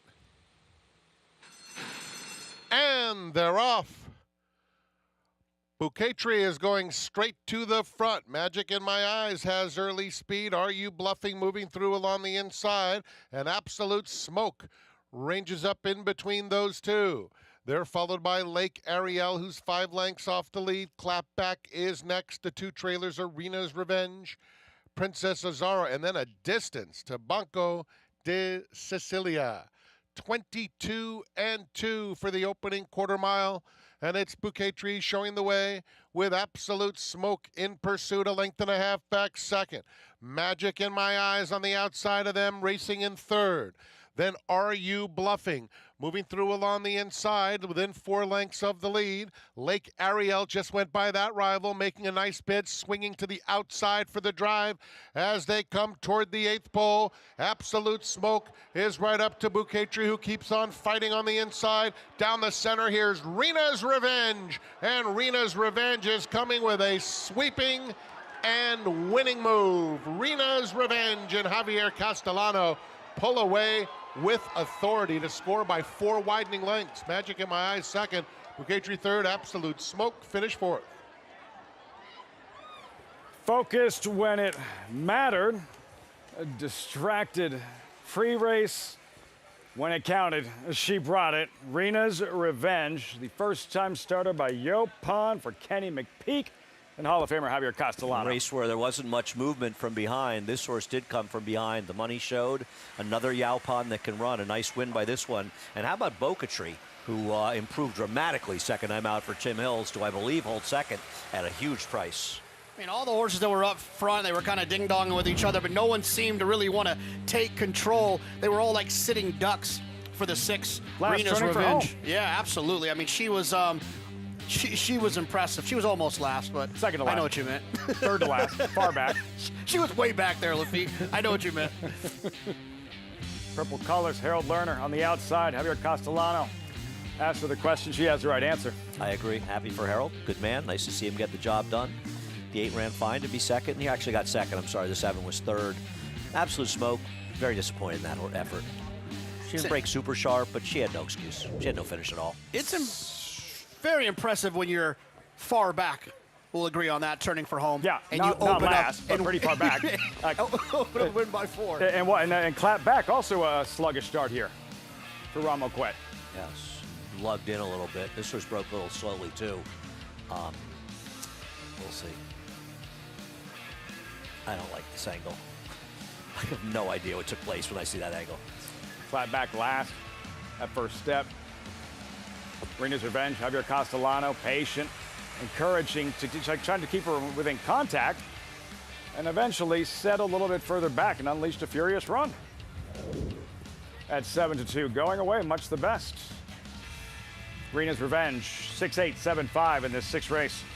Here at Saratoga, more 2-year-olds coming up next. Before we say goodbye, the feature is in the 7th, the With Anticipation, the male equivalent of the P.G. Johnson we had yesterday, and you have 2 bankroll plays for the With Anticipation. Yeah, I'm going to bet $100 to win on the number 7, Gloves Off. My experience, these horses coming from Ellis, is they're faster than the figures suggest. I thought he was very impressive winning that race. He's got a real rival in Capital Partner, so I'll bet 100 to win on the number 7, Gloves Off, and a $50 exacta box 3-7 with Capital Partner, who will be favored. So a total of $200. There's the exacta With Anticipation. The story, though, Dr. Agnew is always going to get overbet. That's fine. It's a great story. It's Lady Eli's son who gets his first start on grass after debuting and scoring on dirt. Yeah, I mean, the fan in me would like to see Dr. Agnew win. I mean, I think that that's kind of a cool story, as special as Lady Eli was, getting on the grass. But my mind is telling me that turn of foot I saw from Capital Partner, Dr. Agnew better act like his mom if he wants to beat that horse. There it is, Gloves Off. 100 to win. These races are always exciting and because of what it could lead to. Yesterday with Time to Dream, and all of a sudden there she is and looks like one of the top 2-year-old grass fillies in the country that we could see this fall out west for the Breeders' Cup. This and what it could lead to either in the Pilgrim or the Bourbon or one of those final springboards towards the Breeders' Cup Juvenile Turf. Yeah, no, I agree. I mean, there's still a lot of racing to go. We'll see if they run Time to Dream again in another race for the Breeders' Cup. Probably the right move, but I'll trust in whatever Todd Pletcher does. Who did you like With Anticipation? Yeah, like I said, I think Capital Partner's going to be tough. You did go with Capital Partner, yeah. I think it'd be a lot of fun for Dr. Agnew to be good. Lady Eli was sensational, but my mind or my heart says that'd be fun and cute and sweet. But Capital Partner, the way that horse closed in this debut, he could be a serious animal. It will definitely not be fun for my wagering if Dr. Agnew runs well. No surprise, the success Chad Brown has had, and With Anticipation, a 3-time winner, seeking a 4th today. And yeah, it's only, look, they're so light in experience, and horses that have just made a first career start and trying to gauge how good they really are. They're in a stakes race, yeah, that's great, but so little data to go by. Oh, absolutely. It's very hard to judge the 2-year-olds going long in their first starts. The speed figures mean next to nothing. They're slower paced races. What you have to like about Capital Partner is nobody else picked up any ground in that race, and he closed from way back to get it done in a race that without him, you would say it was what we call a merry-go-round affair, a race where the speeds just ran around the track together, but not Capital Partner. He outran the dynamics of that race, and that's always an impressive thing to see. Do you have any idea if that was a matter of circumstance as far back as he came from, or is that who he is at least right now, a closer? It's a good question. I feel like Chad said something after the race that he could be closer, but I guess we'll find out more today. I think a lot of times these horses, they're making their first start. I don't think you want to bother them too much early in the race. Just kind of let them be where they want to be and be comfortable. I think they learn a little bit. They probably get trained a little bit differently. I think Flavian, he's never been one that's just going to take them back, throw the anchor in, and see what happens. But that was also a 10-horse field, and this is a 6-horse field. So the very nature of the game, he's going to be closer. With Anticipation is next. Rena's Revenge moments ago, impressive on debut. Javier Castellano, 9:56 8-7 in the sixth kickoff. The pick six. Jonathan, Andy, and I stepping aside. Greg and the crew up next. Vacation, the Winner's Circle Live with winning trainer Kenny McPeak. That's right, Kenny with me as well as winning co-owner Harold Lerner. And Harold, we'll start with you. First of all, Kenny wearing purple, that should have been the sign for everybody, but pretty exciting debut from this filly. Yeah, absolutely. She ran really, really big. We have high hopes for her. Trained well down at Belmont. Kenny and his team had her 110% today. We're really, really thrilled to see what we saw.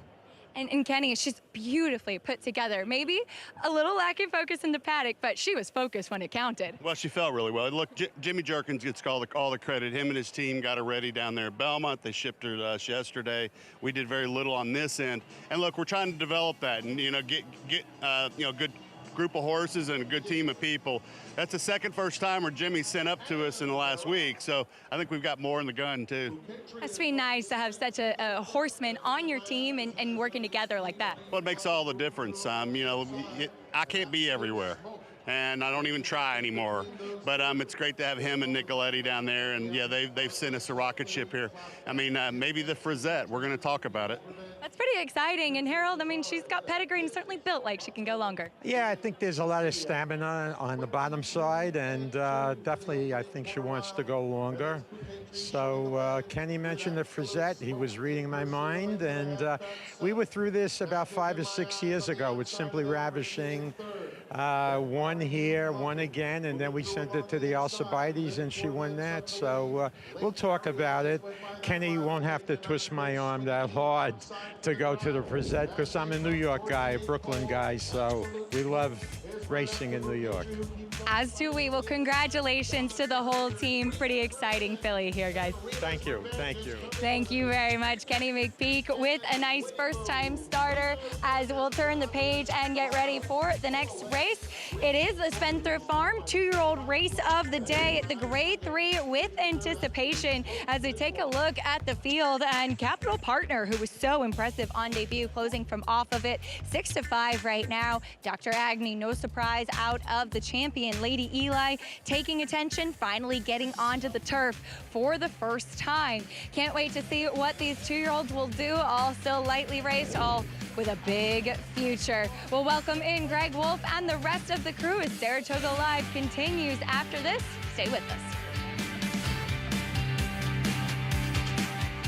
Ladies and gentlemen, it's post time for the Whitney. The field turns for home. Fierceness is the one to catch. He has a 3-length lead. Sierra Leone down the center of the track is coming with powerful strides, and Highland Falls is in there too. But it's Sierra Leone who takes the lead from Alaska first. Highland Falls trying his best. Sierra Leone has won the Whitney. Gun runners on top of the world. You bet with Naira Bets. Bet any track, anywhere, anytime. Download the Naira Bets app to play today and get a $200 deposit bonus. Watch live horse racing. Get expert picks. Boost your bankroll with weekly promotions and hone your handicapping skills with exclusive tips and tutorials. Download the Naira Bets app now. Sign up now to claim your $200 deposit match bonus. You bet with Naira Bets. Dynamic pricing wins the Just a Game. King of Gosford. Sel Cordovez will win the Sword Dancer. Program trading and naval power. What a thriller. Mona in Italian to win it. Starlust. Domestic spending. Ocean Road. Big M's. Victoria Road. It will be McCulloch.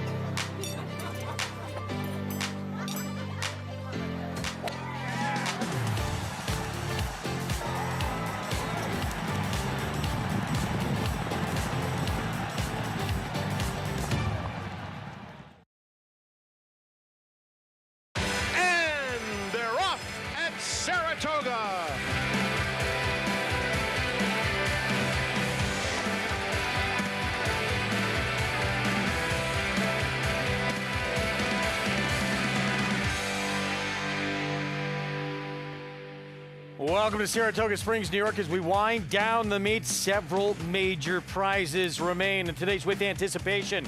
The first stateside foal, the great Lady Eli, finally gets on grass. Will Dr. Agnew take to the turf like mom? Sierra Leone finally broke through for his first win of his 4-year-old season with a powerful finish in the Whitney. Now comes the rematch and a chance to exact some revenge. Trainer Todd Pletcher has moved around his older stable stars while Fierceness heads west. Stablemate Mindframe will look to keep his perfect 4-year-old season intact and again outduel the reigning Breeders' Cup Classic winner. Pletcher also sends out talented 2-year-old filly Tommy Joe this weekend. She was professional in her debut. Can anyone stop her?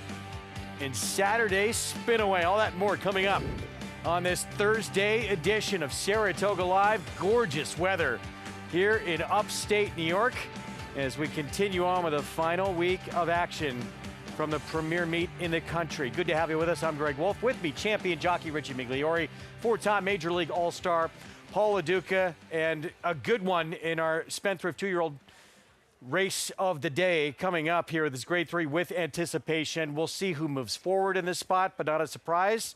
Chad Brown, capital partner, with the one to beat, but a lot of attention to Dr. Agnew and the story out of Lady Eli. Well, the mom was a champion, a multiple grade 1 winner on turf, went through a lot and came back at a high level. And Dr. Agnew was able to win on dirt when the race was rained off, Paul. And I think it was more a function of him just being talented and classy. I don't think it was his preferred surface. Yeah, and he continues to train well over dirt. And if you look down, Cherie has yet to work this horse on turf that we know, at least that we've seen. And obviously, he might be a better turf horse than he is a dirt horse, but he was actually, like Richie said, I think he just won on pure class first time out. I think you're going to see the best of him today.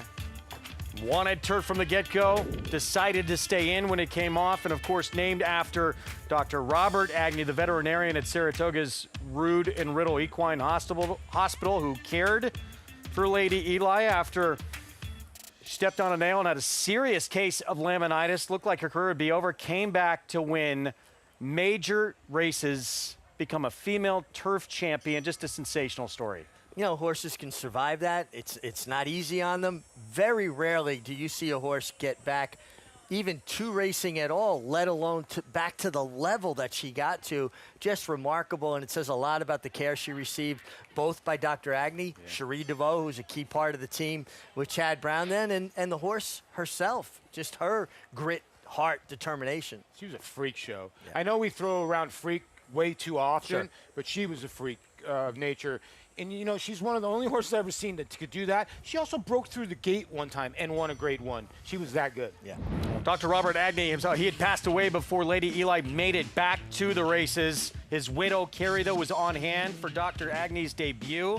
It was an emotional winner's circle off that win. Turf debut coming up and With Anticipation. You can play along. Get signed up at NyraBets.com. Bet any track, anywhere, anytime. Spot 200. Code to use at sign up to play with Nyra Bets. Grade 3 With Anticipation. When we come back, approaching the 15-minute mark to post, and the meet's leading trainer lining up for a huge final week, including his Breeders' Cup Classic and Whitney winner back in action in Sierra Leone.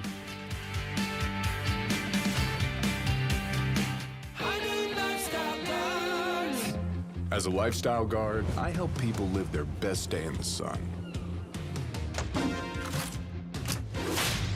That means keeping the games going. Coming to the rescue when the floaty is too floppy. And delivering high noon when the cooler's empty. Oh, do you have any peach? High noon, sun's up.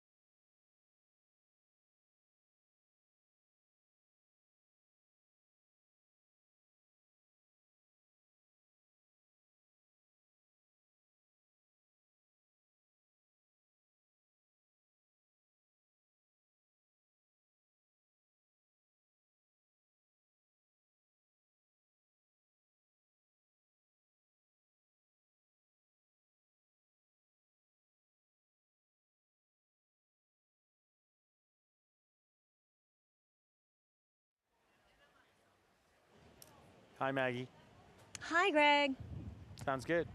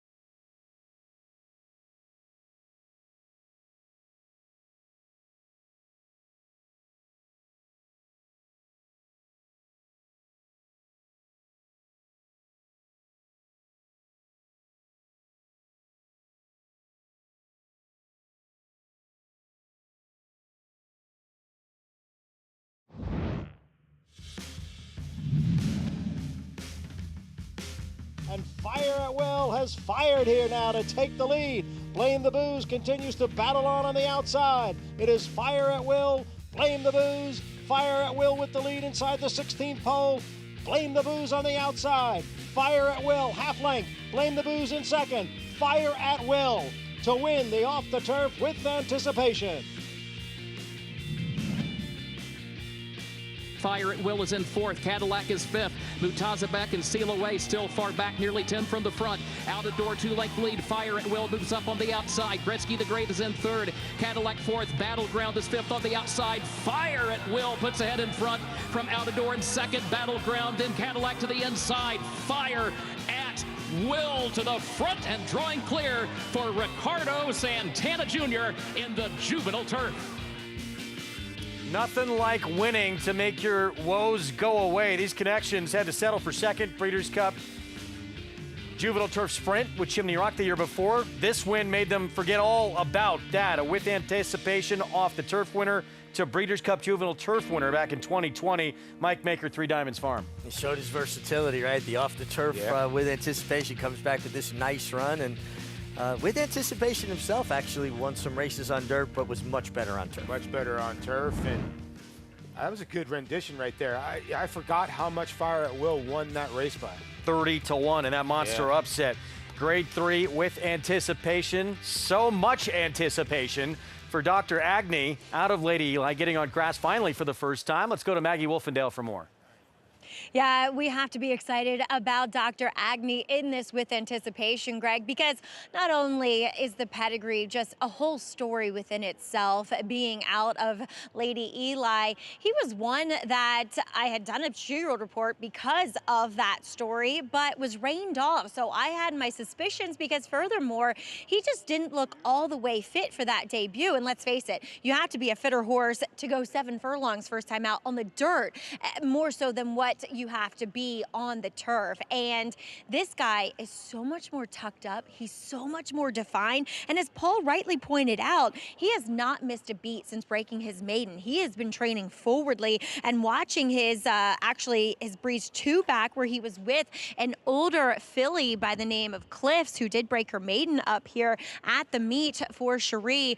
He was all over her. He never wanted to let her by. And I just thought that it was a really good work. He's sharper coming in here too because he knows what's going on, but it's a good sharp. It's an eager sharp. And I just think he's going to be formidable in this spot, getting on what could be his preferred surface. He's probably a horse, though, at the end of the day, that can run equally as well on either. Moving on to another first-time turf horse, not taking much money, is number 8, actually at 11-1. He is the longest shot on the board, though, is Strategic Risk. Now, there is not much pedigree to report home on this guy, being by Noble Bird. 2 full siblings and a half have tried the turf with none to win. And the fact of the matter, though, is he's been working quite well on it. He was with outside, bringing it back in his last turf workout, which was around the dogs in 48-3. He wasn't really asked for much, and he did struggle a little bit to negotiate the turns because the turns on the Oklahoma turf track are rather sharp, to be fair. And then two back, he was inside of My Sweetheart, and he was moving very well over the surface, better when he had a horse on the outside of him, and he really didn't look as though he was going that quickly, covering the half mile in 47-2. Now, looking at him here in the paddock, he is a tall drink of water, so getting more ground despite showing speed in that debut race, I think he should actually appreciate it. Furthermore, when I saw him for the Sanford, he was acting up quite badly in the paddock. He was studdish, he was screaming, he was not focused whatsoever. He was bad to get the rider on. Today, he's been quiet as a church mouse. And despite not having much pedigree, physically looking at him here in person, I think he might be able to handle this surface, Greg. We shall see. Two dirt sprints now stretching out for Marquesi. Successfully moved his filly Nitrogen from turf to dirt, winning the Alabama. We'll see if he can move this one from dirt to turf. Pick 5. Paulie, how are you going to play it? Well, I'm going to single here. All my chips are in the basket here with General Partner. I go 1, 2, 3, 7 in the next race. I thought a tough event there, but I like Johnny Rendezvous the most. You know, I almost singled 24 Mamba. Kobe Bryant fans, if you want to shorten your ticket there, I thought the 9 would be tough. 1, 3, 4. I like Aviso in that spot. Kenny McPeak already got a winner, obviously, in the last race on the day, and I'm going to spread in the last. I thought the last was a difficult race. The first-time starter for Chad, obviously going to play the 2 in the 11th. 8 minutes away from this grade 3 with anticipation. Let's go back to Maggie for more on one, getting on the turf for the second time with a big pedigree. That's right. Here's Johnny, Greg, as he is that full brother to our grade 1 winning Saratoga Derby winner in World Beater, and he's going to try to break his maiden in a big way here in this with anticipation. I've loved this horse from the get-go. I think he looks sensational again, and last time we saw Final Score, who he does face off against once again here, just be able to dictate things on the front end, and he was the one having to make up ground. I think he looks fantastic here in the paddock. Coming in as a new face is number 7, Gloves Off. He broke well enough. He got over to the rail in that Ellis Park debut, and then he kind of got shuffled back a little bit. He was further back, then he got closer by the second turn, and he just kept finding while being tipped out to the middle of the racetrack. And what I loved most about that effort was just the way he moved. Big floating stride. So suggests to me, and coupled with what I see from him here physically, he's going to love more ground to work with. I know it's only an extra half a furlong here, but he's one that down the road and in the future should really relish the longer distances. He's got a lot of scope to his frame. He's totally dappled head to toe, and he really kind of puffed up once they put the tack on him. So indicating to me he's ready for the challenge, Greg. Thank you, Maggie. Here we go with our post parade. Grade 3 with anticipation. We'll kick things off with a Todd Pletcher 2-year-old who, in his turf debut, led every step of the way. Yeah, and he was good that day, but he did get to set a very controlled and slow pace as opposed to your favorite who had to overcome a slow pace and kick. But he is 1 for 1 on turf. The aforementioned, here's Johnny, again a brother, the Saratoga Derby winner, world beater at this meet. I thought it looked well in the paddock in Son of Oscar performance. You heard Maggie talking about this one. Ray Handel's starting to get a little bit hot at the end of this meet. Short price on a horse with 1 start, but it's Chad Brown, Klarovich, and Flavian Pratt. Just showed an awesome turn of foot and really finished off a slow pace last time. Here's the 2-year-old out of the champion Lady Eli, Dr. Agney, the turf debut. 1 on the dirt because I think he's just classy. He gets to, I think, what will be his preferred surface. Gloves Off won the turf debut at Ellis Park. Yeah, and Owen Hardy thinks enough of him to bring him right to Saratoga for this. It's kind of interesting. He can improve. Second dam was a Breeders' Cup Distaff winner on dirt. That was Round Pond. And then here's Strategic Risk Good Works on the grass, but the debut coming up. Yeah, and I'm a little surprised this horse is 10 to 1 considering there's not a lot of pace in here unless Kendrick wants to push the button with Final Score. You would think the 8 goes to the front end in here, but I think Kendrick doesn't let that happen. I'm still surprised at the 10 to 1 price. This race named after A multi-millionaire who, after Mig won on him back in '99, probably said, why is he going to turf? This horse belongs on dirt. You won on this horse in a romp on dirt at Gulfstream. Walked out of the races that night, told my agent this horse will win grade ones. I was thinking dirt. Jonathan Shepard had different ideas. He wound up winning multiple grade ones on turf. And he kind of knew where the wire was, didn't he, with anticipation. I was asking Mig, was he always that white? And he got whiter as he got older, Mig was telling me. And yeah, you couldn't miss him on the racetrack. He had those white blinkers and he was white-faced, and he always seemed to get there right in time. Two-time Sword Dancer winner. Over $2.3 million earned for the gray on the grass. Such a nice horse, and like Paul said, just seemed to know where the wire was, extend himself just in time to get there, and longevity. And that was one of the things about Jonathan Shepard. He could keep a horse in form for an elongated period of time. He was, Hall of Famer who has a record that will probably never be broken. Won a race here at Saratoga, 47 straight years running. Well, we had a race named after him yesterday, the Jonathan Shepard. Yes, they did. Grade one over the jumps. As we get back to this race coming up. So here's Capital Partner, even money for the meet's leading trainer. Man who set all kinds of records here, riding Flavien Prat last year. What'd you like so much, Paul, about this debut? I just thought it was really good considering the pace was not that fast in 1:14. And if you watch, he's the only one that's really making up that kind of ground. The horse in front and the horse that's in second laid a beautiful trip to 5.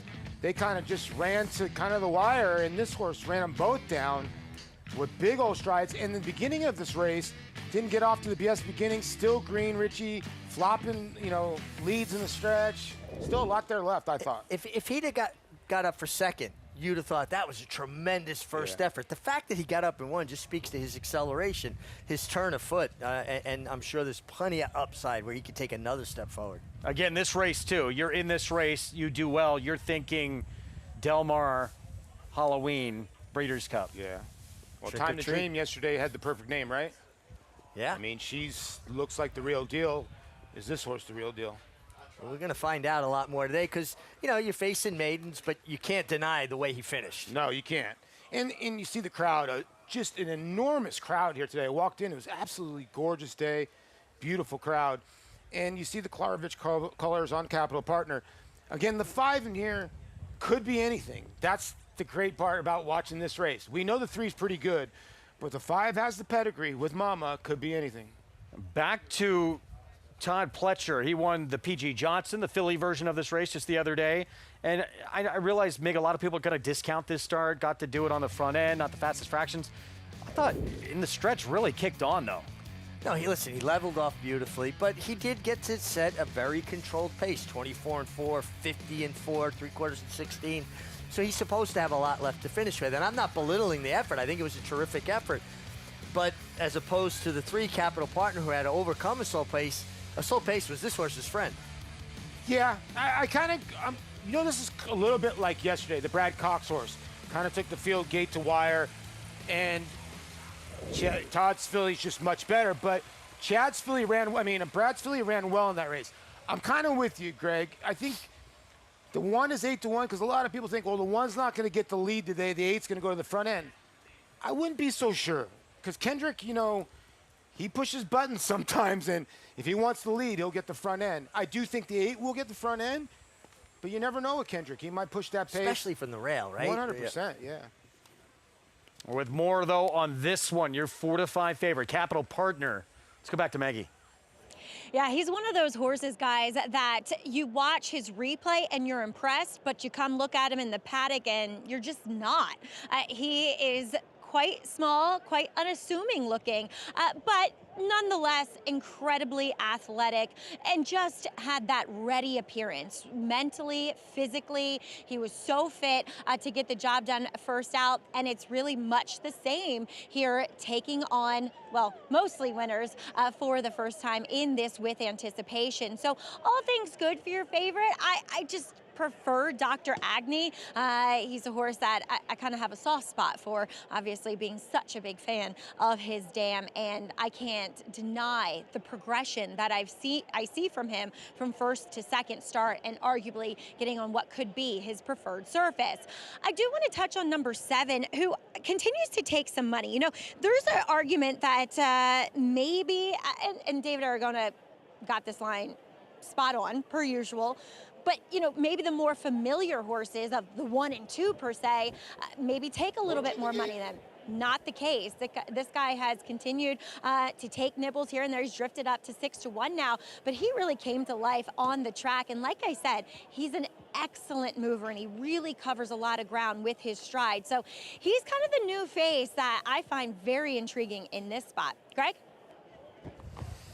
Interesting. That had a lot of work to do. There is gloves off in the stretch in that debut at Ellis, and was able to run down that horse on the front end and get up for the win at first asking. It was a real nice effort. Picks up Junior Alvarado here, who seems to be more and more, obviously because of his relationship with Sovereignty, the go-to rider for Godolphin. Yeah, Godolphin Blue on the back there. A lot of people forget that Owen Hardy does train for Godolphin Blue. I will say this, it's tough to run from that far off the pace at Ellis over that turf course. So the horse has got to have some substance. 3-5 now. Wow. On this one here, Chad Brown, Klarovich Stables, Flavian Pratt Capital Partners, start number 2 coming up. But everyone apparently really liked what they saw out of that debut. We'll see if the price is warranted in just a few moments here. Grade 3 with anticipation. Let's go to Frank Miramonte for the call. Here's Capital Partner taking up his spot. Dr. Agnew is next. Rider off Capital Partner briefly. Gloves off. And Strategic Risk, the last one. They're in the gate. And they're off in the with anticipation, and final score bounces out beautifully and goes straight to the front. Capital Partner is up close today, just off the leader, and Dr. Agnew comes away in third. Strategic Risk is on the outside, and here's Johnny inside of that pair. Gloves off trails. Final score will set the pace, hugs the rail, and leads it by a length and a half. Heavily favored Capital Partner is a clear-cut second. Here's Johnny on the rail in third. Dr. Agnew in between. Strategic Risk outside of them, and gloves off. The quarter went in 24 2/5 seconds. So it is final score. Leading the way, just under a length over Capital Partner. Another length back. Strategic Risk in the clear wild third. Here's Johnny closer today, just 3 lengths off that familiar rival who's on the front end. Through a half in 48 3. Dr. Agnew has 3.5 to make up in a bit of traffic, and gloves off at the back. Final score has been the controlling speed. Leads the way. Almost 2 now on Capital Partner, who's yet to be set down second. Here's Johnny on the rail. Strategic Risk, Dr. Agnew between those two. Gloves off has trailed throughout, 112-1 for Kendrick Carmouche. And final score, trying to sprint from Capital Partner, who's a length back with 1 furlong to go. Final score digging in, has something left. Capital Partner all out, 2 lengths behind. Here's Johnny is on the rail. Final score is the real deal. Another sparkling performance. Romps in the with anticipation. Here's Johnny, finished second to him once again. Behind that, it was between Dr. Agnew and Capital Partner. You saw winning trainer Todd Pletcher. He's got a good one here. This horse, again, showing in the stretch, he's got more to give. Man, this was impressive. He got to set a controlled pace again because the other speed didn't show up in Strategic Risk. It looked like they never had any intention to show speed, Paul. But it was Kendrick Carmouche, and you called it. Watch him leaving the gate. He leaves the gate and grabs a hold. He has the lead in 3 seconds, grabs a hold. Like the race was over. I told you guys, I thought it'd run 1-3 around the racetrack. It didn't. But this horse at 9-1 turned into a 5-2 shot right here. And it just shows you that sometimes you can't pay attention to times. We got caught up in it a little bit, and this horse at 9-1 ran 4 seconds faster today. But look at the way this horse literally sets down and goes home. I mean, really finished nicely. And here's Johnny, ran a nice race into no pace. And he sprinted home final score. I mean, he leveled off, dropped. His body dropped about 1.5 feet when he was asked for a run, and he kicked for a 2-year-old to come home the last 16th in 6 seconds, basically 6 seconds flat. Yeah. That's rolling.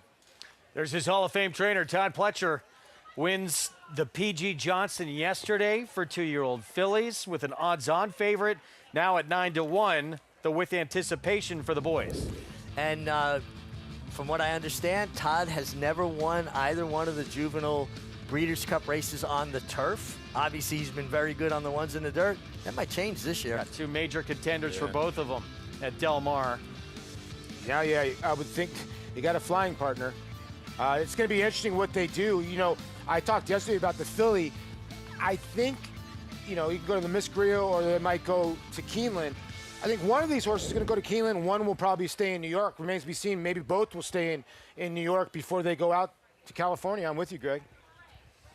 1, 2, 3, 5 dismissed at the windows, goes off at 9-1, and now undefeated, 2 for 2 on the grass. Its final score in the Grade 3 with anticipation, leading every step of the way under Kendrick Carmouche.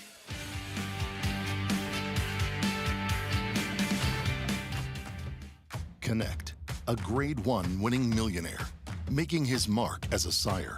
With Rattle and Roll, a Grade 1 winning 2-year-old. Graded Stakes winners Whitwaters ran. Implicated,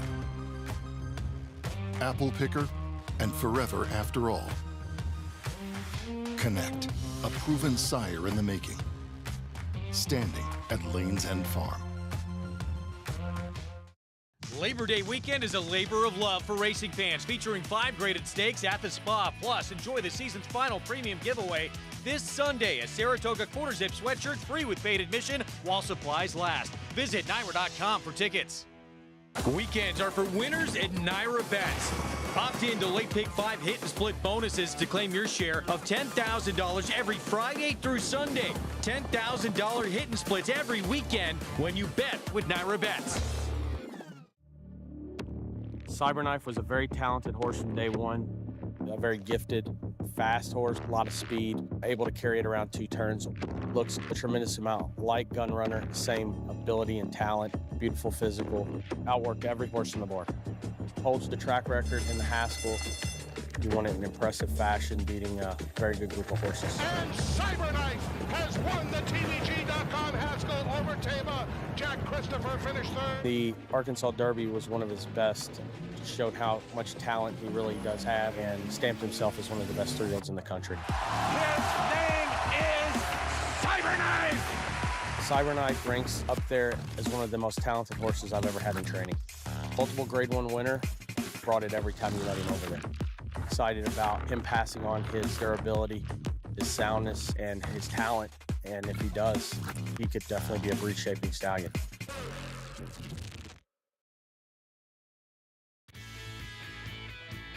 Nothing like this historic racetrack. Welcome back to Saratoga Live. Coveted spots.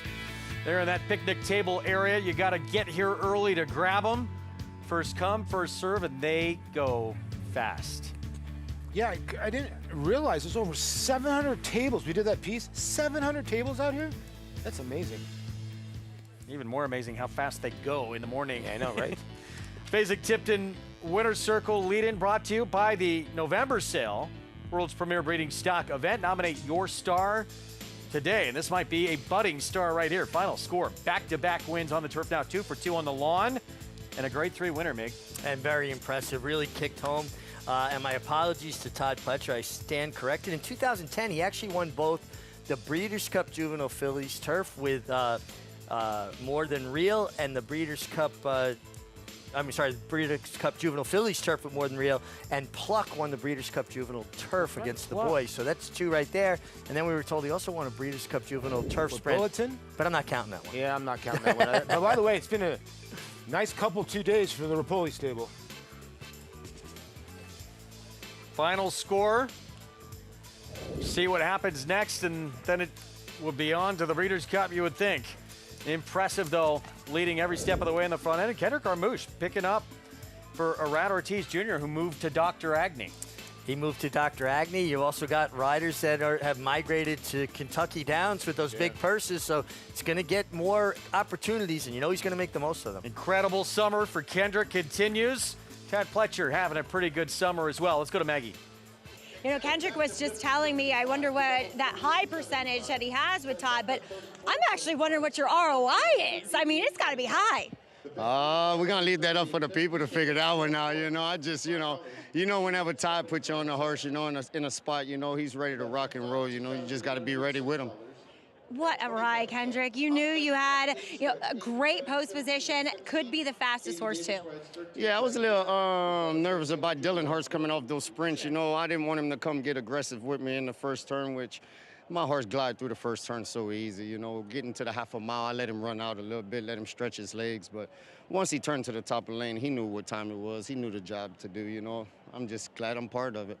Todd, what about riding Kendrick a little more? Oh yeah, we're getting ready to heat up. We've had a lot of success together. Kendrick's a very, very clever rider, and he's a very good judge of the pace. And he did his homework going in, and we felt like if we could make the lead the right way, that was Plan A. But we're also prepared. I think the horse will quicken, even if you have to cover him up a little bit. But it worked out today where he got things the way he wanted it. And how about this? You're heading into Breeders' Cup if all things go accordingly with, as of now, the two favorites, Time to Dream yesterday in the P.G. Johnson, and today my final score. Yeah, we're blessed, to train these type of horses, just try to point them in the right direction. That you have already. Well done. Congratulations to both of you. Thank you, baby. Louisiana, right out the boot. You got any lines like that, Todd? No, I don't. Greg? But I'm sure Kendrick campaigning to maybe bring Todd back to Louisiana, show him around a little bit. He wins. Years ago, he won for Todd a Wood Memorial from another zip code at about 70-1 for Bonnick. This one, he leads every step of the way in the front end in this Grade 3 with anticipation. Exciting future for this horse. Absolutely. I mean, really impressive the way he dropped his body down and leveled off and accelerated. And, that's the thing about Kendrick, too. He's not a one-trick pony. He is versatile. He can ride a horse from well up the pace, but he's also very, very smart about position. He's a very position-conscious rider. He likes to go forward. I was talking with Kendrick for a while the other day at the jockey's room, and at the risk of sounding maybe a bit arrogant, I told him he is the rider that rides the most like I did back in my day, because I always wanted to get my position going forward. Tell you what, his percentage on the turf's been unbelievable, and I think a guy that a lot of people thought, oh, he's only really a dirt rider. Now he's ridden some Grade 1 winners, Deterministic, the Grand Motion filly, Laura Lynn, that was absolutely just destroyed a field, and then he got this horse here, final score. But like Todd said, he just does his homework, and he knows, like one of the Deterministic, horse that needs the front end. No, not with Kendrick. He lays the horse off the pace. This horse you're thinking not going to go to the front end. Whenever you think Kendrick's doing, he's always zigging, he's zagging. Indeed. We move on to race 8, mile and an eighth on the turf. Maiden special weight, so everybody trying to get that first win on the resume coming up. Seems like a wide open race, even with a couple of key scratches in here. And opening up is a very mild favorite. Durand, Chad Brown, Manny Franco will be aboard, and this one with a big pedigree. A really big pedigree here, and listen, Chad may have gotten beat in the with anticipation just now, but you're not going to keep him down. The barn is just too hot. Yeah, this horse kind of came in hot from Monmouth last time. I'm wondering 7-2 is a little short. I like some other ones in here. We'll talk more about the pedigree of Durand when we come back. We're going to take a timeout. Mig, again, giving Mr. Flavien Prat Ride of the Week honors, 2 of the last 3 weeks. We'll have that conversation when we come back.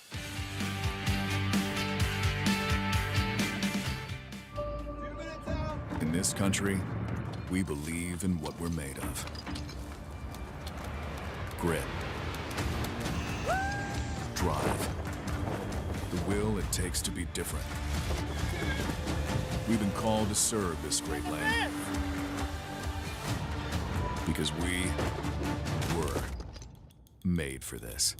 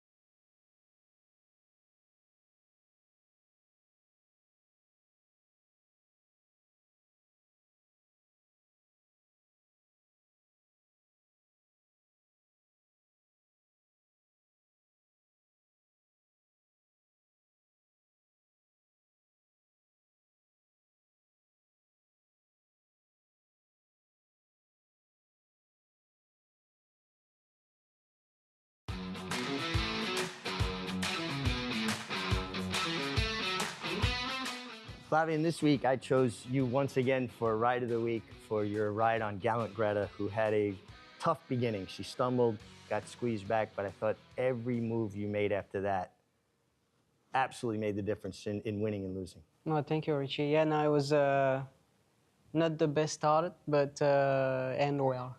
Okay, so you're drawn inside, you're post 2, and she's just going to lose her footing at the break, and then, of course, the horses come together and kind of took you out of position.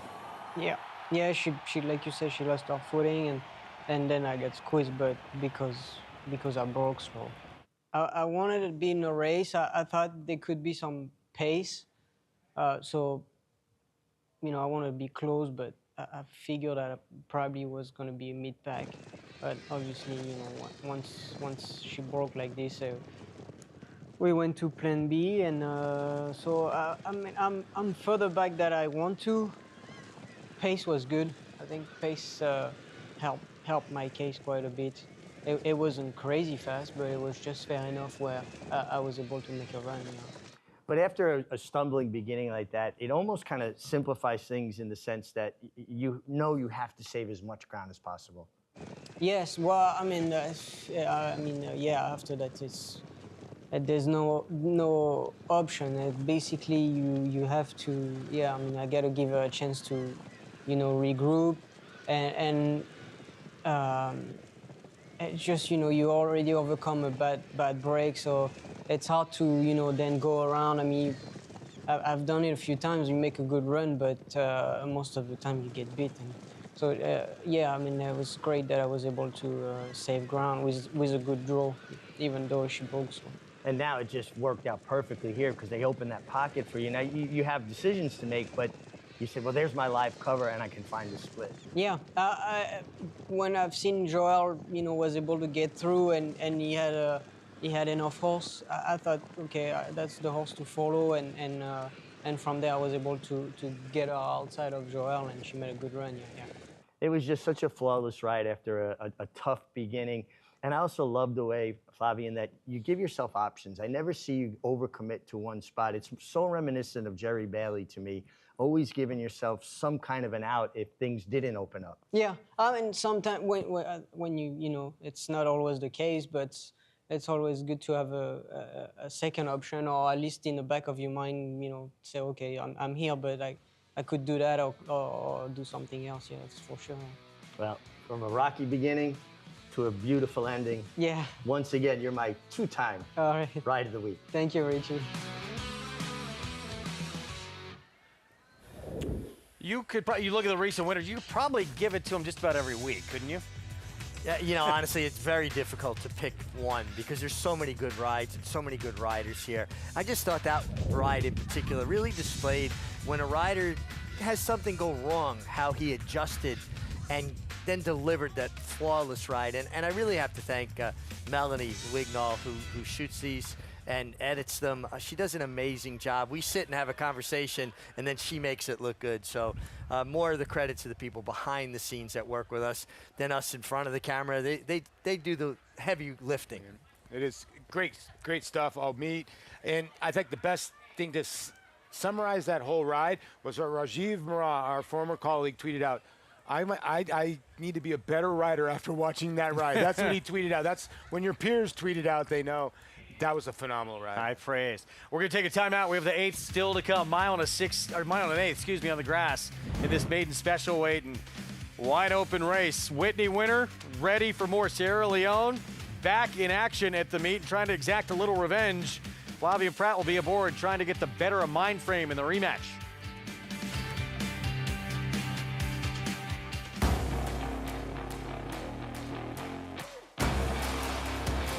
Here comes that big gray Tappet Trice right down the outside. Tappet Trice wins the Toyota Bluegrass. Tappet Trice's 2024 debut was awesome. Tappet Trice is lunging. Tappet Trice wins the Woodward.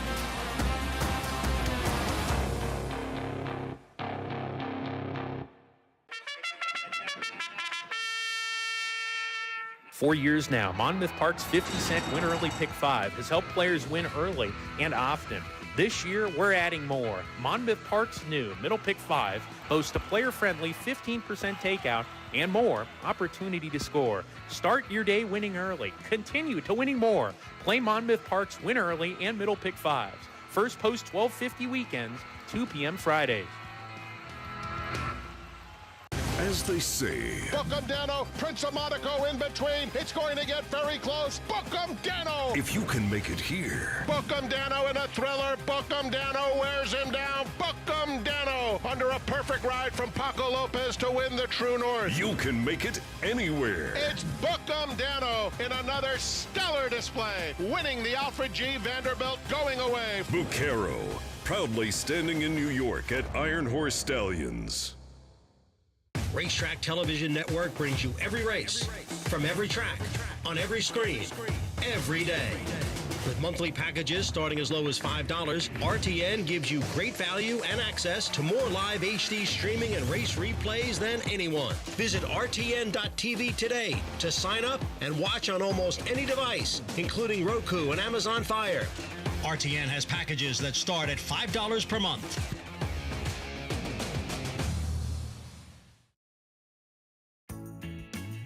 Welcome back. You're watching Saratoga live here with us on FS2 as we have horses in the paddock for today's 8th race. It is a maiden special weight for the older colts and geldings, and they are traveling the 9 furlongs over the Mellon Turf Course as we'll begin and actually focus in on horses here in the paddock who have never been on the turf before, and that does include the other Chad Brown, as he does have the tepid favorite right now in number 11 Durand, but Iron Sight, number 3, is a son of Justify. Now, he is a 4-year-old, so there's obviously been some issues that have held this guy back. They tried for the turf last time out, was not able to get there, and just ran a mediocre 3rd as the beaten favorite. His biggest Achilles heel so far has been getting away slowly, and while I've never seen him in the paddock prior to this start, well, he gives off the vibe that he'd be pretty slow and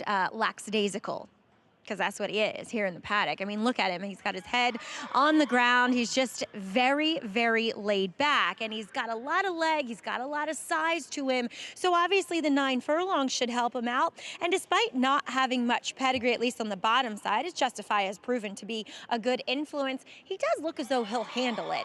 I think it's more the distance, and 2, a lot of times when horses break slowly on the dirt, it's because that ground is breaking away from them. And with the turf, they don't often have that. So we'll see if it carries over, though, to the green stuff today. Moving on to number 4, Cromwell. He is a big, lanky boy. I mean, he's got a lot of leg. He's got a lot of scope to him as well.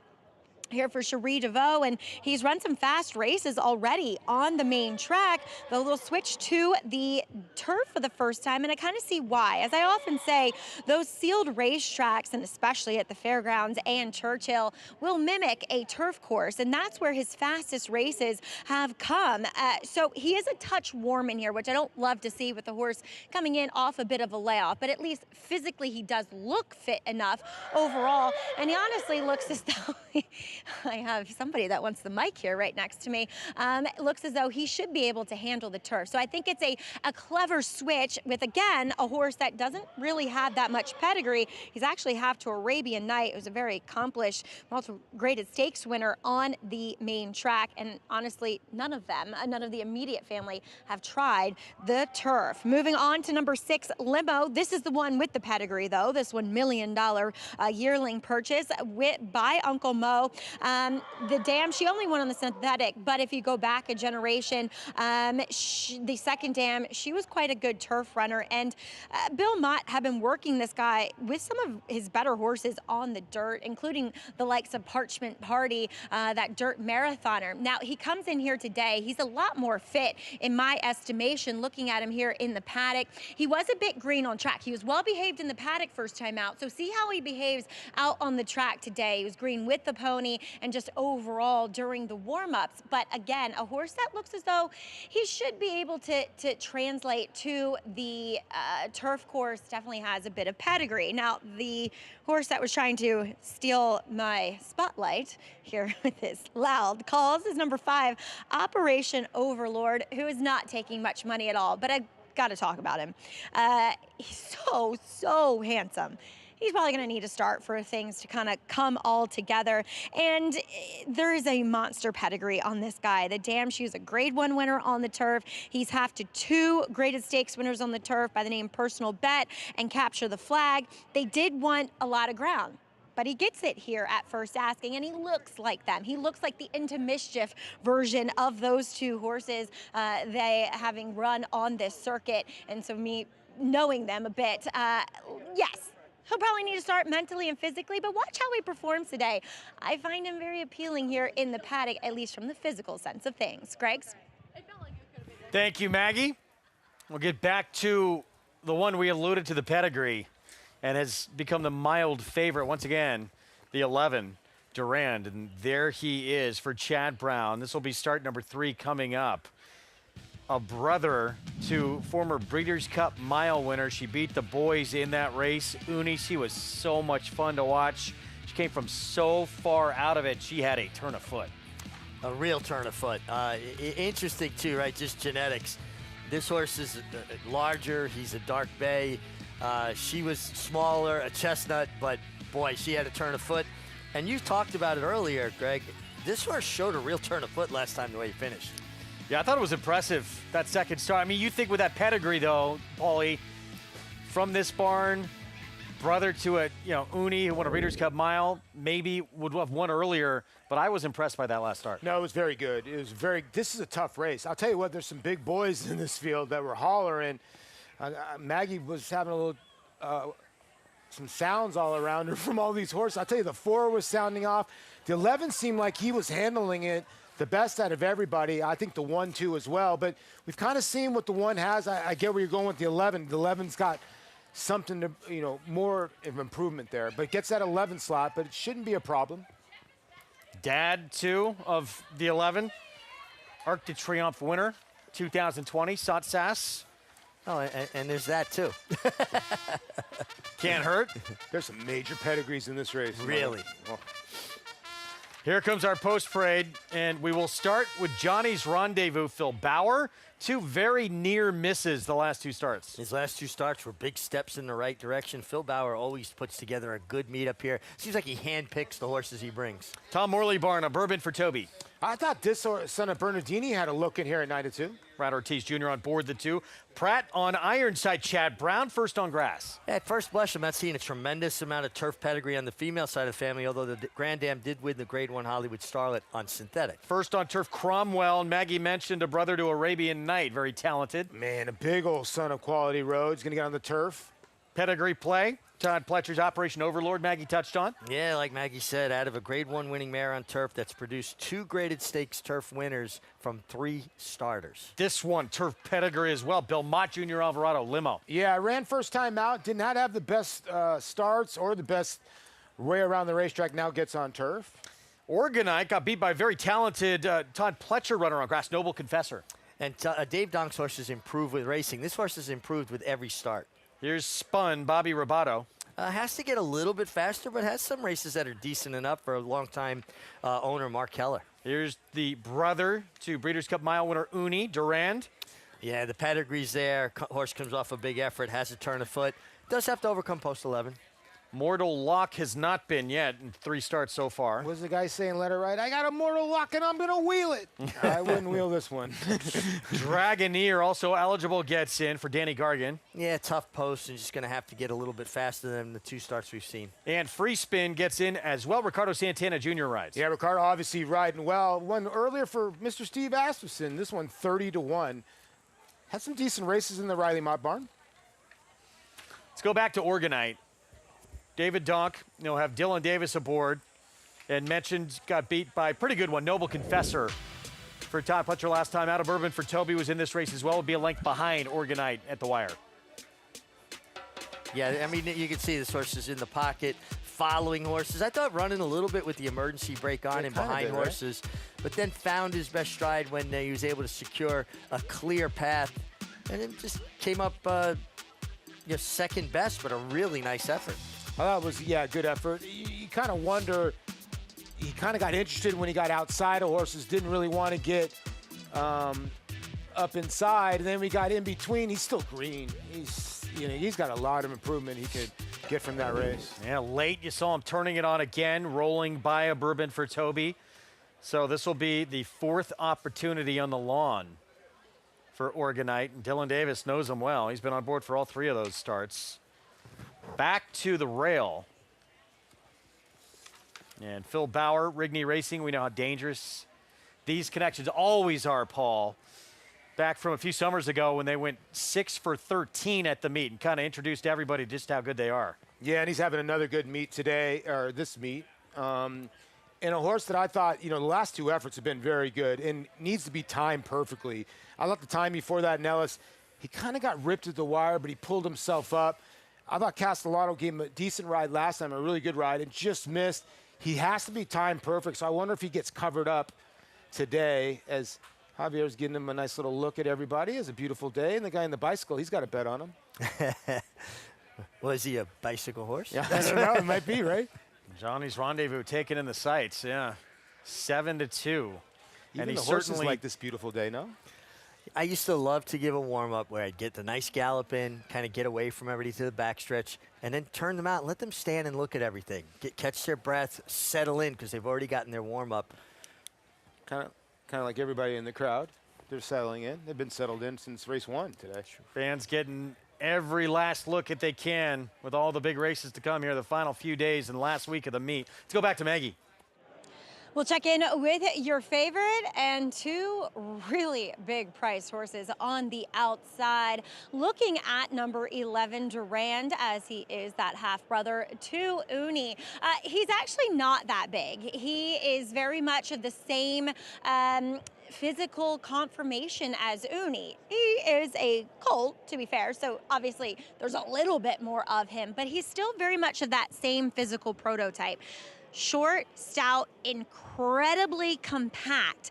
And so I get with the way that he's run, trying to stretch him out. And last time it was a racetrack that was incredibly tilted towards inside speed. That first weekend we were up here on July 4th weekend, what is it, Belmont at Saratoga week, and Tom Collins was able to get to the lead, set the pace, and while this horse, managed to get over and save ground, he had a great trip overall, it was just the fact that Tom Collins had it a little bit better.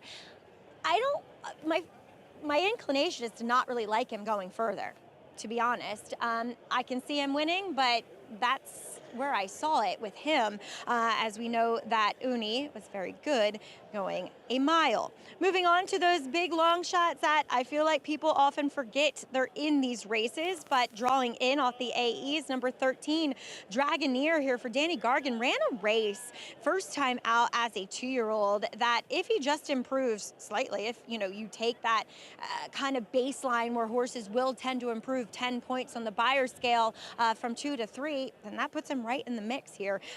Obviously something went amiss as he was the beaten favorite in his next start, and he does get Lasix here, but he blew the start in that debut. He kind of blew the start again in his other start, but he was also very green in that debut. He was very rank in the warm-up, and today, while Katie Davis will climb aboard, he comes in here very fit.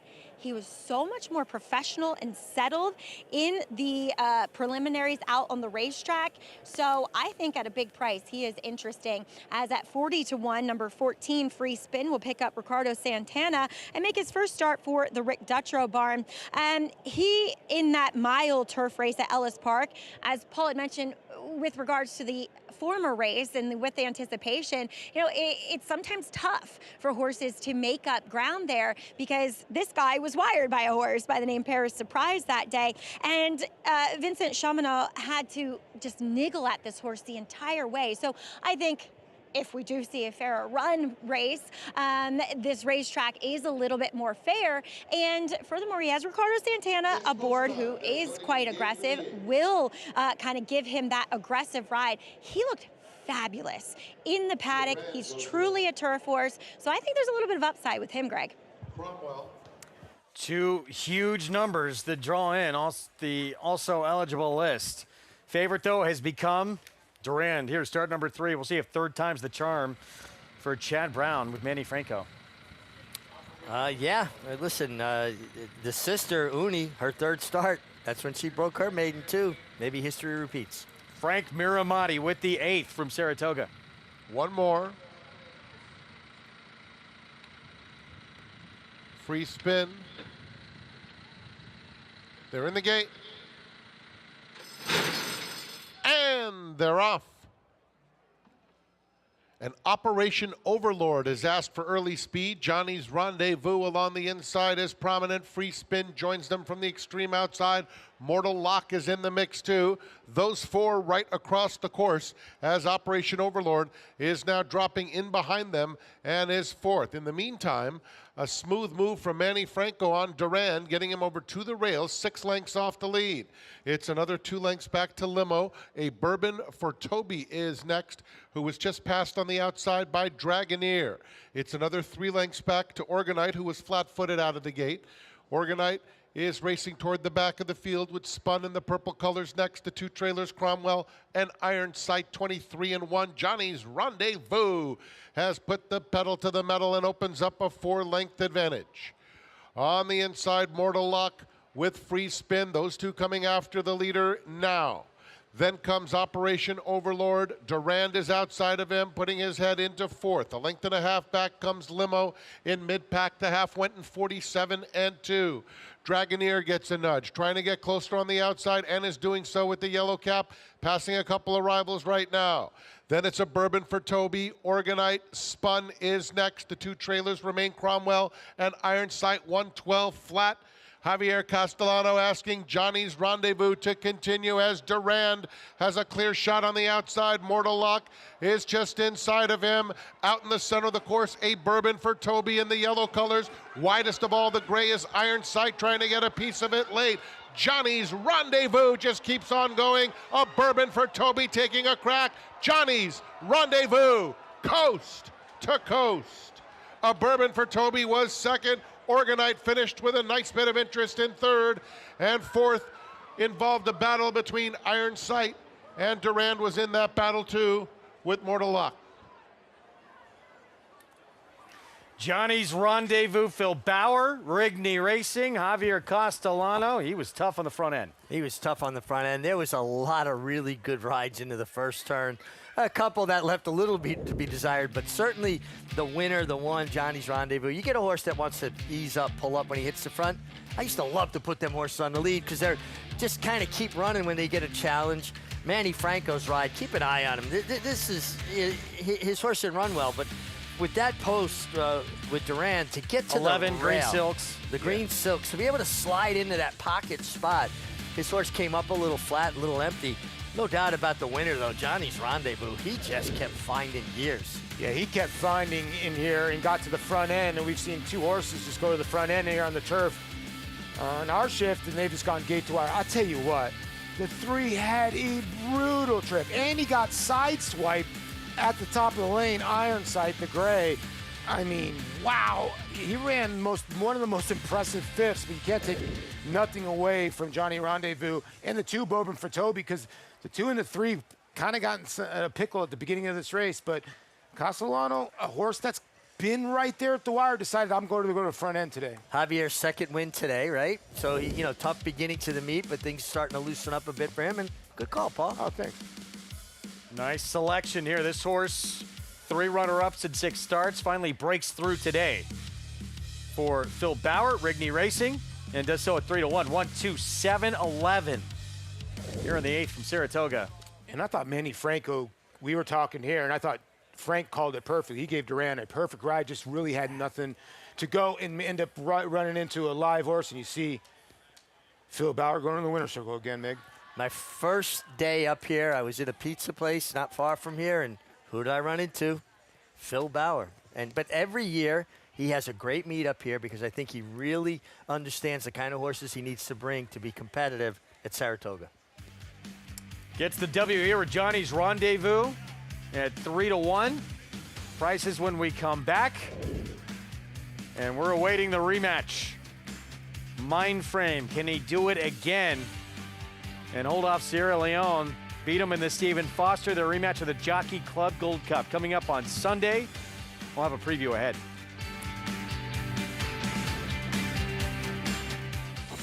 You bet with Naira Bets. Bet any track, anywhere, anytime. Download the Naira Bets app to play today and get a $200 deposit bonus. Watch live horse racing. Get expert picks.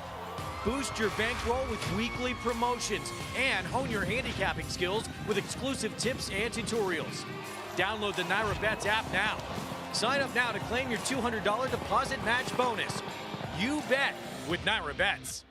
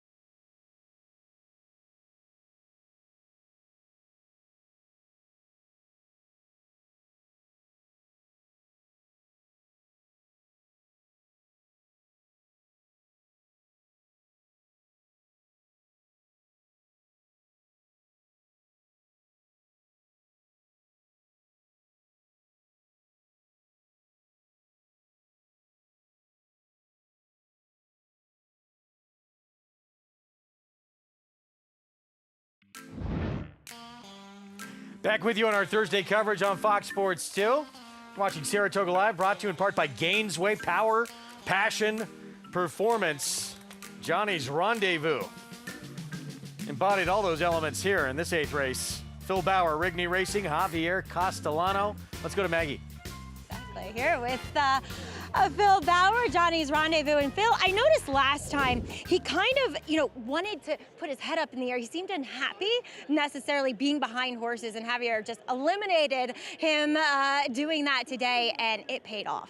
Yeah, it's, he's a very similar horse to the one that ran Sunday. He's kind of quirky, and early on in his 2-year-old career, we had him closed up and he was 2 rank, and then we cut him back and tried to get him to relax, and he just would wait on horses. So we pulled everything out this time and closed him back up and put the shadow roll on and just go. And so he's got tremendous stamina, and Javier said even galloping out he wasn't tired. So glad that they could get it done together. I'm happy to see Javier win for us up here, and it's a special place. It's fun.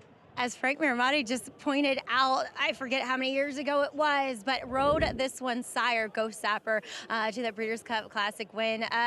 Somebody like Javier, a Hall of Famer, just getting on your horses, and it feels like he always learns a bit from them, having ridden them the time before.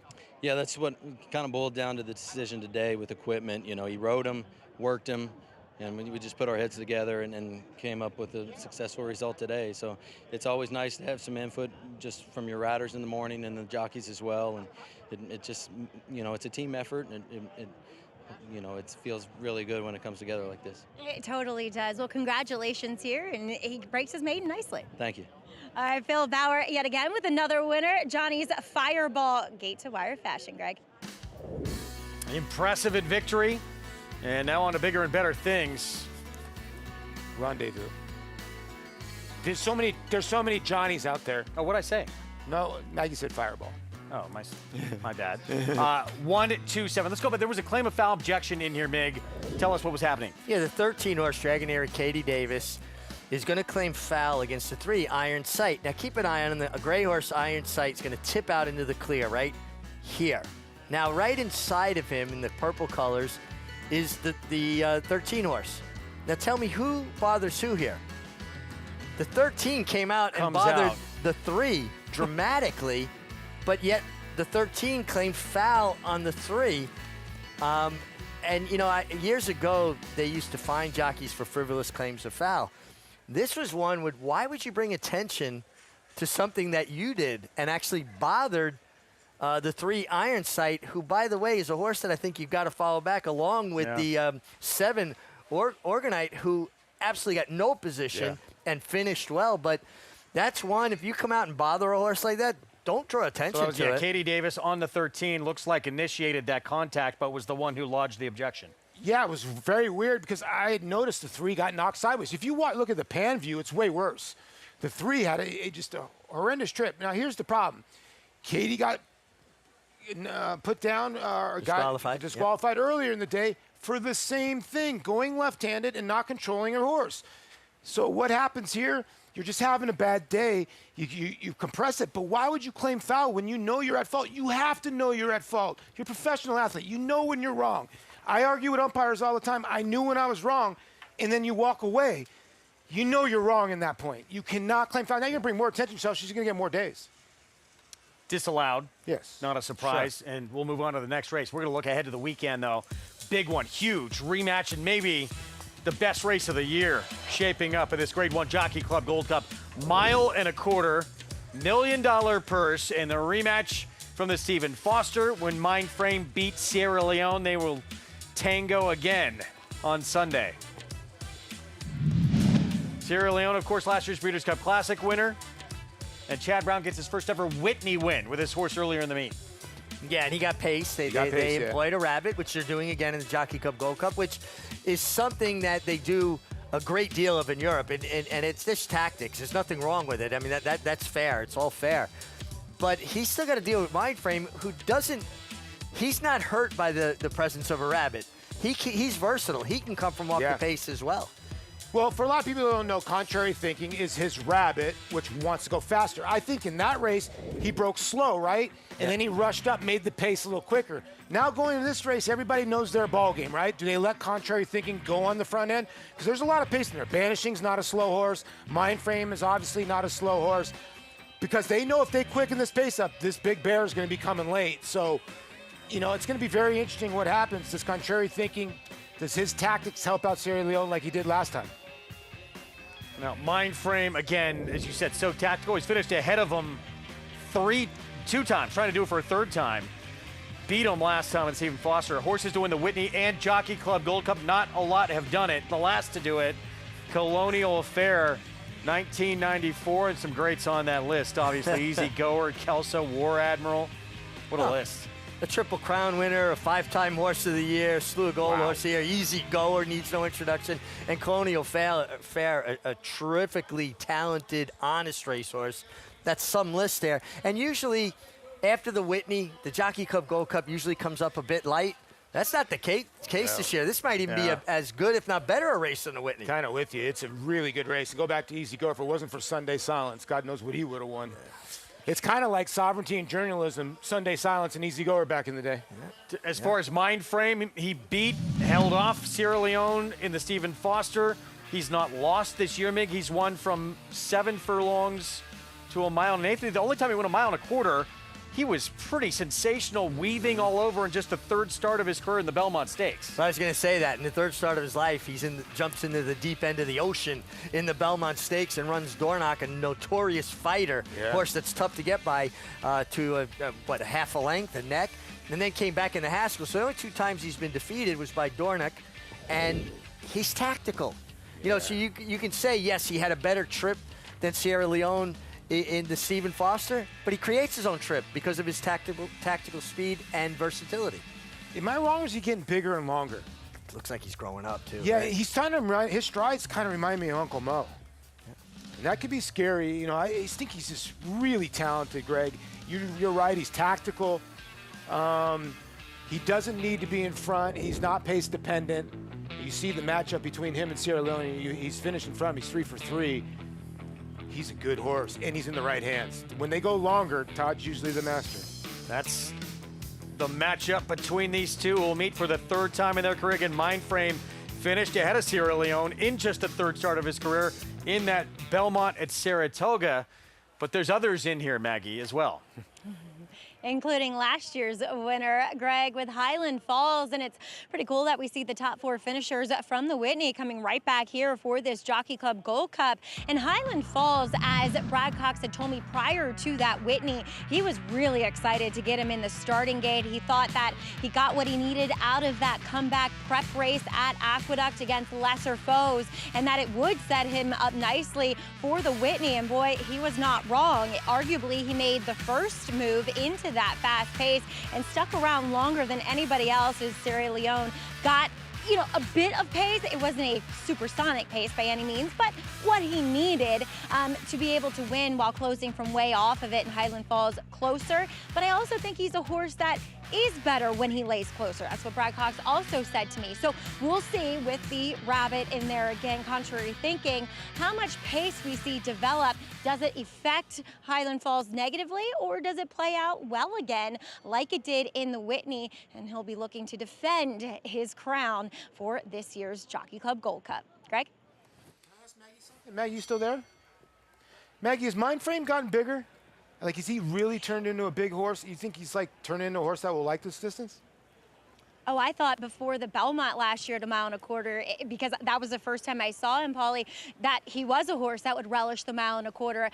If anything, now as a 4-year-old, he's still got that big frame, but he's filled it out. So he's done exactly what you want him to do. And I've always thought physically, he does look like a 1.25 miles type. It's just, you know, he's proven so many times that he's effective at 7 furlongs too. He's a really talented horse. Yeah, that's crazy. You know, he's fast at 7 furlongs, fast at a mile. Can kind of do it all. Yeah. And, you know, for a horse like Philly's Fog, who's getting a big moment here off that career victory for the barn, winning the Suburban, Kendrick Carmouche now has to think about what's going to happen with this rabbit. Can you maybe just say, I'll just let that horse go along, sit behind him, and act like I'm on the lead? I mean, obviously, you got to see how fast they go. I think in a perfect world, yes, you come out running, make that horse commit to being the pacemaker, the rabbit, and let him clear off, and then just put your horse out in the clear and ride the race like he doesn't exist. Yeah, if he's able to take him gate to wire, then, well, hats off to him. But you've just got to count on the fact that he's going to come back to you. And the best thing that can happen to a horse in that situation, that horse comes back to you early, and your horse hits the front in hand, and they blow up. Their confidence swells. Patience is going to be a key. Whoever makes that last move. Highland Falls. He won it last year, but this is going to be a little bit tougher task this time around.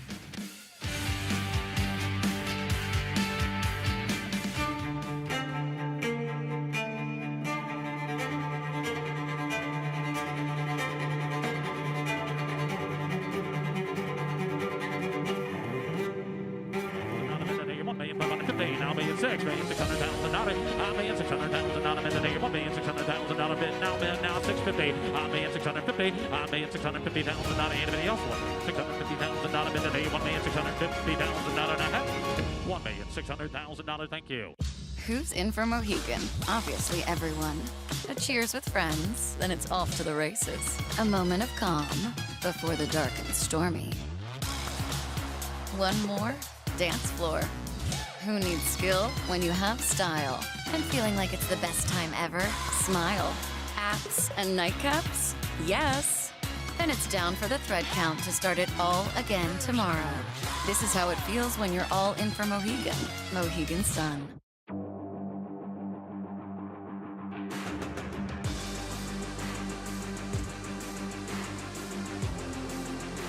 Bright future indeed. Bright future, the son of Curlin to win by 4. Bright future proxy, here's the line. Photo finish, bright future. Bright future, look at that. Bright future, the class prevails. Bright future, standing at Claiborne Farm. Labor Day Monday, join us for Saratoga Live. The season concludes with great racing from the spa, a winning card including the Spendthrift Farm hopeful for 2-year-olds. Catch Saratoga Live. Coverage begins noon Eastern on FS2. RaceLens is the most in-depth product in horse racing, with unique features found nowhere else. True odds, predictive analysis, and pace projection. RaceLens. It will change the way you follow horse racing and take your game to the next level. Alapa means everything to me and my family. We moved out here about 5 years ago. Since then, every waking day and hour has been spent building this place into what it is now. It's really a spiritual, amazing place where we try to raise the best horses in the world. My brothers, me, my mom, my dad have such a passion for this place, and we're continuing to try to better it every day. Selling's a huge part of our business. This September, we have a really big, great consignment of horses. Backing off of a very successful Saratoga season is hugely important and fulfilling for us to be able to help people achieve their dreams of selling a high-dollar horse or buying a high-dollar thoroughbred. It's just so peaceful out here. It's a great environment for these horses. They really stay calm and relaxed out here. I grew up as a kid, you know, watching Curlin, and he was like a superhero to me. So definitely a special opportunity to be able to work with a horse like him. Curlin obviously is taking on the torch for Smart Strike and Mr. Prospector, so it's great to have, you know, a son like Good Magic here who we think is his best son. You know, the quality of mares that Good Magic has bred in such a short career already is just second to none. One of the most exciting things for us right now is this really good core group of young horses that we have that have came in here over the last few years. You know, you go back and look at Charlatan, who has 2-year-olds this year. You know, they've sold extremely well. Arabian Night, who we just got last year, just finished his first season with us. Just a super classy, impressive son of Uncle Mo. We're really combining the history of this place along with building up for a new future.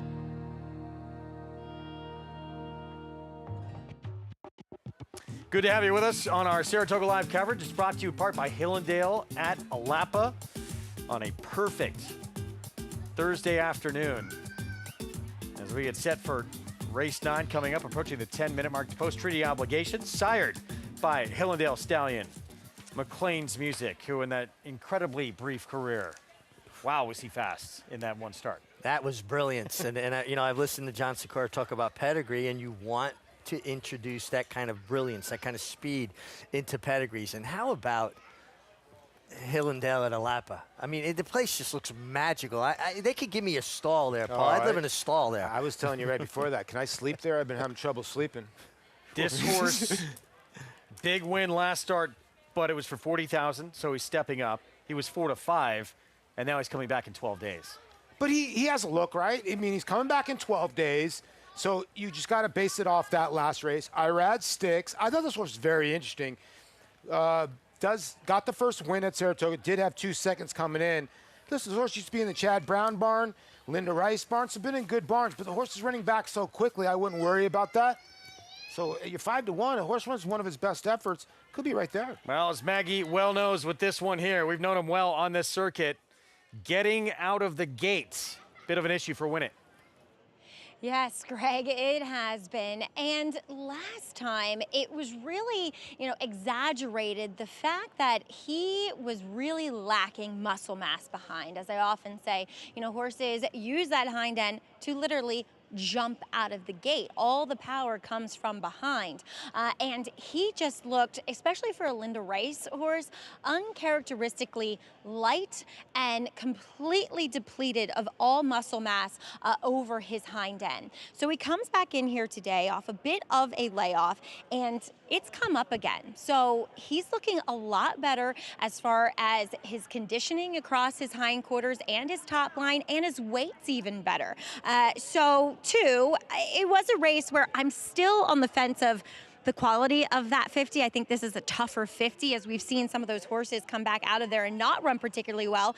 But it was also a day back on June 28th where inside speed was golden, and that's exactly what Stolen Base was on that occasion. Now, Dan Ward will opt to take the blinkers off. He didn't run so well in them in this last two, so I understand doing that. And two, I think sometimes horses that don't get out of the gate, it's actually better for them to see when those doors spring open and the rest of their competition leaving. He also seems like a more energetic horse here in the Saratoga paddock. There is every bit of the possibility that he is just not heading in the right direction, but at least physically, he's rebounded. As we'll move on to number 3, a new face in Tahoe Sunrise for Norm Cassie. Now, honestly, taking horses, and I know you didn't claim him from Bob Baffert, somebody else did, but taking horses from Bob Baffert isn't the wisest decision, I have learned over the years, because they are put through the tests to see if they can become the best, and some just aren't, and when you get them, it's kind of hard to bring them back to anything of that resemblance. But Tahoe Sunrise, to be fair, was part of a total pace collapse last time out, way back when, November 28th of 2024. Pike Place, he sat back off of a 5-horse pace stole and was able to circle the field that day. Looking at Tahoe Sunrise here in the paddock, he does look incredibly fit. The front wraps do go on, however. He was a bit tough to get the tack on, though they turned him around and actually had him face the wall, and he was much better to get the tack on then, kind of putting him in his own little bubble. He does look ready here, Greg, but can he get back to some of his better races is the biggest question mark. Maggie, thank you. Riders up. There's Ricardo Santana Jr. Leg up on 24 Mamba. Right now, the 3-2 favorite. Big drop in class, has been facing very tough company. This was back on May 8th. This was a victory against 100,000 optional claiming. It's a good win. The last 2 starts had been kind of muddied up by bad beginnings. A lunge at the start and a bad break. This horse was 3-1 against Baby Yoda when Baby Yoda, didn't he break the track record that day or something to that aspect? It was something crazy. Man, crazy. But this horse has had 2 bad beginnings. Now draws a complete outside with a better beginning. I just thought he was the one to beat. Absolutely. He's kind of a specialist at 7 furlongs, right? 4 for 9 at the distance. And that outside draw is such an advantage, especially with a horse that has had some gait issues recently. Yeah. There's Ricardo. Incredible summer for him. Yeah, it was really cool. 35 wins at the meet. It was cool to see him and Mr. Asperson win together today. They won a race, yeah. Getting the band back together. Yeah, getting the band back together. And I really think 24 Mama's got a big shot here. The gate, it's crazy because I think the 5 is very talented, but you make a great point, Greg. The 6 and the 9 could be the 2 most talented horses in here. The Gray just can't get out of the gate, and the 9, I think, is the speed horse in here. If he gets out, he's going to be tough. Last 2 starts, though, he's had issues. We'll see what happens. Keep your eyes on them when we break. Yeah, the 6 and the 9. Bramito, apparently a big work leading in, according to the DRF Clocker report. Yeah, he didn't show up last time in the mud, but his fast track races, the 2 previous, certainly make him a contender. Thought Ridgewood Runner had some efforts to get some pretty good fields, include Over and Ollie 2 starts back. We just saw him in Stakes Company. Yeah, you just wonder if his form has kind of went backwards on him. Now they put the blinkers back on. Here's Tahoe Sunrise, Norm Cassie, Jose Lezcano. Yeah, it seems like his form has kind of waned a little bit recently, and he lands in a pretty tough spot here off the claim. Barksdale, huge effort last start, but now back in 8 days and with a new barn. Yeah, kind of like the 4 and the 7. You got to treat him the same. This horse I think is still live at 9-1. Reddington, we talked about Highland Falls. He'll line up with the Jockey Club Gold Cup. This horse was 3rd to him 2 starts ago. Yeah, and he comes in off the claim here, and I think 7-8 suits him well. Kendrick is riding well. Win it. He is, when he's good, he's probably the best in this field. Yeah, he could be the best in this field. He needs to get out of the gate. He takes the blinkers off today. Treaty obligation, new barn, Rudy Rodriguez, and again, 12 days back. Yeah, a quick turnaround here for a horse that ran extremely hard and well last time. Will it translate? And 24 Mamba, he's been facing a lot better, an 8-time winner. He's honest. He shows up. He's very good at the distance. He gets that good outside draw. There is a lot to like here for this Tom Morley runner. And Flying Peace Stable, Jay Provenzano still looking for that Saratoga owner's title. Tell you what, this is a $50,000 claimer. I could claim for like 5 of these in here. It's incredible. It Right? feels like Hard-knocking it's group. stakes Yeah. race almost. Yeah, it is. That's how tough it is at this meet. There's Reddington, 9-2 right now. Kendrick Carmouche for Michelle Giangulio. They just claimed this one for $50,000. We're going to go 4 starts back, and this was a win against allowance optional 75 at a mile. Yeah, and it was a good race. I mean, won by a nose, and this is when he got the 91 buyer. Now claimed out of the last start, the Gustavo Rodriguez barn. Michelle Giangulio picks this one up, and she's 13% off the claim. Kendrick Carmouche gets aboard. Similar rider to Ricardo, a very forward rider. I thought the 5 was live in here. I like this horse a lot What today. a game performance that was. Yeah. Did he fight for it? Yeah, Man. he's got some game. Like, there's horses in here that have all ran like in that 90 buyer-ish and all have had tough wins. There's like 4 or 5 geldings or colts in here. 9-2 right now. As we go, I believe we're going to look at Bermudo. There's Bermudo. So Eric Cancel will ride. Gustavo Rodriguez trains. What do you do with this horse? Cutting back, putting blinkers on? 2 starts to go at a mile and an eighth. He ran a 94 buyer to win for fun. Right. And then got on the mud, so you draw a line through that, I guess? I mean, do you think that was the issue? Because, I mean, it just was a subpar effort for him. I guess it's the only thing. If you want to play the horse, you draw a line. Now the horse has been reset and has been off since July. Now you're sprinting. And 1 for 4 does, I mean, 2 for 4 at Saratoga, another horse that you could play in here. And again, one with a big work in the morning in the most recent effort in the AM. Is he the fastest? The 4? Yeah. Or is the 9? I think the 9 is, but, well, maybe not. Early? Well, especially with Ricardo. Ricardo comes out with intention. You know, he doesn't sit and let the horse dictate. He tells. He's more of a pilot than a passenger. True. If the 9 can break clean. Yeah, right. It's fast. But this horse is quick, Barksdale. Let me see. It's a difficult, like I said, it's a really difficult race. Big, how the way you just saw the 1 warming up, how did he look to you? Making a real nice impression. You know, he was nice and aggressive, but controlled, galloping over the backstretch, turned around. He's jogging very free, very loose. You just want to see a horse have that fluidity of stride when they're warming up. You don't want to see them look stiff or stabby. He's checking the boxes. He's warming up very nicely. Yeah, I think now that I look at it, 4 gets a clear lead, I think, maybe. Unless the 9, maybe the 9 sits right off the 4. That would be ideal for the 9. Yeah. No, I just thought moving to a new barn. He was a favorite when he won against Softer Company on a wet track last start. Now 8 days back, kind of asking a lot. No. It is a quick turnaround. I mean, and listen, horses change. I tell you, you want to see who's warming up good. Check out the 9, 24 Mamba. Yeah. Wow. Well, the 4 has gone 21-3. I would think that Tom would be happy laying right off the 4 and try to outfinish that horse. 24 Mama can finish from off the pace. This might be the toughest 50 claiming race we see all year long. Let's go to Maggie. We'll check in with Bramido, who is the turnback runner in here. And I actually really liked him stretching out in distance. First off the claim for Gustavo Rodriguez, 2 back. And oftentimes, and Mig often has talked about this and taught me it, that horses will often run, their best race trying something new for the first time. And while he had done it, I think 1 time before, it was pretty much his first try at it. And obviously the mud didn't agree with him per se. But I also thought he looked incredibly fit that day. It was like Gus had been purposely training him to stretch him out in the distance. He wasn't, a victim of the way that the races came up and, it was the condition he fit in and, it was a 9 furlong race as opposed to a mile per se.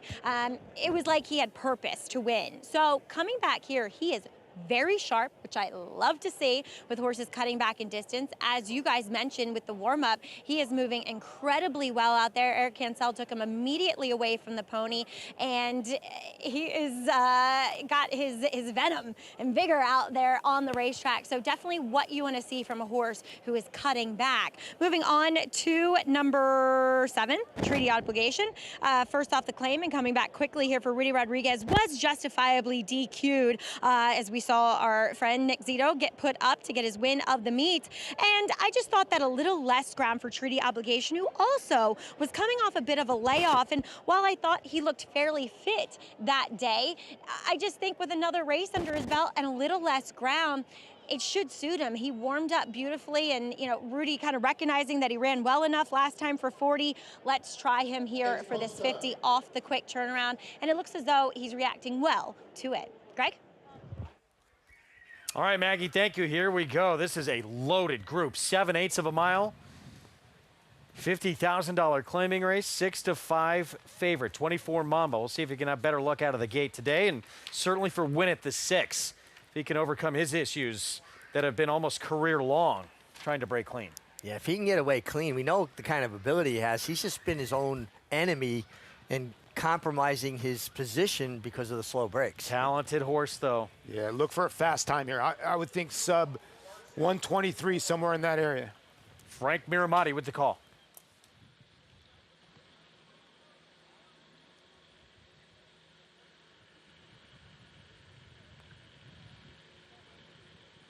One more.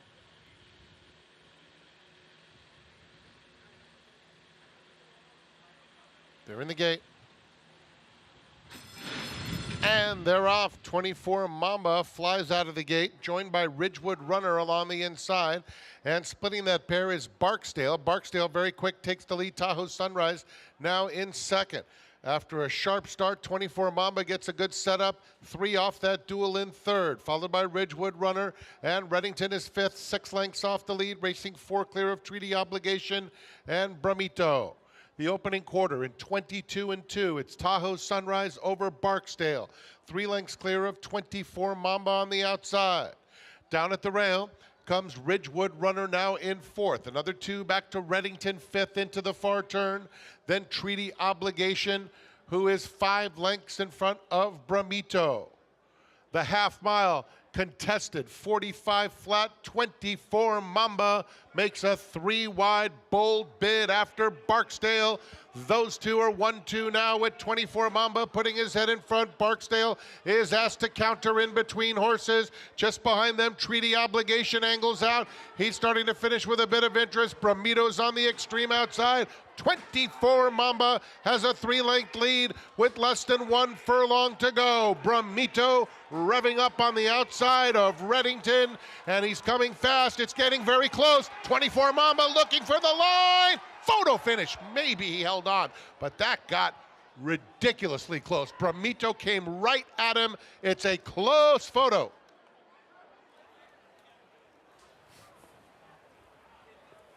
Did 24 Mamba hang on, or did Bramito catch him? Well, Paul, you got the best eyes in the game. I think he held on. It was really close to the end. Plus, the guy behind me needs the 1 for his pick 3, and I feel bad for the poor guy because the 1, ooh, wait a second, the 1 popped him. Whoa. Wow, the 1 won this race.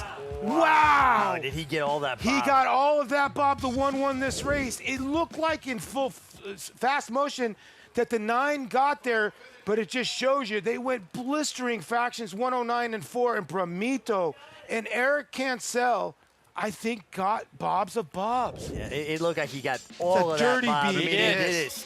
1957 unofficially. What an effort. And this is one of those times where the 2 horses that really made the nicest impression warming up ran 1-2.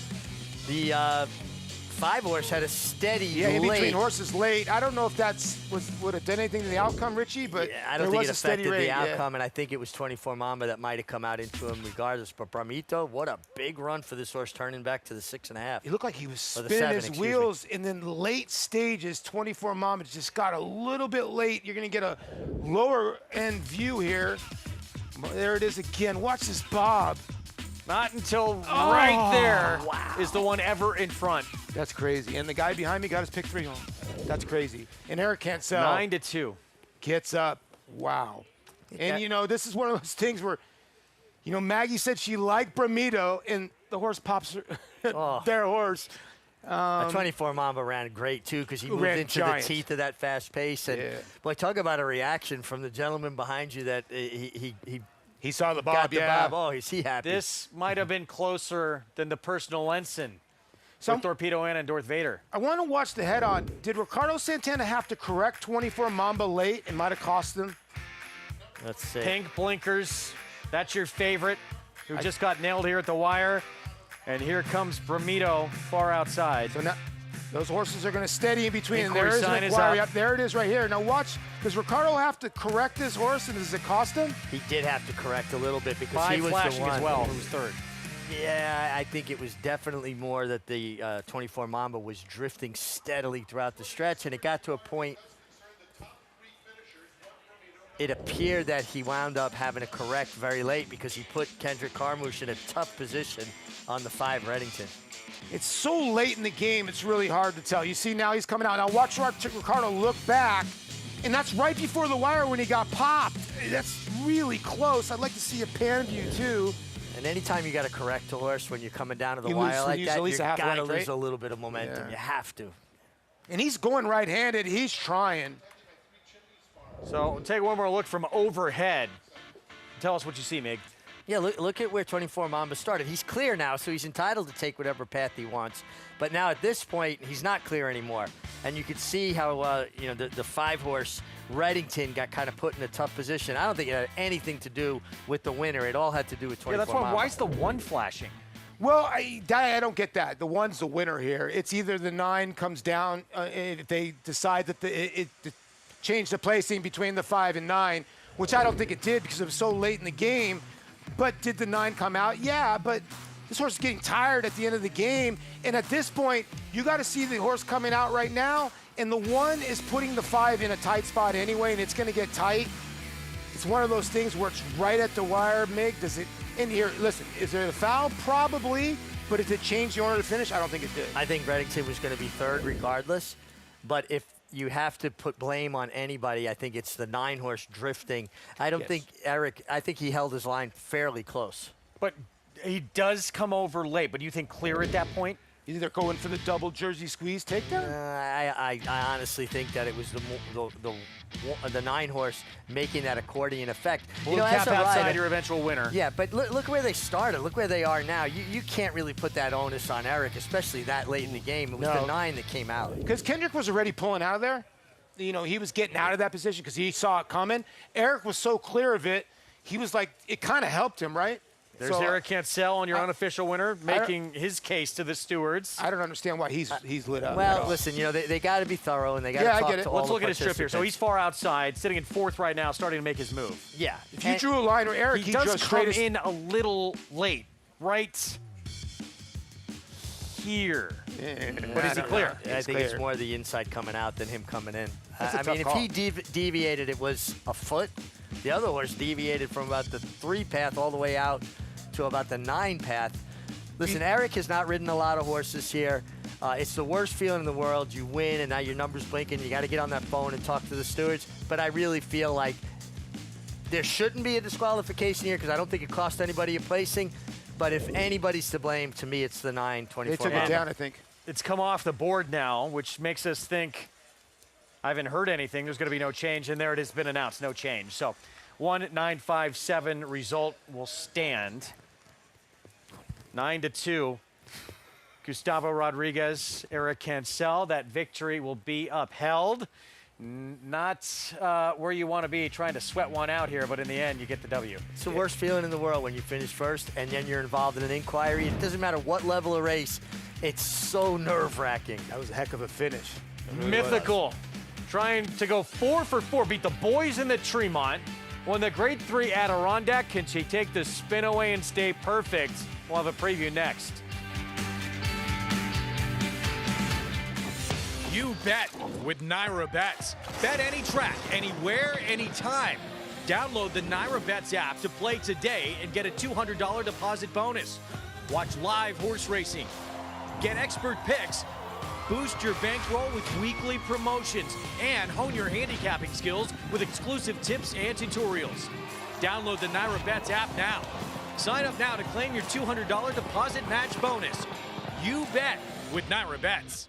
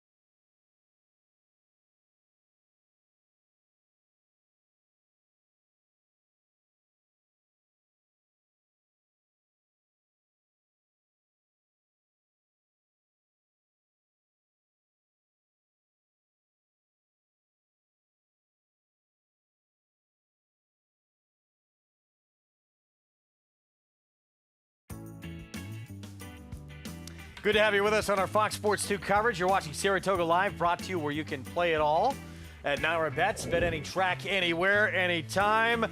Bramito in the final jump. Getting by the favorite 24 Mamba for the victory. And nice job, Eric Cancel, Gustavo Rodriguez. The Spartan going to be sending out Phileas Fogg in the Jockey Club Gold Cup. Nice to go into the weekend with a little bit of a confidence, a little bit of a high. And, you know, listen, Eric has ridden sparingly here. He's shipped around a lot. So nice to see him to get one as well. Yeah, and ones are wild.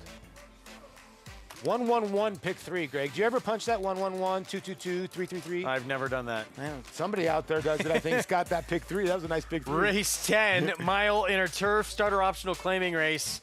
And if that's going to continue, sign ain't interesting in here stretching out. This is the speed from the rail. That's their favorite right now, and the will pays the 1. So the horse to beat, the 1 and the 4. I like the 3 a little bit, but the 1 and the 4 are the ones taking the money. Could be all I think ones. the 4 is the horse to beat, though, right? Yeah, I think so. I think that will be your favorite competitive threat for Chad Brown and Flavian.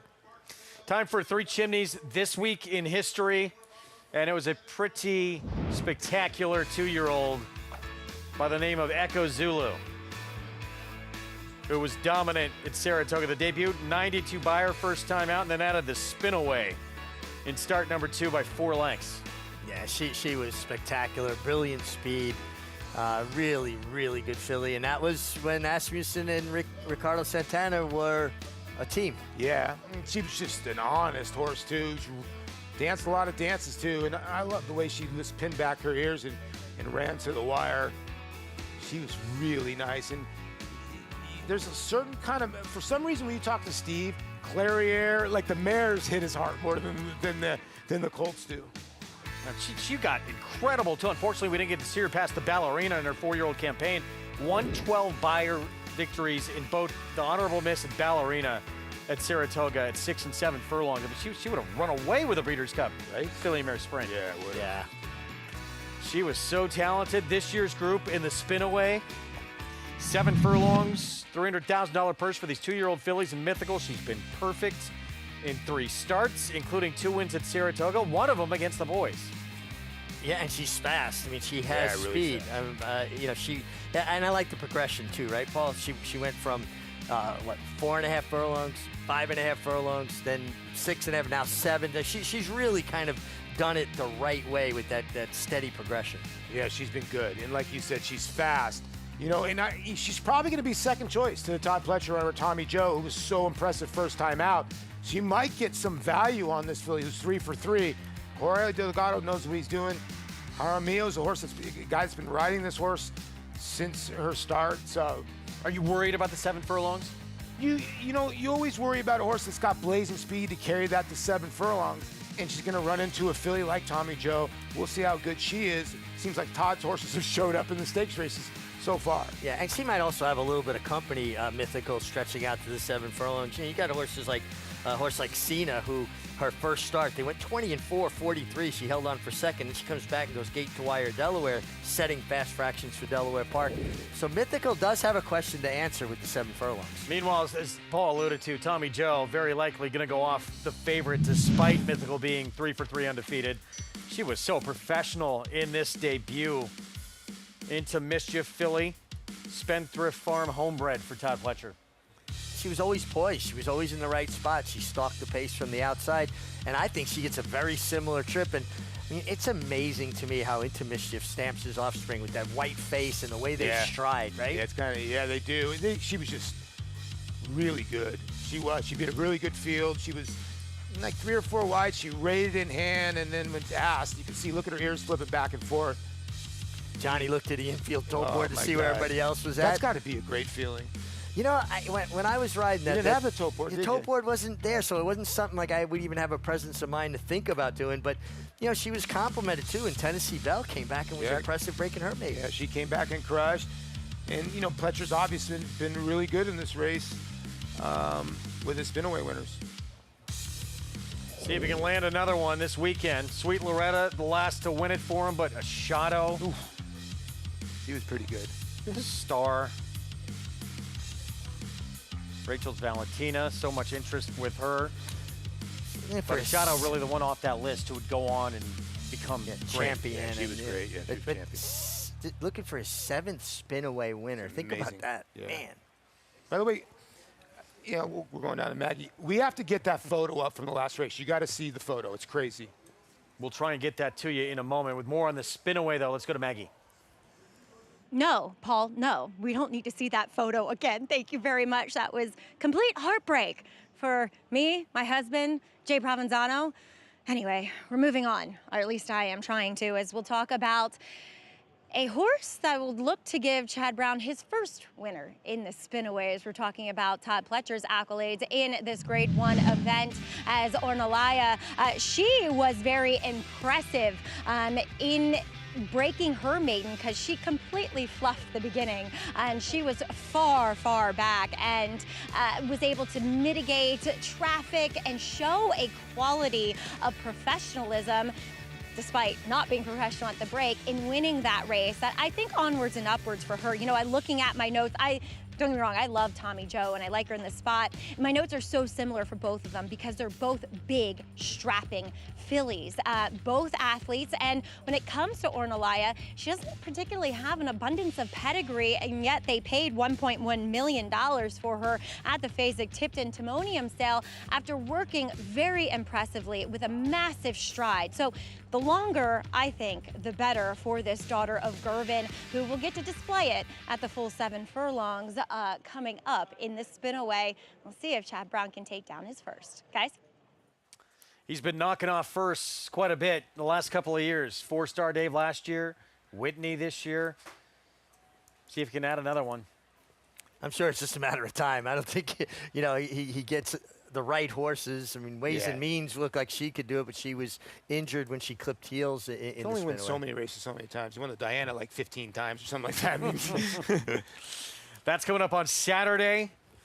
The spin-away, the hopeful, 2 of the races we love at this meet, this final week of action.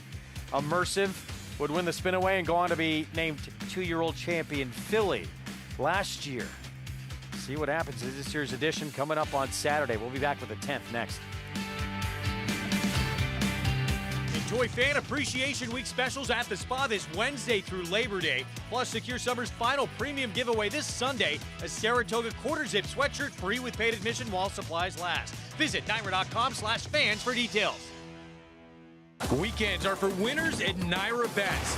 Opt in to Late Pick 5 hit and split bonuses to claim your share of $10,000 every Friday through Sunday.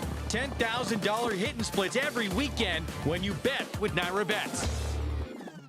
City of Light, multiple Grade 1 winner, who posted 7 triple-digit buyers, stands to continue the legacy of his sire, Quality Road, with graded stakes winners, Menti, Chop Chop, and Formidable Man, sire of multiple Grade 1 winner and champion 2-year-old Fierceness.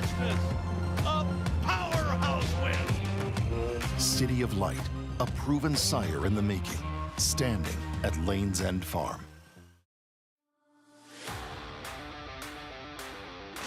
Dynamic pricing wins the Just a Game. King of Gosford. Zel Cordovan will win the Sword Dancer. Program trading and naval power. What a thriller. Photo. In Italian to win it. Starlust. Domestic spending. Ocean Road. Big M. Victoria Road. It will be McCulloch.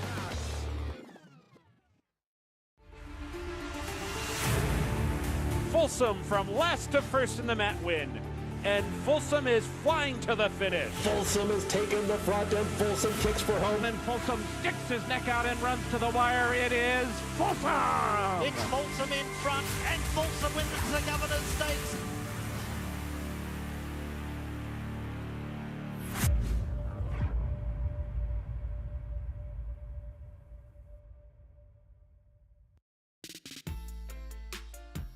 Back with you on our Thursday coverage. You're watching Saratoga Live on, I know we've said it a lot this meet, this has to be the best weather day of the meet. These last 2 days. And that shot is just stunning. You just don't realize how big this paddock is till you get it. And we're just over a blimp to the right over there on the screen. And it is a spectacular day, no humidity. I was out here early this morning, guys, and it was cold. I was glad I had my winter coat in the car. it was in the 40s this morning. Here is the favorite right now, 8-5, competitive threat. It is Chad Brown, Flavia Pratt, Klarovich Stables. Had a win for Maiden 50 back on May 18th, and then 2 in the money finishes here at Saratoga. Yeah, been a pretty hard-knocking, consistent type of horse. Seems to run a very similar race every time, Paul. But any kind of thought about it? Looks like he gets there, and he's not crazy about leaving horses. No, I'll leave this up to Maggie, but when I look at this horse, I've watched this, he looks like a dirt horse. He looks like a dirt sprinter and running long. He's a big old heavy horse, and I can understand why they put him in for her in for 50, but she's 8-5. You can see she carries a little bit of weight. I know she's got a pedigree for turf all over the place, but she runs like a dirt horse. Let's go to Maggie.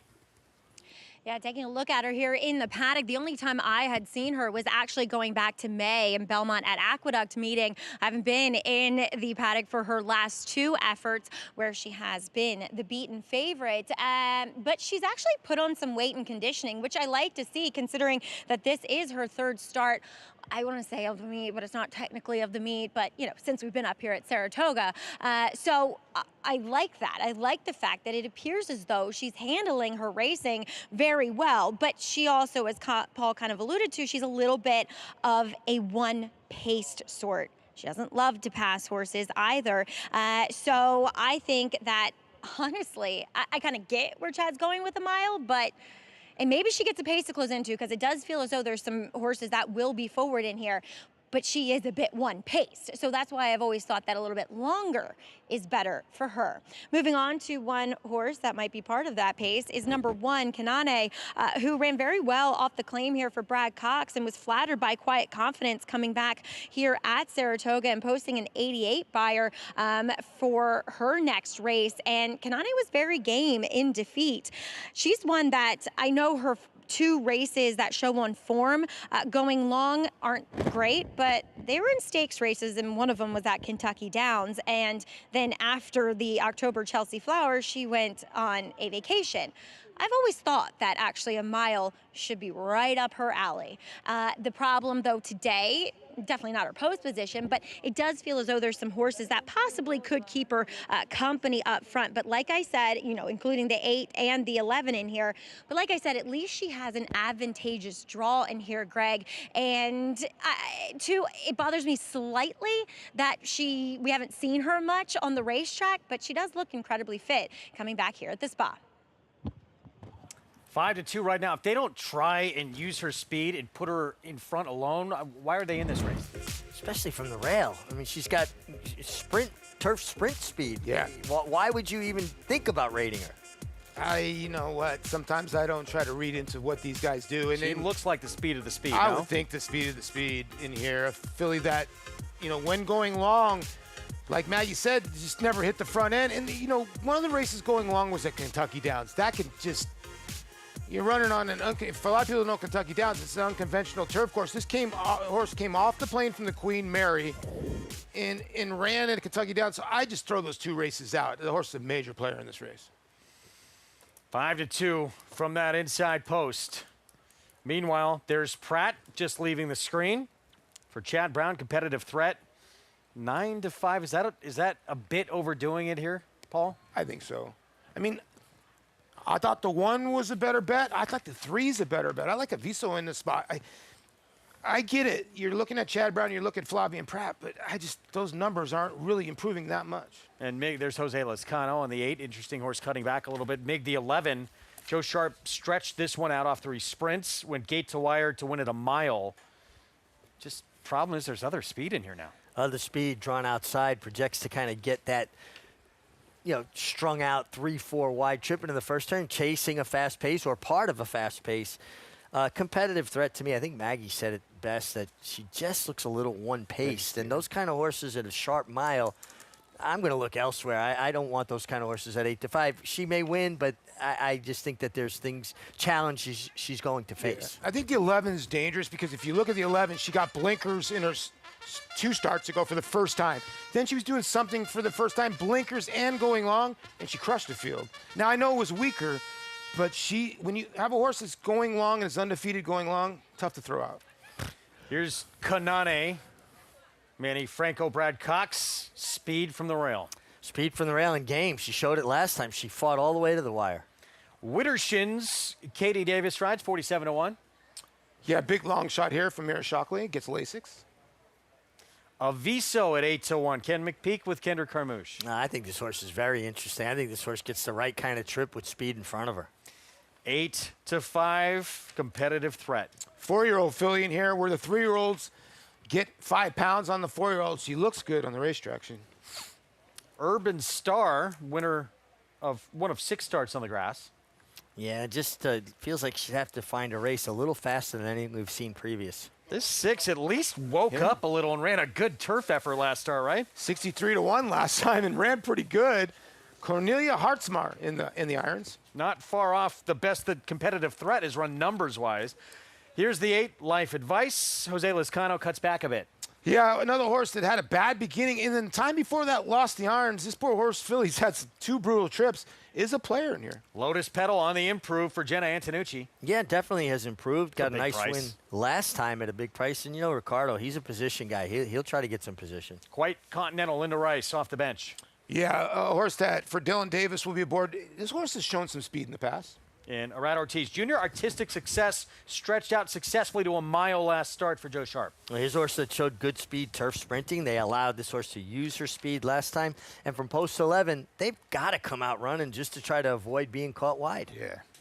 Well, last 2 tries for this one here at a mile and a 16th has weakened a little late. Now only has to get a mile. But there's other speed again. Yeah, there is. And Life Advice, I think, can get to the front in here, but, you know, now leaving the Joe Sharp barn, I'm not really worried about that. I'm more worried about the pace. You're losing a barn in Joe Sharp and Jose Ortiz where they won everything. And this horse ran 3rd, 2nd, second at 2-1, 5-1. Do you really want to play this horse at 8-1? And she does appear to me to be a horse that runs her best races when she makes the front. And I don't see her making the front in here with sprinters stretching out. She's going to make the front. If she does, it's going to be at a cost. So 8-1 here. Yeah, first off, the claim moves to the Roy Lerman barn, who's 0 for 18 on the year. And we'll see if this one can break through for him.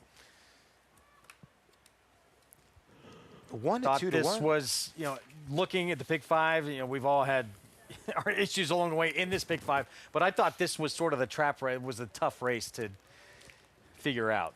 I didn't figure. Listen, I thought the horse would be the favorite, but you're seeing 3 to 2. It's way too short. Maybe we're wrong, but yeah, it seems short. Here's Artistic Success. Do you feel, a lot of people say that the first time these sprinters go long, that's the best time. Is there anything to that? Oh, I believe that. Because what happens is they're used to running around one turn. And in a 2-turn race, the first turn comes up pretty quickly. So they may jump out and go to get a little keen, but that turn comes up so quick, it kind of takes them off the bridle and they come back to you. The next time they do it, they're used to the fact that a turn comes up quick and they'll stay in the bit and kind of run off with you through it. So I think that's why it works, horses stretching out for the first time, going 2 turns. What's Kenny asking Chad there, honestly? What could he be asking him? Should I take Torpedo Anna to tackle you in the Breeders' Cup Classic? Or should I put Probably Torpedo not Anna having on the that turf? conversation this year. He's already put those theories to rest. Let's go back to Maggie.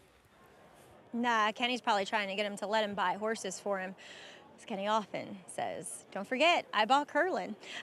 I love Kenny McPeak. I'm actually picking his horse here. As we'll check in with number 11, Artistic Success. Last time, I think I agree with everything you guys just said. I said it in the race before with Bramido. Horse trying something new for the first time is often their most successful venture at it. And now she has to do it from a far outside post. Granted, she was 7 of 8 last time out, but still, it's a little bit further out there. And 2, it was against weaker. I know this isn't the most talented bunch, and I think this is a logical type of step for Joe Sharp to put her in, who did protect her in her 2 races coming back for the 50.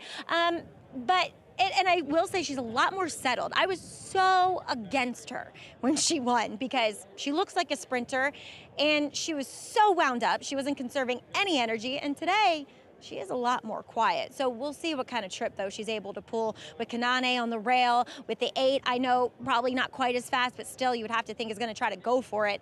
I'm going to take one that's going to be closing from off of it, and that's number 3 in here for Kenny McPeak, Aviso, whom I just think looks best. Oh, shoot. That's not good. All 3 of us on her. But physically, she looks tremendous here. She was, I think, with the racetrack last time out, as I mentioned a few races ago, July 6th, that whole July 4th weekend, the rails were at 0 on the inner turf course, and inside speed was pretty dangerous. She was far back, but she was on the rail. I'm hoping with a fairer course here today, we'll see, and a little pace to run at, Aviso should capitalize, and she is a generous 7-1. Greg? So Kendra Carmouche will ride for Ken McPeak on Aviso. And yeah, generous 7-1. It's like they're taking the tack off the 5, guys. I don't know what's going on here, but yeah 64 to 1 back to the shot. barn. Yeah, back to the barn. Poor Lane Leslie's had 2 horses scratch in the post parade the last couple days. Yeah, listen, the vets are stationed around the starting gate. Rider doesn't like something, they go to the vets. They're an automatic scratch here in New York, and it's the right thing. There's always another day. Better to err on the side of caution. It protects the betting public, it protects the horses, and it protects the riders. I'm with you. I think the next thing that we need to progress to, when a horse breaks through the gate to protect the bettors, they need to scratch those horses. We had one yesterday, and I had Tom Amos's horse. The 9 horse in the last race broke through the gate. You lose all chance when they break through the gate. I think that's the next thing we got to go through. And once in a rare while, right? One will Lady do it. Eli did it. I mean, that was once like in a blue moon. But it's like once out of every 100, and the horses, it wastes the start. I think we need to go there next. And I always thought, Paul, it's like the air in the balloon, right? The pressure builds. They break through the gate. All that air comes out of the balloon, right? Yeah. And meanwhile, how about all the weight we just put on the 3-horse Aviso? And Paul, Maggie, Mig, all on this 3. And I was talking to Mig. This is a daughter of Hightail. Hightail actually is an Arkansas stallion. He stands in Arkansas. You see a lot of Arkansas breds out of him.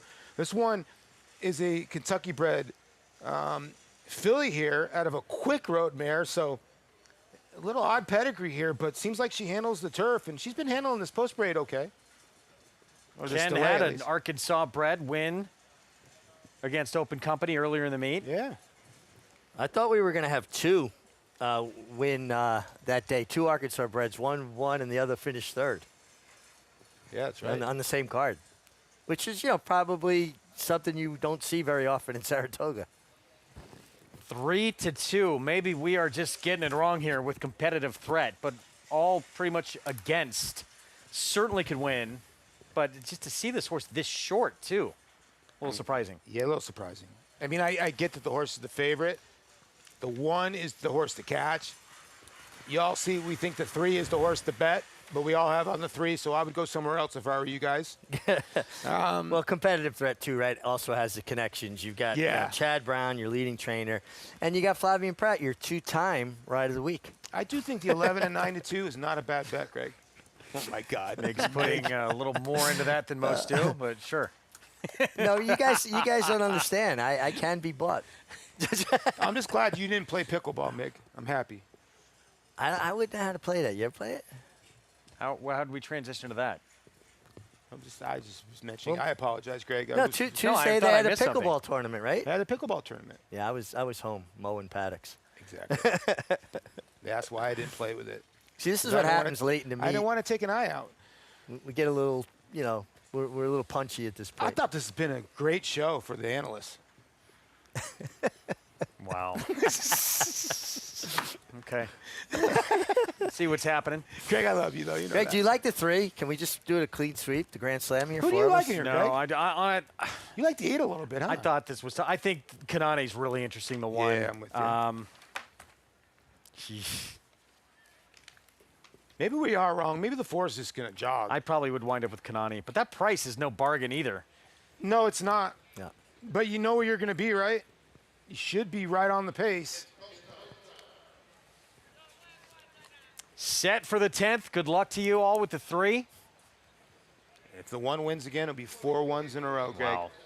Frank Miramati with the 10th from Saratoga.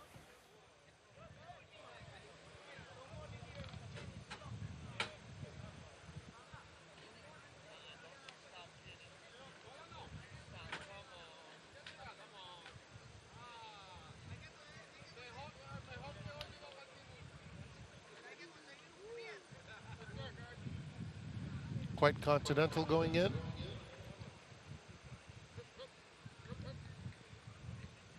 Here's competitive threat.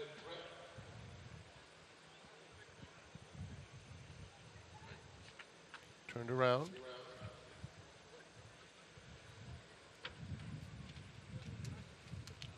And the last one to load will be Artistic Success.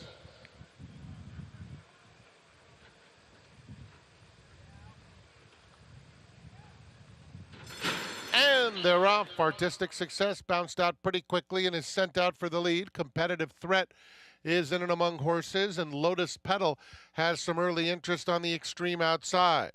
Life Advice, Lady River Lily is 4.5 or 5 off the lead. Kanane is just inside of her. She's right on the heels of Competitive Threat as they round the clubhouse turn. Then it's Aviso, followed by Quite Continental, and another 3 lengths back to Widdershins. The opening quarter went in 23 and 2/5 seconds, and it's Artistic Success showing the way. Has opened up a 3-length lead. Lotus Petal is in second, and Competitive Threat well spotted in hand along the rail in third. Then they're followed by Kinane. Life Advice is racing in between rivals, has 4.5 lengths to make up as the field moves into the far turn through a half that went in 47 seconds flat. Lady River Lily moves up on the far outside, 3 deep into the turn. Behind this group comes Aviso with the Black Silks. 2 more to Widdershins in the green trying to launch a bid. And the distant trailer now is Quite Continental.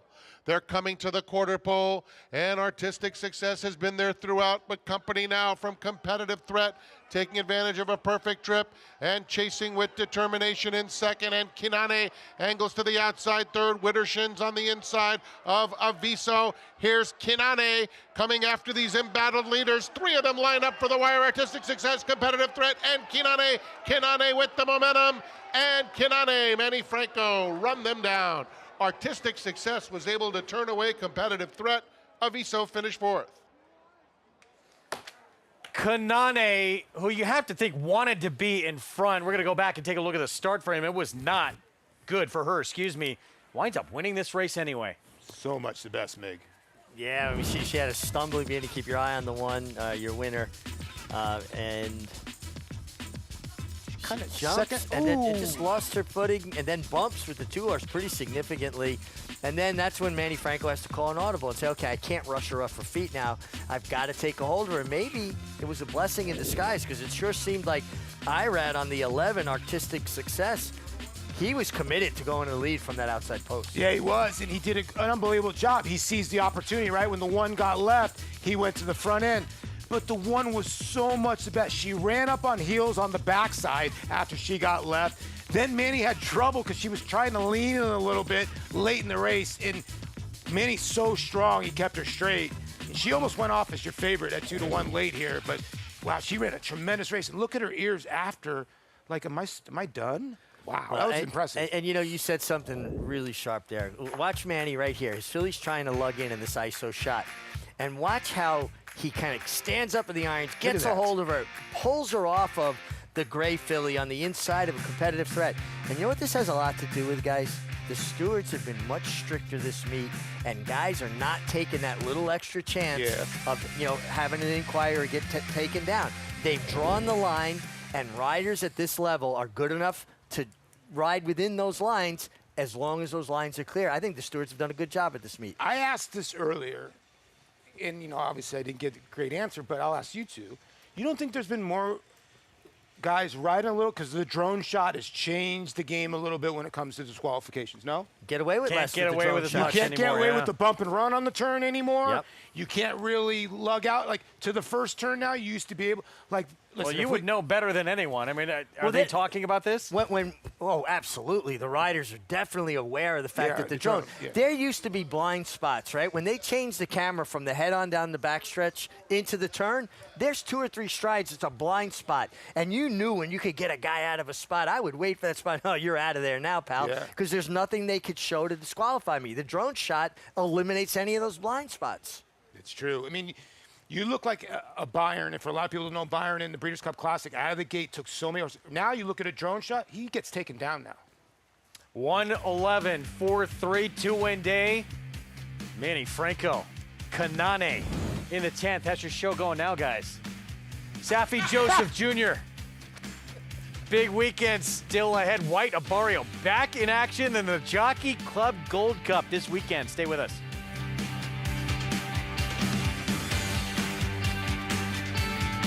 Selling the best. Fasig-Tipton graduates won more Eclipse Awards in 2024 than any other sale company. Torpedo Anna,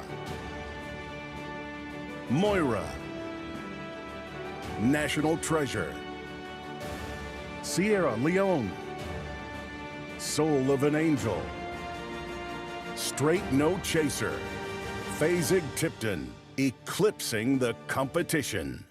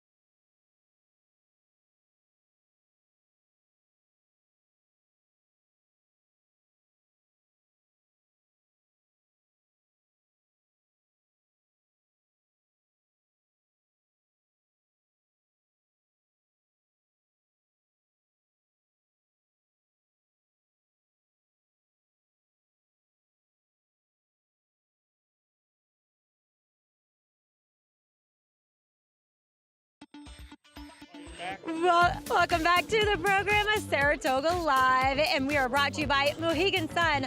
All in for Mohegan. Kanane stretching out in distance here for Brad Cox.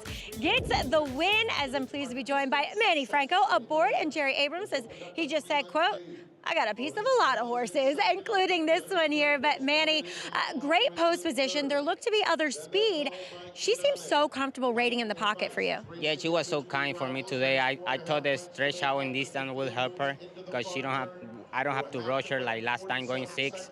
And set up perfect. I mean, I was on a inside out trip, so I was happy with the way the race set up for me. Absolutely. And Jerry, this is exciting. I know a lot of you guys said you weren't sure she'd be able to win without the lead, and she certainly responded to the task.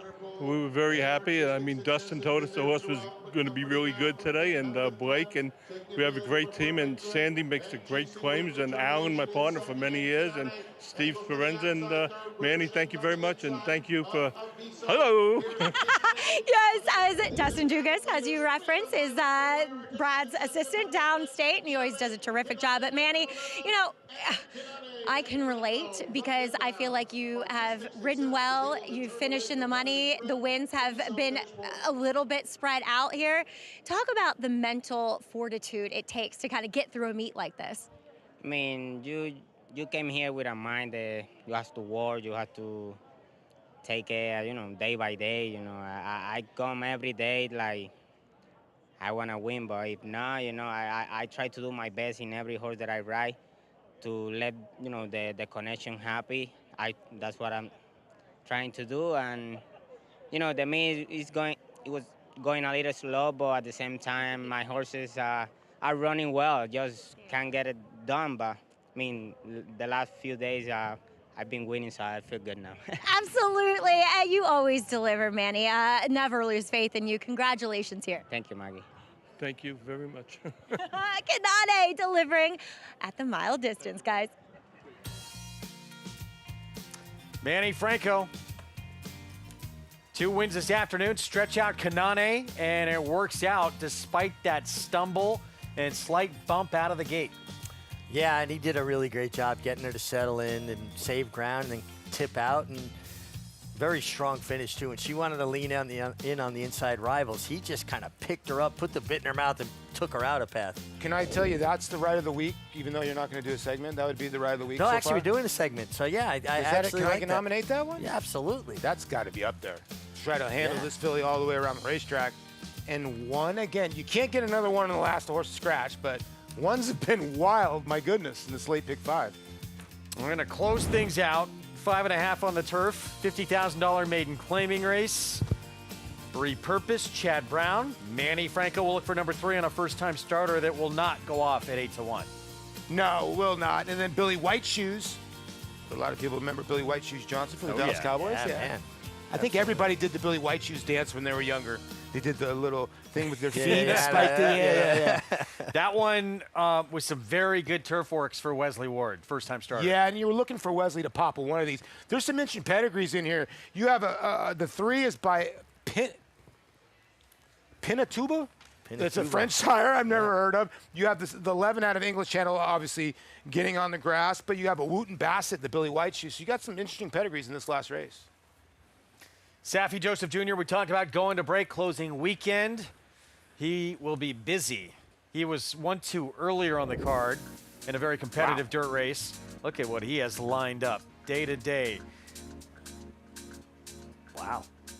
The big boy going to line up in the Gold Club again? White Barrio. I know a few that think he's very dangerous in that race. Meanwhile, Be Your Best. Take a look at. It's a And the nice game horse. link. Yeah, it's a fast horse. And this is what they're going to try to do. You know, get to the front end and just play catch me if you can, Mig. This horse went so fast at Santa Anita last time. You can see the legs are getting weary late, but the job was already done. Yeah, sometimes, you know what? I used to like to have a race won by the 8th pole. I knew I might be on fumes, but, you know, if I could put enough separation, they weren't going to catch it. Didn't it feel kind of like that? Yeah. She had the race won by the 8th pole. She kind of did, and she's got 4 career graded stakes. She's 6 for 20 in her lifetime. You see her in her stall. She's just dangerous because if you leave her alone on the front end, she gets courageous. Won the Long Island at this distance, grade 3, back near the end of last year.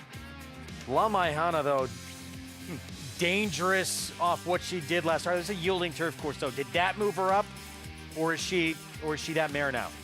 I got to think that it definitely moved her up. I think she's good on firm ground. I mean, she's won on firm ground, but that was another worldly kind of performance, wasn't it?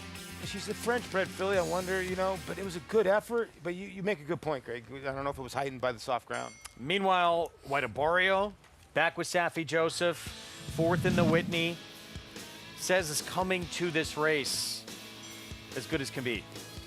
That's a good sign. He's going to have to run his best. We know that. But sometimes when he brings his best, it's good enough. You're 10 for 23 for a reason.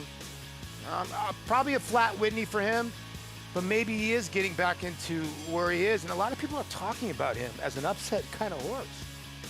I don't see it, but if the old man can get back to some of that form, he's obviously got class. And he's got races that certainly would make him 100%. competitive here. There's no doubt about that. And I think he's a horse that there's other speed in here, but he wants to be forward. He doesn't need the lead, but I think he gets a little too far back. It's almost like he gets discouraged either from the kickback or he's just not in the position he wants. I think the key for him is to get forward position. They put the right rider on him, and Ricardo Santana for that. I think another horse that's getting out, not overlooked in the race, is the horse that won the Charlestown Classic. You see Saffie Joseph, Banishing. Because, Banishing took Mind Frame to the wire at 7 furlongs into a mile. So he's a very fast horse. He won the Charlestown Classic. He's got a lot of class. Can he affect the race from the outside by showing speed or be right on top of Phileas Fogg? And contrary thinking, I think he brings more speed to the party. Yeah. Saffie Joseph Jr. could be a player in this last race as well. Ricardo Santana Jr., of course, going to ride White Arborio. He'll had a winner earlier, too. Shattuck back in the 3rd for Steve Asmussen. Going to take the nightcap. We'll find out when we return.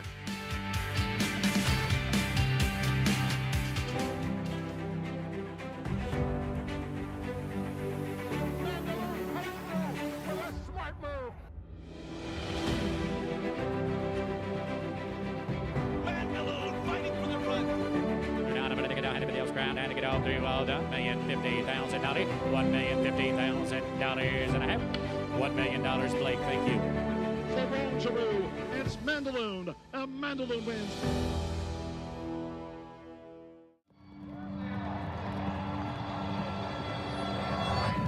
Why do we do this? We do this so your granddaughter can work on a farm someday. So your 3rd-generation business can become a 4th and 5th and 6th. So the stands will still be packed in 50 years, with thousands of fans cheering for horses and jockeys yet to come. That's why we come to work every day. Why we travel the world to bring home buyers, invest in every race, obsess over every single detail. Because the story of racing is written one moment at a time. And the future of our industry deserves nothing less. Keeneland, every moment matters. Spine-tingling, jaw-dropping, awe-inspiring, Secretariat-like.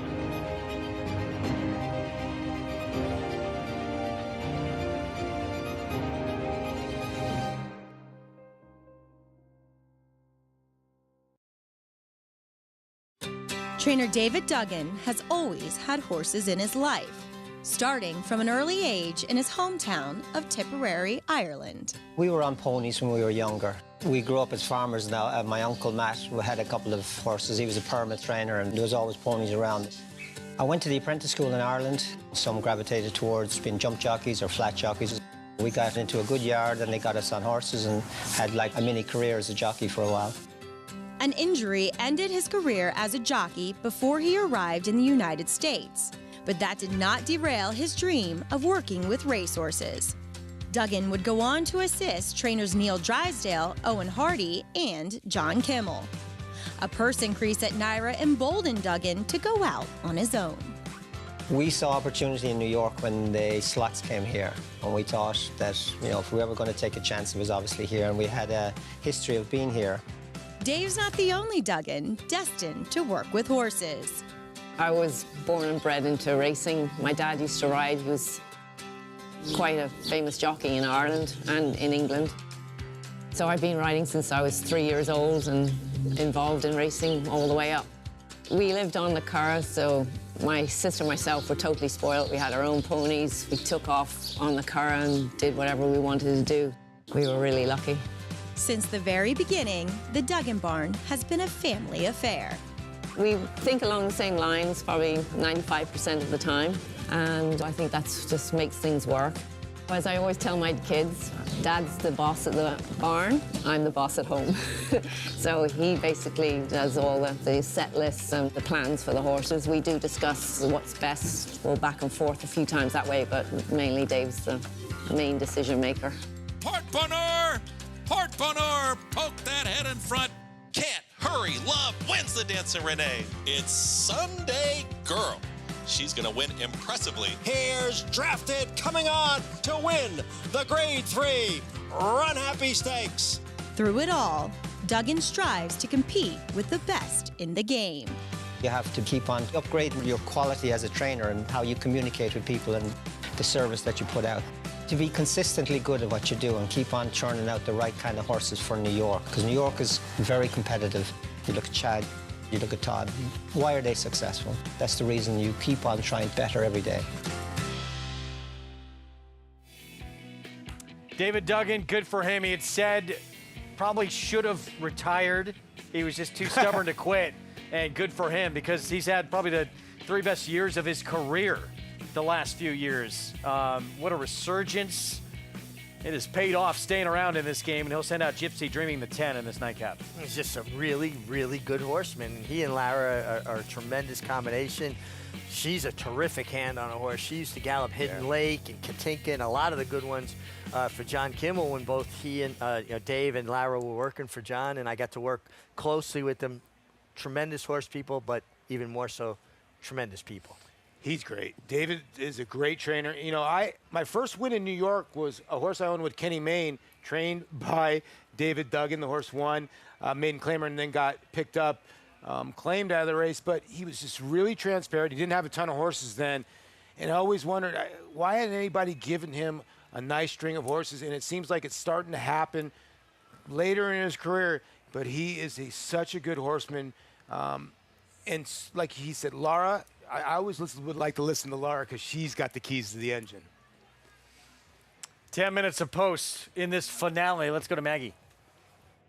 We'll start with Dave Duggan's horse in here, Gypsy Dreaming, who will be trying the turf for the first time, as he is, by always dreaming, not the greatest influence, to be fair. But on the bottom side, there's plenty of turf where the dam she was unraced herself, but she's half to multiple graded stakes winning turf horse Jouster for Todd Pletcher, who sends out the horse right inside of Gypsy Dreaming. But this horse is so well turned out. He does have a bit of size to him, so I'm slightly concerned about the 5.5 furlongs, that it might just be a little too sharp for him, but at least he's shown enough pace, enough speed on the dirt to suggest that he won't completely get out-footed here, but is composed himself beautifully here in the paddock, has a nice engine to him, and definitely has a turf hoof. So I think he is very intriguing at what should be a bigger price. Moving on to the three of the 4 first-time starters. Number 2, Repurpose here for Chad Brown. I was trying to get our guys to record him walking before he got the tack on because he was doing a little Zenyatta impersonation. He was doing the old flick his front legs out in front of him, which is always so eye-catching, and I can't tell you why they do it. Some horses just develop that habit. Maybe he just thought a bug was on his leg. I don't know.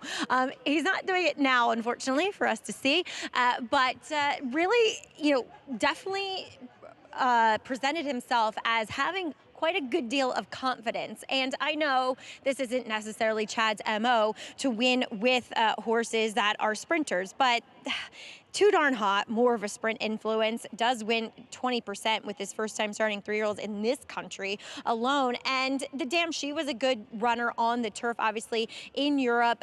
So I think he is well spotted. Given his physical makeup, he looks fit in here. And like I said, I really like his demeanor. Confident, but professional in the same breath. Moving on towards the outside with number 8, Billy White Shoes for Wesley Ward, a Wooten Bassett, out of a Danehill Dancer mare. It feels like with that pedigree, he should want to go a bit further than the 5.5 furlongs, and he kind of looks it here physically. He's big, though he is awfully sharp. He is the sharpest of the first-time starters, bouncing on his toes. He does wear blinkers for this first start. Now, he worked 2 back on the turf on the inside, not around the dogs, with a horse chasing Liberty, who is a stakes winner on the turf. He had to be encouraged a little bit, but he held his own nicely. But on the gallop out, he was actually going better.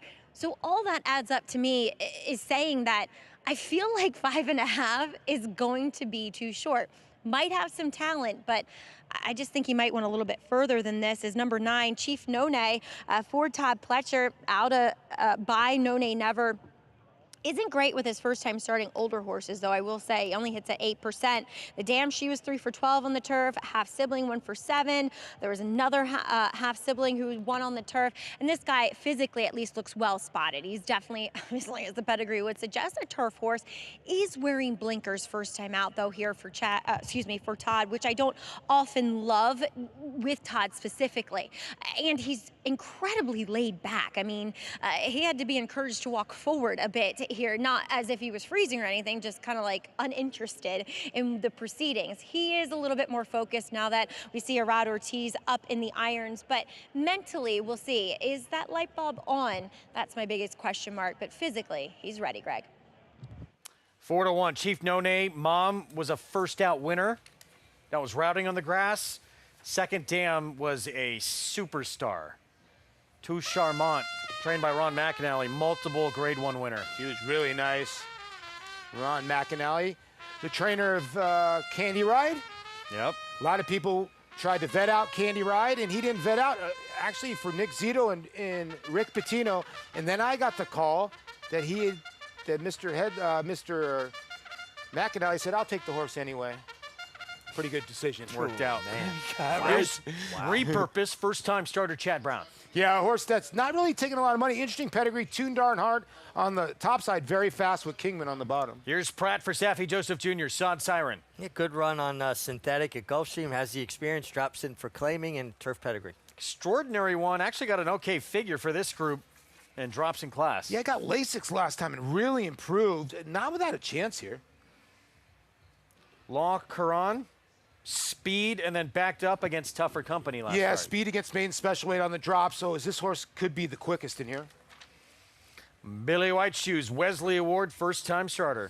Well, all you football fans or Dallas Cowboy fans, it's football season coming up, and Jose Gomez gets aboard. Bless you, Greg. Chief None, thank you, 4-1. Todd Pletcher with Arad Ortiz Jr. Well, Greg, you talked about this horse's pedigree and certainly top flight connections. Yeah.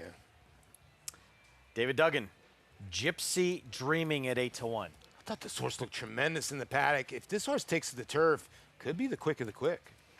Seems to be a lot of love for this outside runner. Anthony Dutrow runner went long in the grass in the debut, then sprinted on dirt. The mother was actually a multiple stakes place sprinter on the grass, so may like it. So long on the turf, short on the dirt. Now you get to go short on the grass. It's the Goldilocks effect. Everything's just right. Sod Siren, 5-2 favor right now for Saffie Joseph Jr. The nightcap when we return.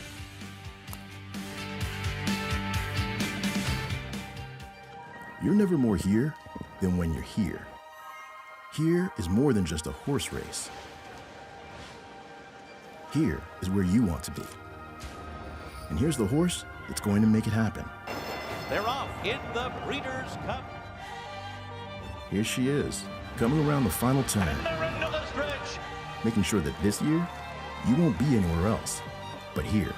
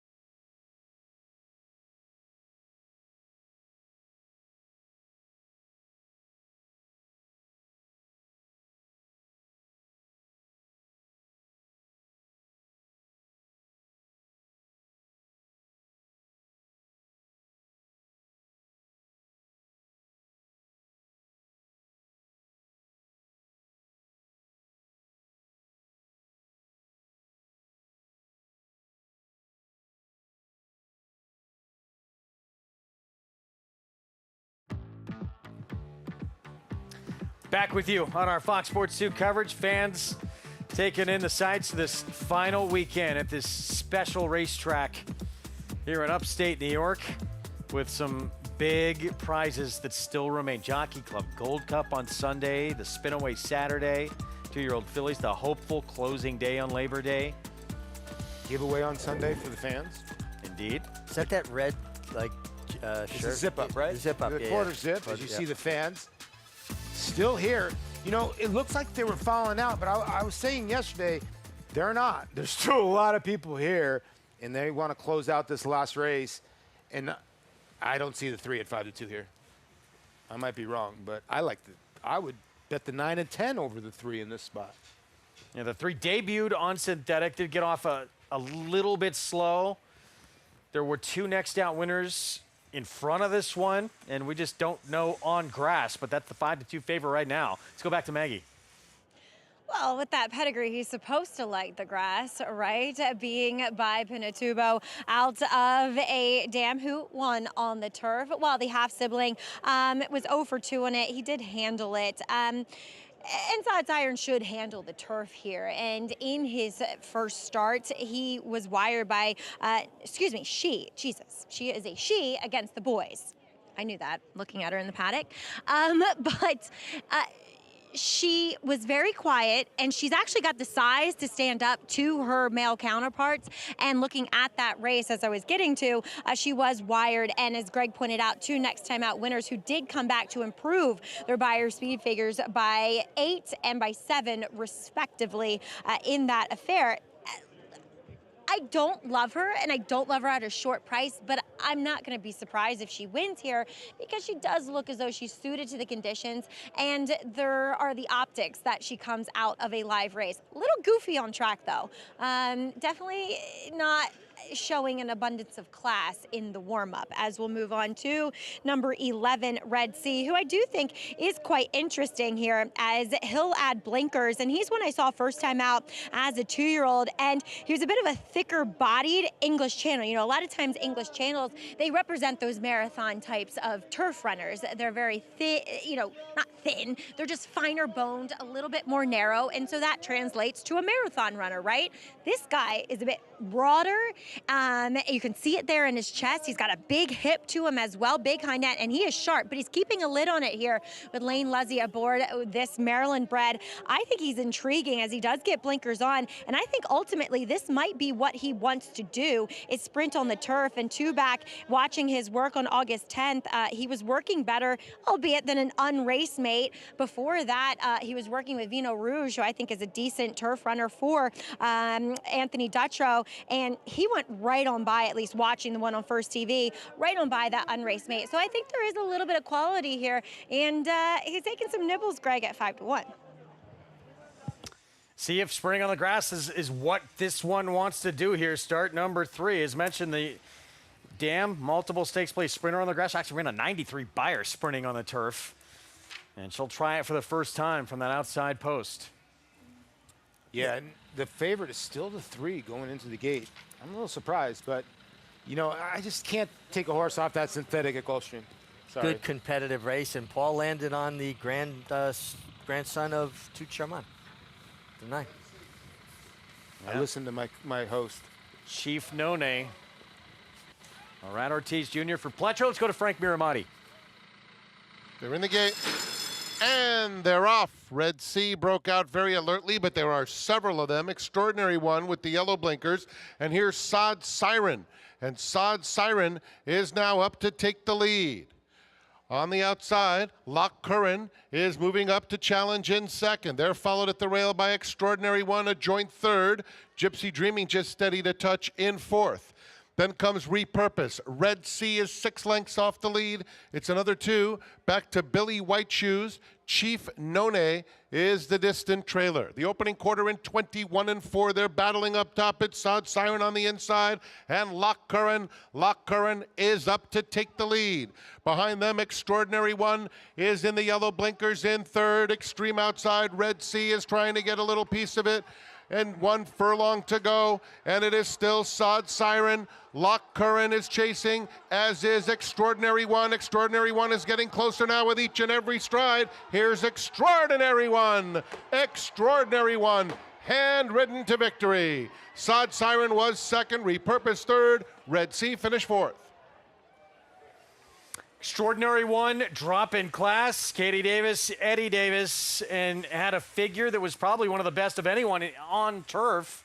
Easier company and wins easily here. Katie Davis winning for her brother, Eddie Davis. She's had a tough day. Gets her third win of the meet. Was disqualified earlier, but perseverance pays off, and Katie Davis gets it done for her brother. Extraordinary One. She just put the favorite away when Flavien Prat, who, you know, at 45, and you're supposed to close it out, right? And you just don't. And Extraordinary One always traveling really well in the bridle for Katie and gets out in time and just mows down the winner here. So a nice little price. And a horse that figured just the connections that haven't been really firing at this meet. And you get a nice price here at 12-1.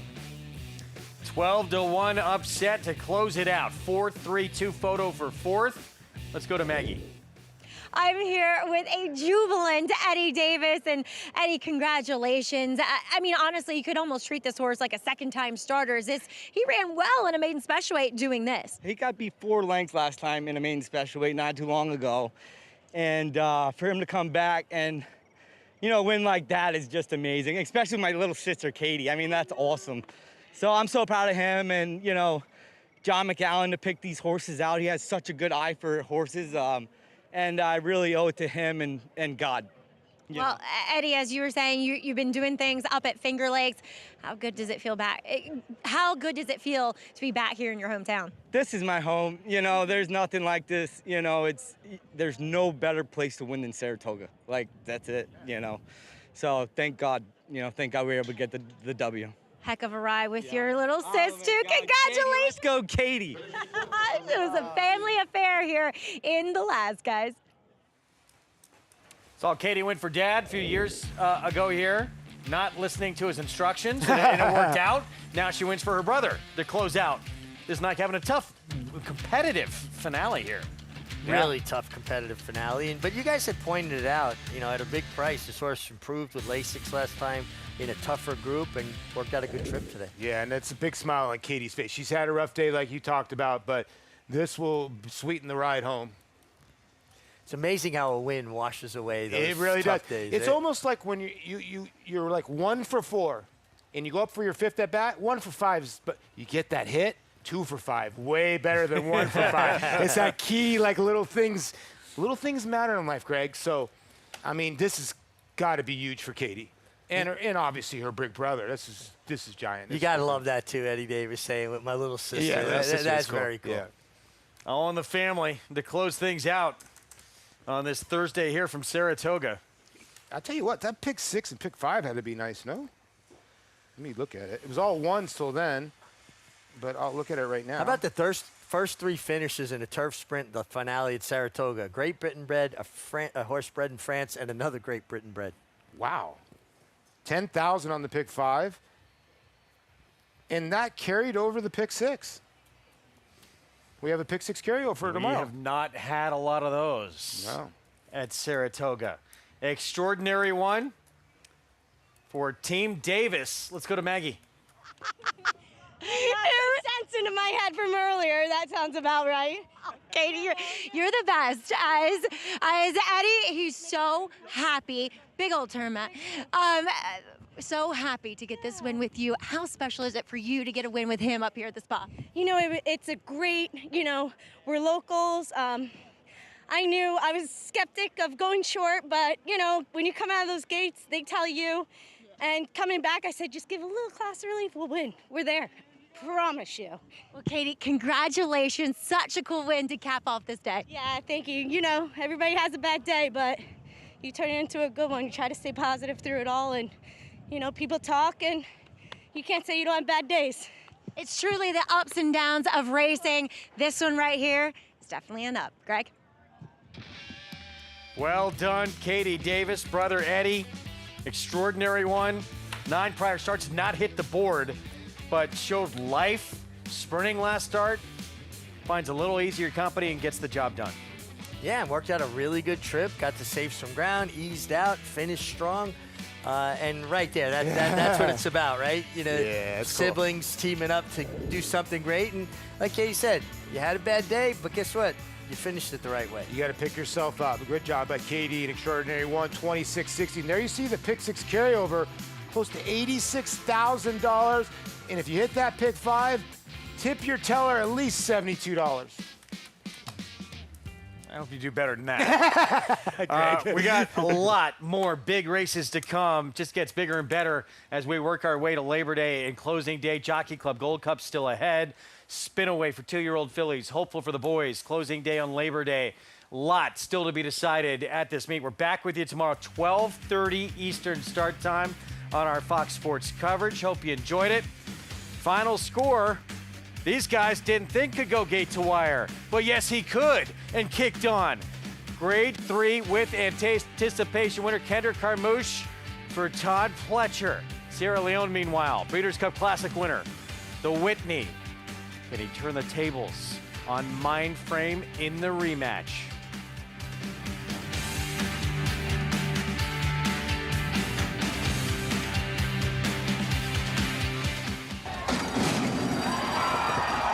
The 2025 Global Symposium on Racing. It's the premier networking event of the year. Connect with the who's who of racing. Collaborate face-to-face with key decision makers. Be a part of the international conversation. Discover the latest technology and innovation. Join us December 8th through 10th. Register at racingsymposium.com.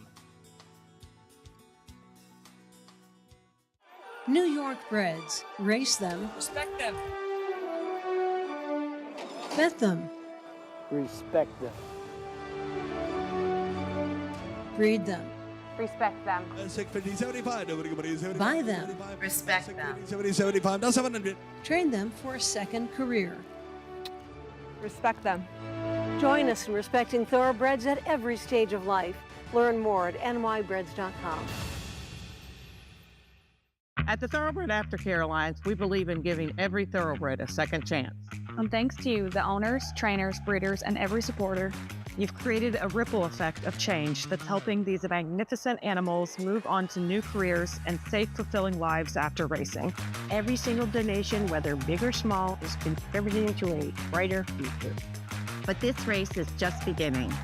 Because of you, we have gained incredible momentum and we're ready for more. Racetrack Television Network brings you every race, from every track, on every screen, every day. With monthly packages starting as low as $5, RTN gives you great value and access to more live HD streaming and race replays than anyone. Visit RTN.tv today to sign up and watch on almost any device, including Roku and Amazon Fire.